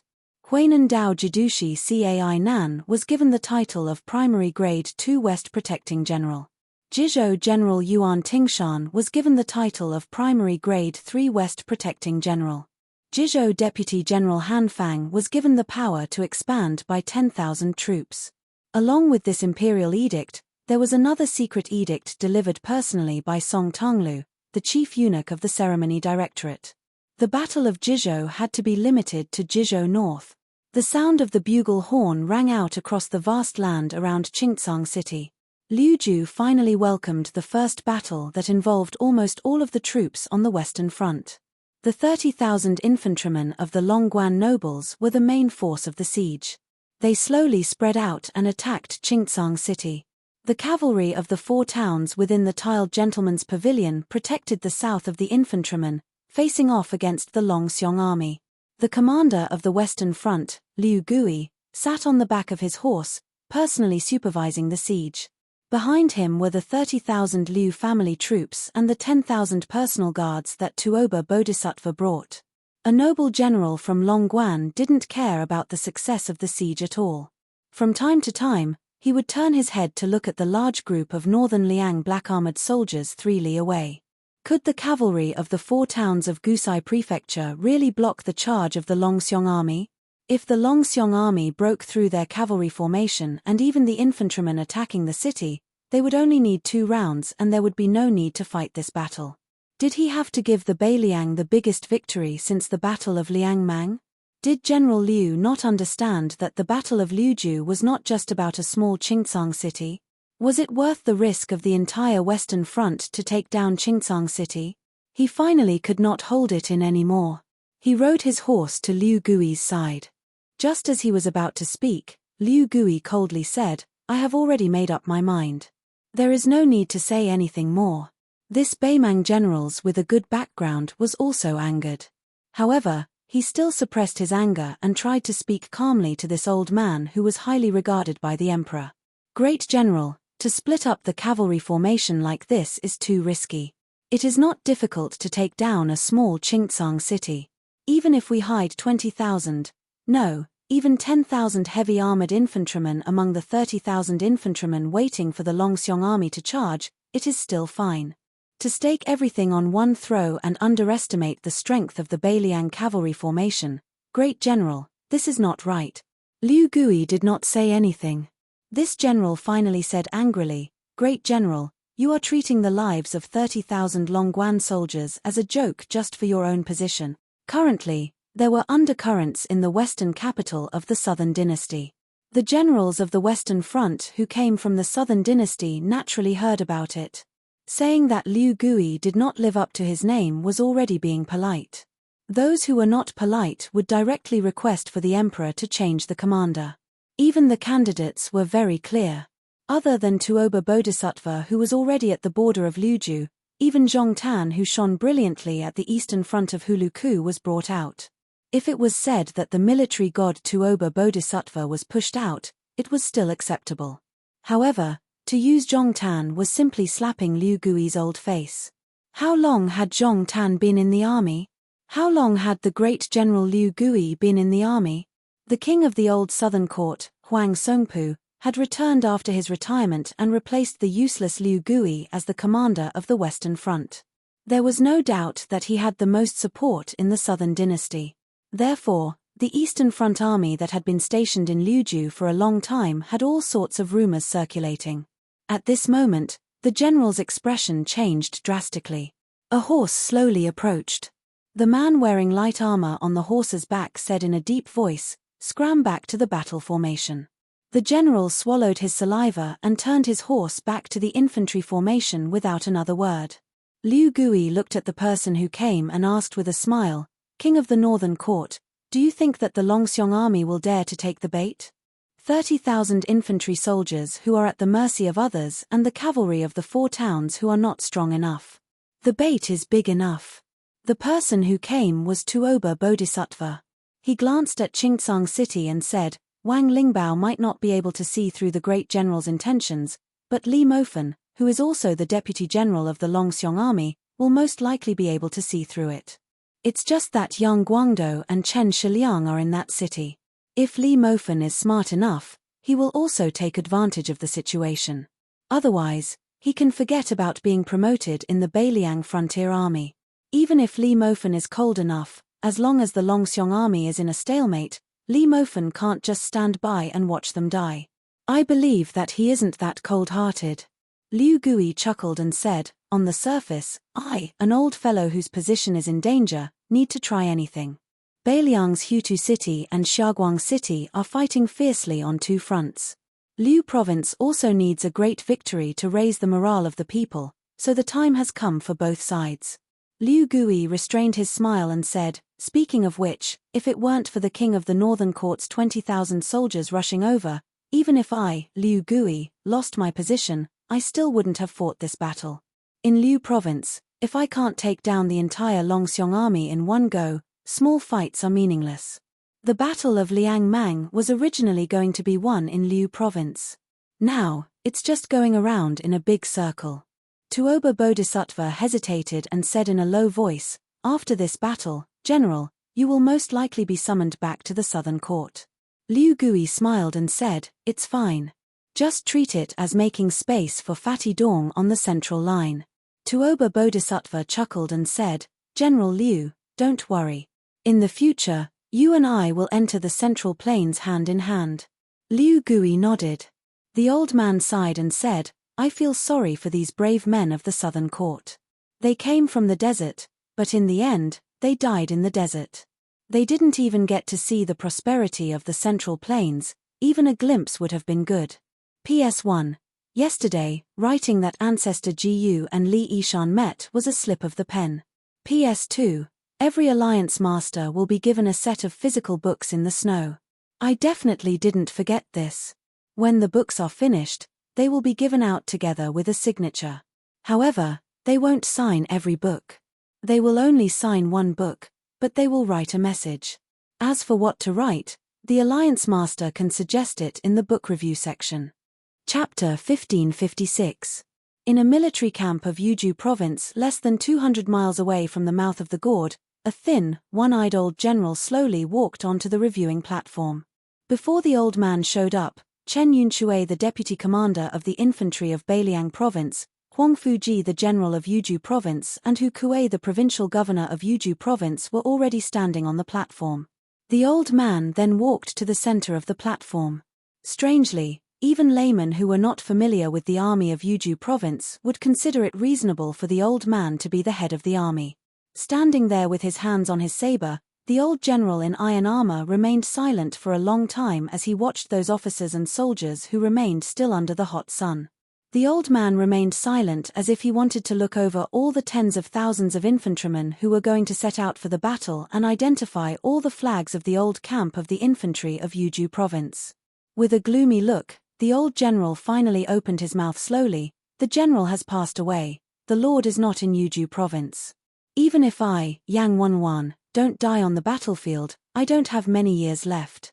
Therefore, I would like to take this opportunity to say something that I've been hiding for almost 2 decades." The old general picked up his saber and pointed at Chen Yunshui, the deputy commander of the infantry of Beiliang Province, on his side. "Old Chen, you must know our deputy commander. I remember that this guy accompanied me to drink in Lord Qingliang's mansion 16 years ago. At that time, Chen Yunshui was just a Class 3 general. The general joked that it was a waste of talent for you to lead 40,000 to 50,000 infantrymen in Yuzhou province. Why not go to the border of Liangzhu province and give you 30,000 cavalries? Yang Wenwan didn't look at her best friend who had known her for most of her life. She just pointed at the embarrassed Chen Yunxue with the cold knife. This old bastard can't hold his liquor, and his behavior is even worse when he's drunk. He was pretending to be drunk at that time, but as soon as the general said that, he immediately stood up. His eyes were so bright. Guess what the deputy commander of the infantry of Beiliang said? He said, "Do it." Why didn't he do it? Of course, the general didn't succeed in poaching him. Why? Did Chen Yunxue regret? No, Yang Wenwan, was too anxious and almost fought with the great general. I still remember clearly what I said at the time. As soon as I smashed my wine cup, I stood up and told the Grand General that Beiliang's infantry only had this much strength. For the past 2 years, the Liangzhu cavalry had swindled and stolen so many of them. They had picked out most of the old ones, and even some of the young ones weren't spared. How could I, Yang Wenwan, still be the commander of Beiliang's infantry?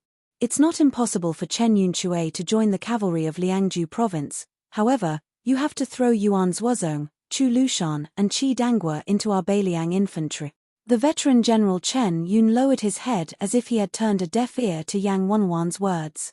However, he probably wanted to dig a hole and hide in it after being exposed so mercilessly by Yang Wenwan. Yang Wenwan then pointed at Yozhou's provincial governor Hu Kuei with the cold knife. This provincial governor is the founder of our Beiliang's crossbowmen. He is the most legitimate cavalry general. When Lord Hu replaced Wang Peifang as the provincial governor of Yuzhou, he came to me, Yang Wenwan, to establish a relationship with me. According to the rules of the officialdom, he said some polite words to an old man like me. Then, I asked him a question. How did he feel about being an official in Yuzhou, which had fewer war horses than Lingzhou a few years ago? Provincial governor Hu is an honest man, so he told me honestly that he felt quite sullen. He said that he thought he had a chance to be Liu Jianyu's assistant in Hutu City. Otherwise, he could have gone to Liuzhou's Longxiong army to work with his old subordinate Li Mofen and Wang Lingbao. That's not bad either. Yang Wenwan leaned on the knife with both hands again and looked at the more than 10,000 infantry soldiers. Our Beiliang has 300,000 border soldiers.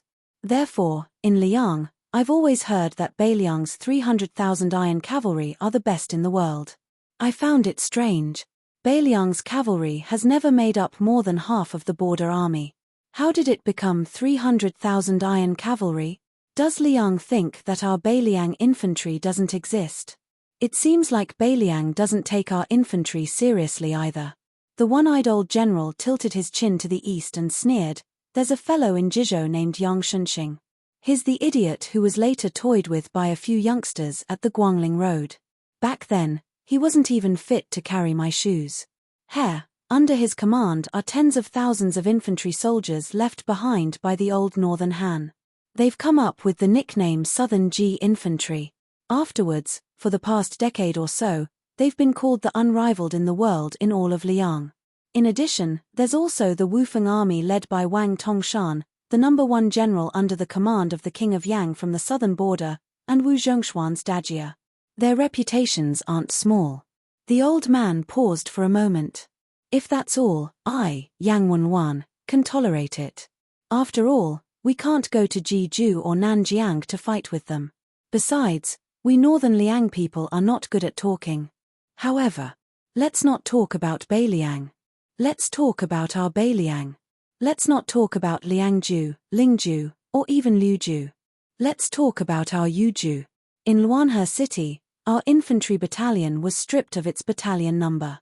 Who was it that crossed Hazhou and entered Jizhou, and in the end, at the mouth of the gorge, reduced 10,000 soldiers to only 3,000?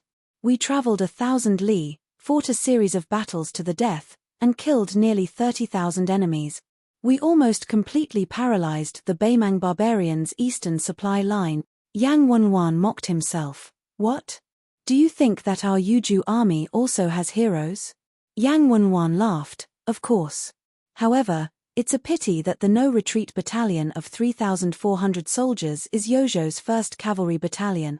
The prince who fought alongside the 10,000 Yuzhou cavalry is an ordinary soldier in the no-retreat battalion in name. Haha, it has nothing to do with you, a bunch of pitiful creatures who don't have war horses and only have 2 legs.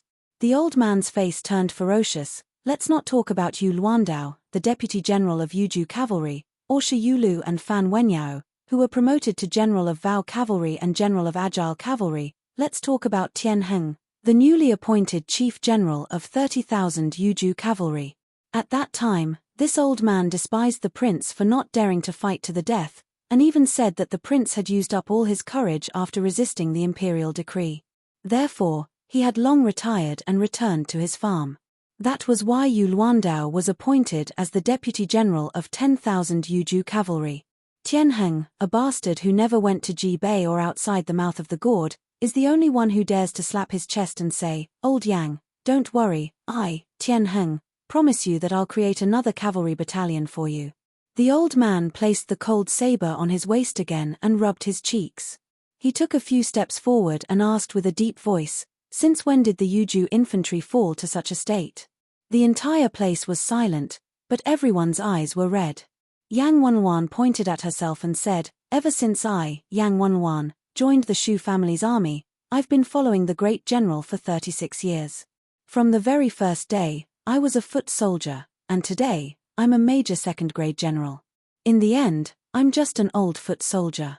I don't dare to say that I'm the leader of the entire Beiliang infantry, but I, Yang Wanwan, am the one who raised all your Yuzhou infantry." The one-eyed old man casually pointed in the direction of Xiaoguang city behind him and said, "Over there, and to the north, you'll see the Beimang barbarians. They claim to have an army of 200,000. Both Crouching Bow City and Luanhe City are gone, and the Beimang barbarians say that Xiaoguang city will fall soon." The old man turned around and said, "But I, Yang Wanwan, will not agree to it." At the northern border of Yuzhou and River Province, a huge scarlet flag was flapping in the wind. The chief general of Yuzhou cavalry, Tian Heng, his deputy general, Yu Luandao, general of Vao cavalry, Shi Yulu, and general of Agile cavalry, Fan Wenyao, were all riding their war horses in a line. Behind them were 30,000 light cavalrymen from Yuzhou. The old general, Tian Heng, had a simple appearance. He didn't look like a general with great power.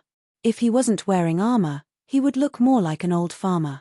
At that time, this old man was resentful of the young vassal king's inaction.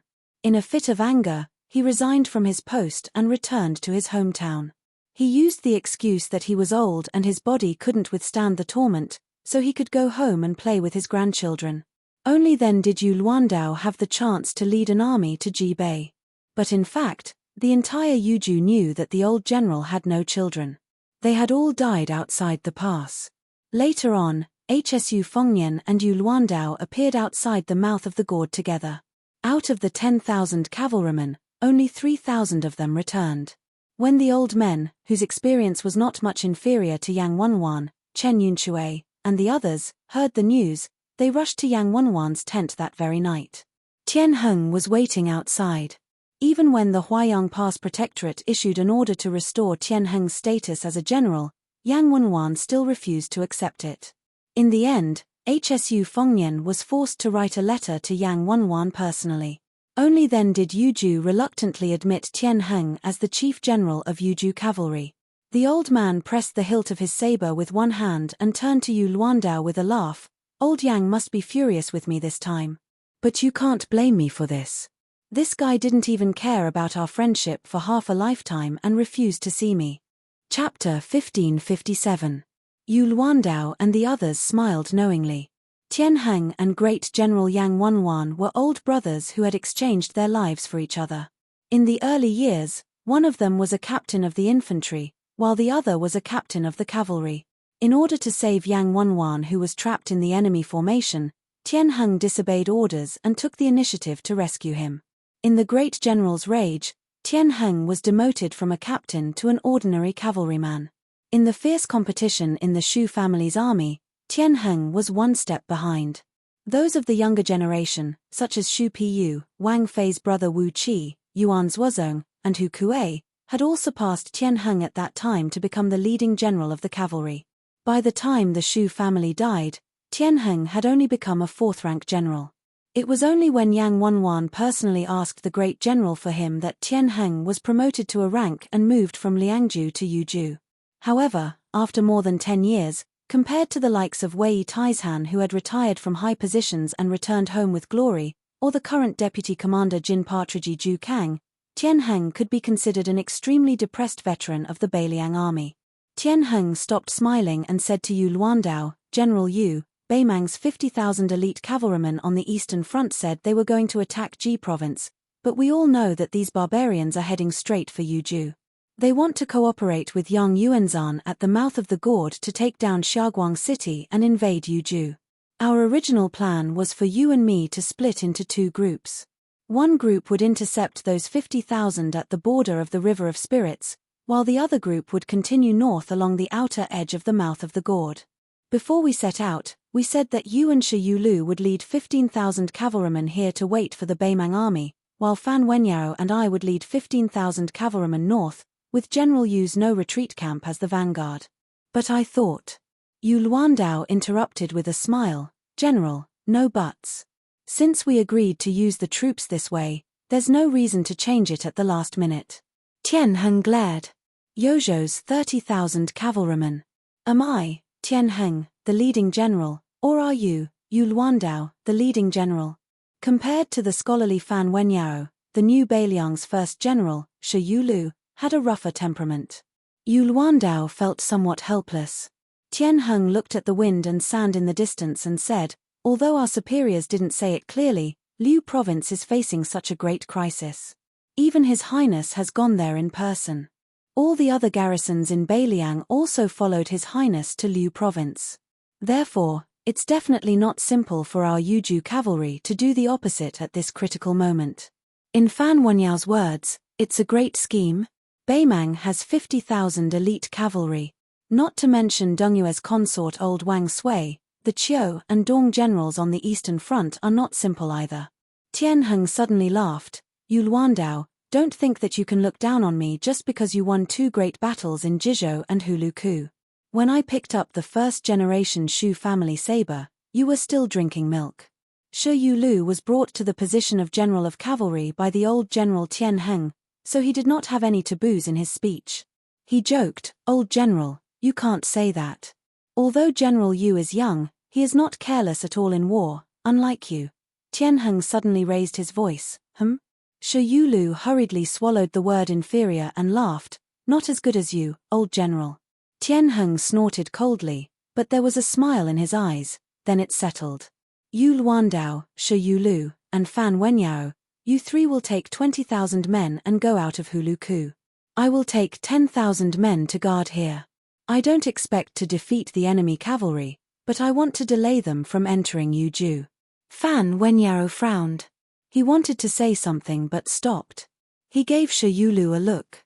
The latter understood and whispered, "Old general, you can't change the marching strategy so carelessly." Tianheng waved his hand. "The mouth of the gourd is the most important. Whether or not we can catch the turtle in the jar will depend on whether your 20,000 cavalry can hold on to the mouth of the pocket."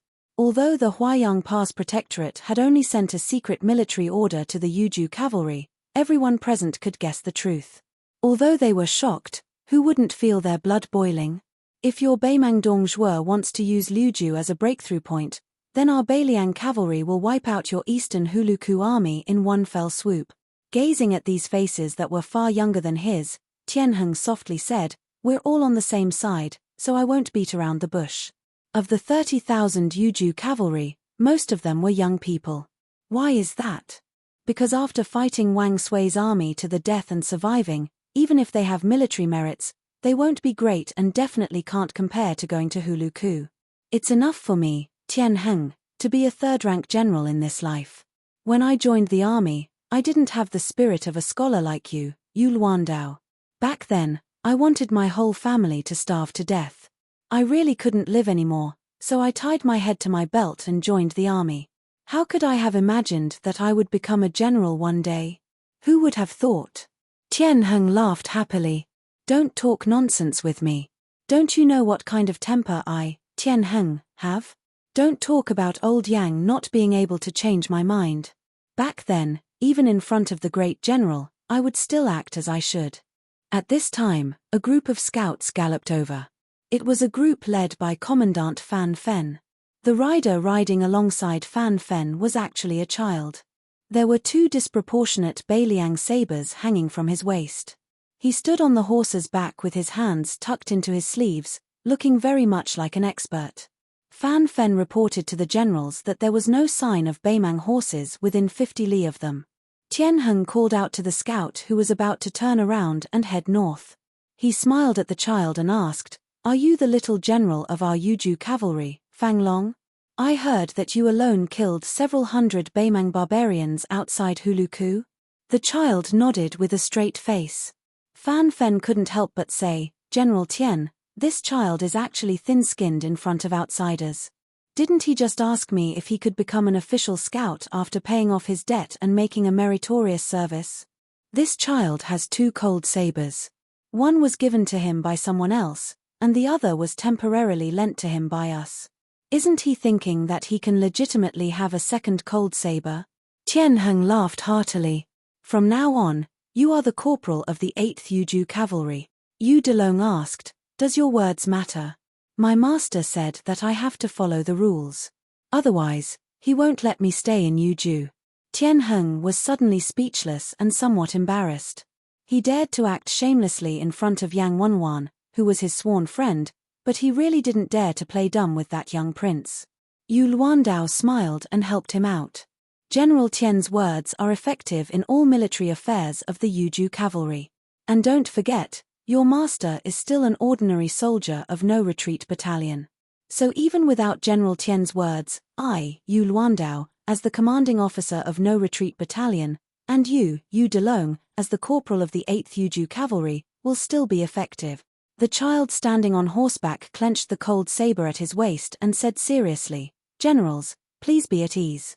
I will definitely kill more enemies this time than last time." Tian Heng smiled and waved his hand. The child and the scout captain, Fan Fen, and the others rode away. Then Tian Heng said to the 3 sternly, "I, Tian Heng, am an old man who fought his way out of the spring and autumn war. My strength is not as strong as it was back then, so Beiliang will depend on you in the future." Tian Heng lowered his head and looked at the 6th-generation Shu family saber at his waist. After looking up, he suddenly said, "General Yu, I didn't leave anything behind in my life, just a run-down house that isn't worth much. But there are still 5 sabers at home. Then I'll leave them to you, Yu Luandao, to keep them for me. If you have the chance in the future, tell the younger generation about the story of that Yuju veteran. How about it?" Yu Luandao, Shi Yulu, and Fan Wenyao were all silent. Tian Heng clasped his hands and laughed, "Goodbye." The battle to attack and defend Hutu City was in full swing. A cavalry army of only about 10,000 quietly left the encampment and headed east like a lion hunting a rabbit. The leader of the cavalry was the commander of Beiliang's cavalry, Yuan Zhuozong. His momentum was like a rainbow. Almost at the same time, there were 2 cavalry armies that had never fully appeared on the battlefield. They separately headed to the 2 dangerous passes at the junction of the cold and dark north. The 2 passes were heavily guarded, all of them elite Yuju infantry. The area around the pass was heavily guarded. There had always been an iron law that if unrelated people appeared, they would be killed without mercy. A few months ago, as a large number of sealed items were added to the 2 passes, a large number of Beiliang's top crossbowmen began to secretly roam around these 2 places. The 2 cavalry armies added together only had a little over 9,000 people. It was not weird for one person to have 2 horses, but what was shocking was that each of these war horses were Beiliang A-grade war horses. One must know that in the entire Beiliang, only 3,000 dragon elephant cavalry could be equipped with A-grade war horses. Yuju only had 300 to 400 of them. Lingju did not even have a single one. These strange horsemen clearly didn't carry cold swords or crossbows, but every one of them was an elite of the border army with outstanding physical strength. Their robust physiques and their swift and fierce aura were intimidating even if they didn't even wear light armor. One was the Rouge Cavalry. The other was the Wei Bear cavalry. When they were on the battlefield, all of them wore armor. That was the Rouge cavalry, the Wei Bear cavalry. During the Battle of Hutu City, when Liu Ju was in a state of emergency, when Yang Wenwan had to move 10,000 death warriors to reinforce Xiaoguang City, 20,000 Yuju light cavalry, 10,000 Great Snow Dragon cavalry, the Iron cavalry of the Beiliang cavalry, 9,000 true heavy cavalry. They would all appear outside the mouth of the gourd. Chapter 1558. Liangzhou's Hutu City had become the second fishing island of the Central Plains. However, that time, it was the Shu clan's iron cavalry that was obstructed in the Central Plains. This time, it was the northern Mang's horseshoes that were densely packed together in the Dragon Eye Plains outside the city. The great king of the southern courtyard, Dong Zhuo, personally led a crow's pen, patrolling a troop of infantry that was ready to attack. Beside this fatty was a young man and woman of noble status. Among them, the sickly-looking young man had many identities. None of them were simple. He was Chun Jinzhou of Northern Mang's four great Jinzhou, the leader of the Southern Dynasty's strategist, the chess, sword, and music school's divination operator. Of course, his most fundamental identity was Tuoba Bodhisattva's eldest son, Tuoba Chi-yun. The woman who had just been officially taken away by Zhong Tan of the Calabash Vanguard was called Yelu Yuhu. This man and woman almost succeeded in scheming against HSU Fengnian outside the Calabash Vanguard. Unfortunately, Yuan Zhuozong led 10,000 Great Snow Dragon cavalry to the battlefield, making them and that Taiping commandant's efforts go to waste. Dong Zhuo pointed at Hutu City with his horsewhip and said, Hutu City, which is said to be able to support 10 years of war, has run out of winches and wooden bales in less than half a year. We've also used up more than half of the bricks and clay bales. We've also cut down countless iron bales, spears, and battering poles. There are only 3 crossbows left on the city wall that are still intact. The broken ones have piled up into mountains. Of course, there are still many small and medium crossbows and light crossbows in the city. There are still hundreds of thousands of arrows in the warehouse. However, compared to Xiangfan City, which had less than 100,000 soldiers but 300,000 civilians, Hutu City has a fatal flaw. There are too few people. Crossbows are dead. If they are broken, they can go to the warehouse and get new ones. The Beiliang Frontier Army in Hutu City is not immortal. Their arm strength is far inferior to the early stage. If you too have the opportunity to watch the battle, you should be able to see that most of the archers on the city wall have bandages on their arms. To put it bluntly, if you give me another 3 months, I, Dong Zhuo, will be able to stand 100 steps away from the city. I reckon that not many archers will be able to pierce through my armor and kill me. Tuoba Chi-yun, whose body emitted a faint medicinal smell, had a solemn expression and did not comment. Because His Majesty had personally deprived Xia Zhemo of his position, Yelu Yuhu came to Tiger Head City in a fit of pique to relax. She glanced at the fat man with a playful expression. He was a 35-year-old king of the southern courtyard, and he had millions of soldiers in his hands. He was almost as powerful as the old Prince Liang, Xu Xiao, and the 2 Liao Jiyu Jiantang. It was this guy who had insisted on attacking Beiliang first and had caused such a big commotion, causing His Majesty and the Taiping Commandery to bear great pressure. In the end, other than Yang Yuanzhan on the Eastern Front, whose merits could barely offset his faults, the other 2 fronts were overshadowed. Especially Fatty Dong himself, who was forcibly blocked outside Liangju Pass by Hutu City. Even Liu Gui, who had only lost a few thousand men, had been cursed as an old dog in the Western Jing court. For the time being, no one had the courage to impeach Commander-in-Chief Dong Zhuo. Yelu Yuhu was very curious about how long this fat man, who privately called His Majesty Sister Emperor, could last. Dong Zhuo seemed to casually mention 3 months, but Yelu Yuhu, who knew the rules of the court very well, sneered in her heart. Had he fallen to the point where he needed her and Tuoba Chi-yun to help him pass on a message to some people? Or was it that His Majesty and the Taiping Commandery, who had placed great expectations on Dong Zhuo, could no longer hold back? Tuoba Chi-yun finally said, General Dong, I have been to the northwest camp on the Longyang Plain. Dong Zhuo grunted in acknowledgement. When she thought of the so-called northwest camp, Yelu Yuhu suddenly felt somewhat disgusted. What camp? It was just a place to pile up sick and dead bodies. Pile up. The strength that the Southern dynasty had accumulated over the past 20 years was all focused on offense, especially on siege materials. Otherwise, they would not have been able to pull out nearly 1,000 catapults of various sizes in one go. However, Beimang had never been good at treating the wounded on the battlefield. Under the scorching sun, Yelu Yuhu, clad in a gorgeous golden armor, was already dripping with sweat. She had a natural yearning for war, yearning for the thrill of exchanging lives on horseback, yearning for the piercing feeling of an arrow piercing through the enemy's skull. Yelu Yuhu was used to seeing dead people, but even someone as determined as her almost couldn't help but vomit when she arrived at the Northwest Barracks. Carts after carts of corpses were dragged down from the battlefield and thrown into large pits that had been dug. Wounded soldiers lay not far from the pits, wailing in pain.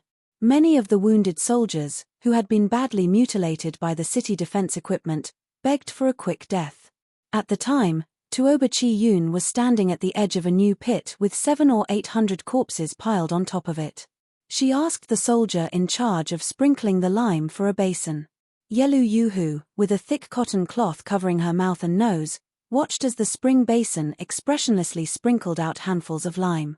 She suddenly realized that she, who had been more cold-hearted than the men of the grassland since she was a child, actually felt sad for the first time after seeing this scene.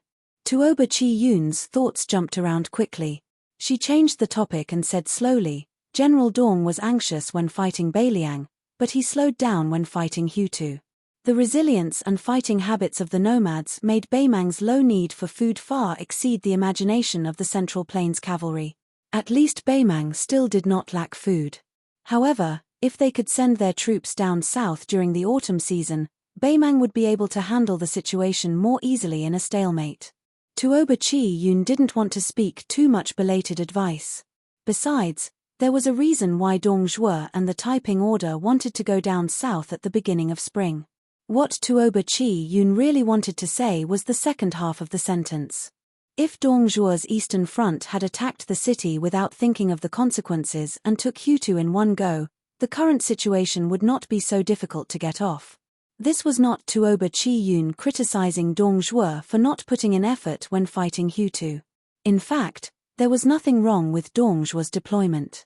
However, since Dong Zhuo was the king of the southern courtyard and the commander-in-chief of the million-strong army, he should have done more.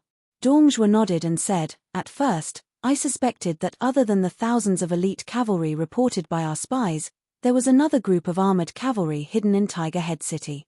For example, the 6,000 iron Buddhas that were later given to the Chidang Kingdom. I even suspected that at least one of the two groups of northern Liang's heavy cavalry, which totaled about 9,000 people, was hidden in Tiger Head City. Because I felt that since Chu Lushan dared to place the Huayang Pass behind Hutu, he must have wanted to fight me head-on.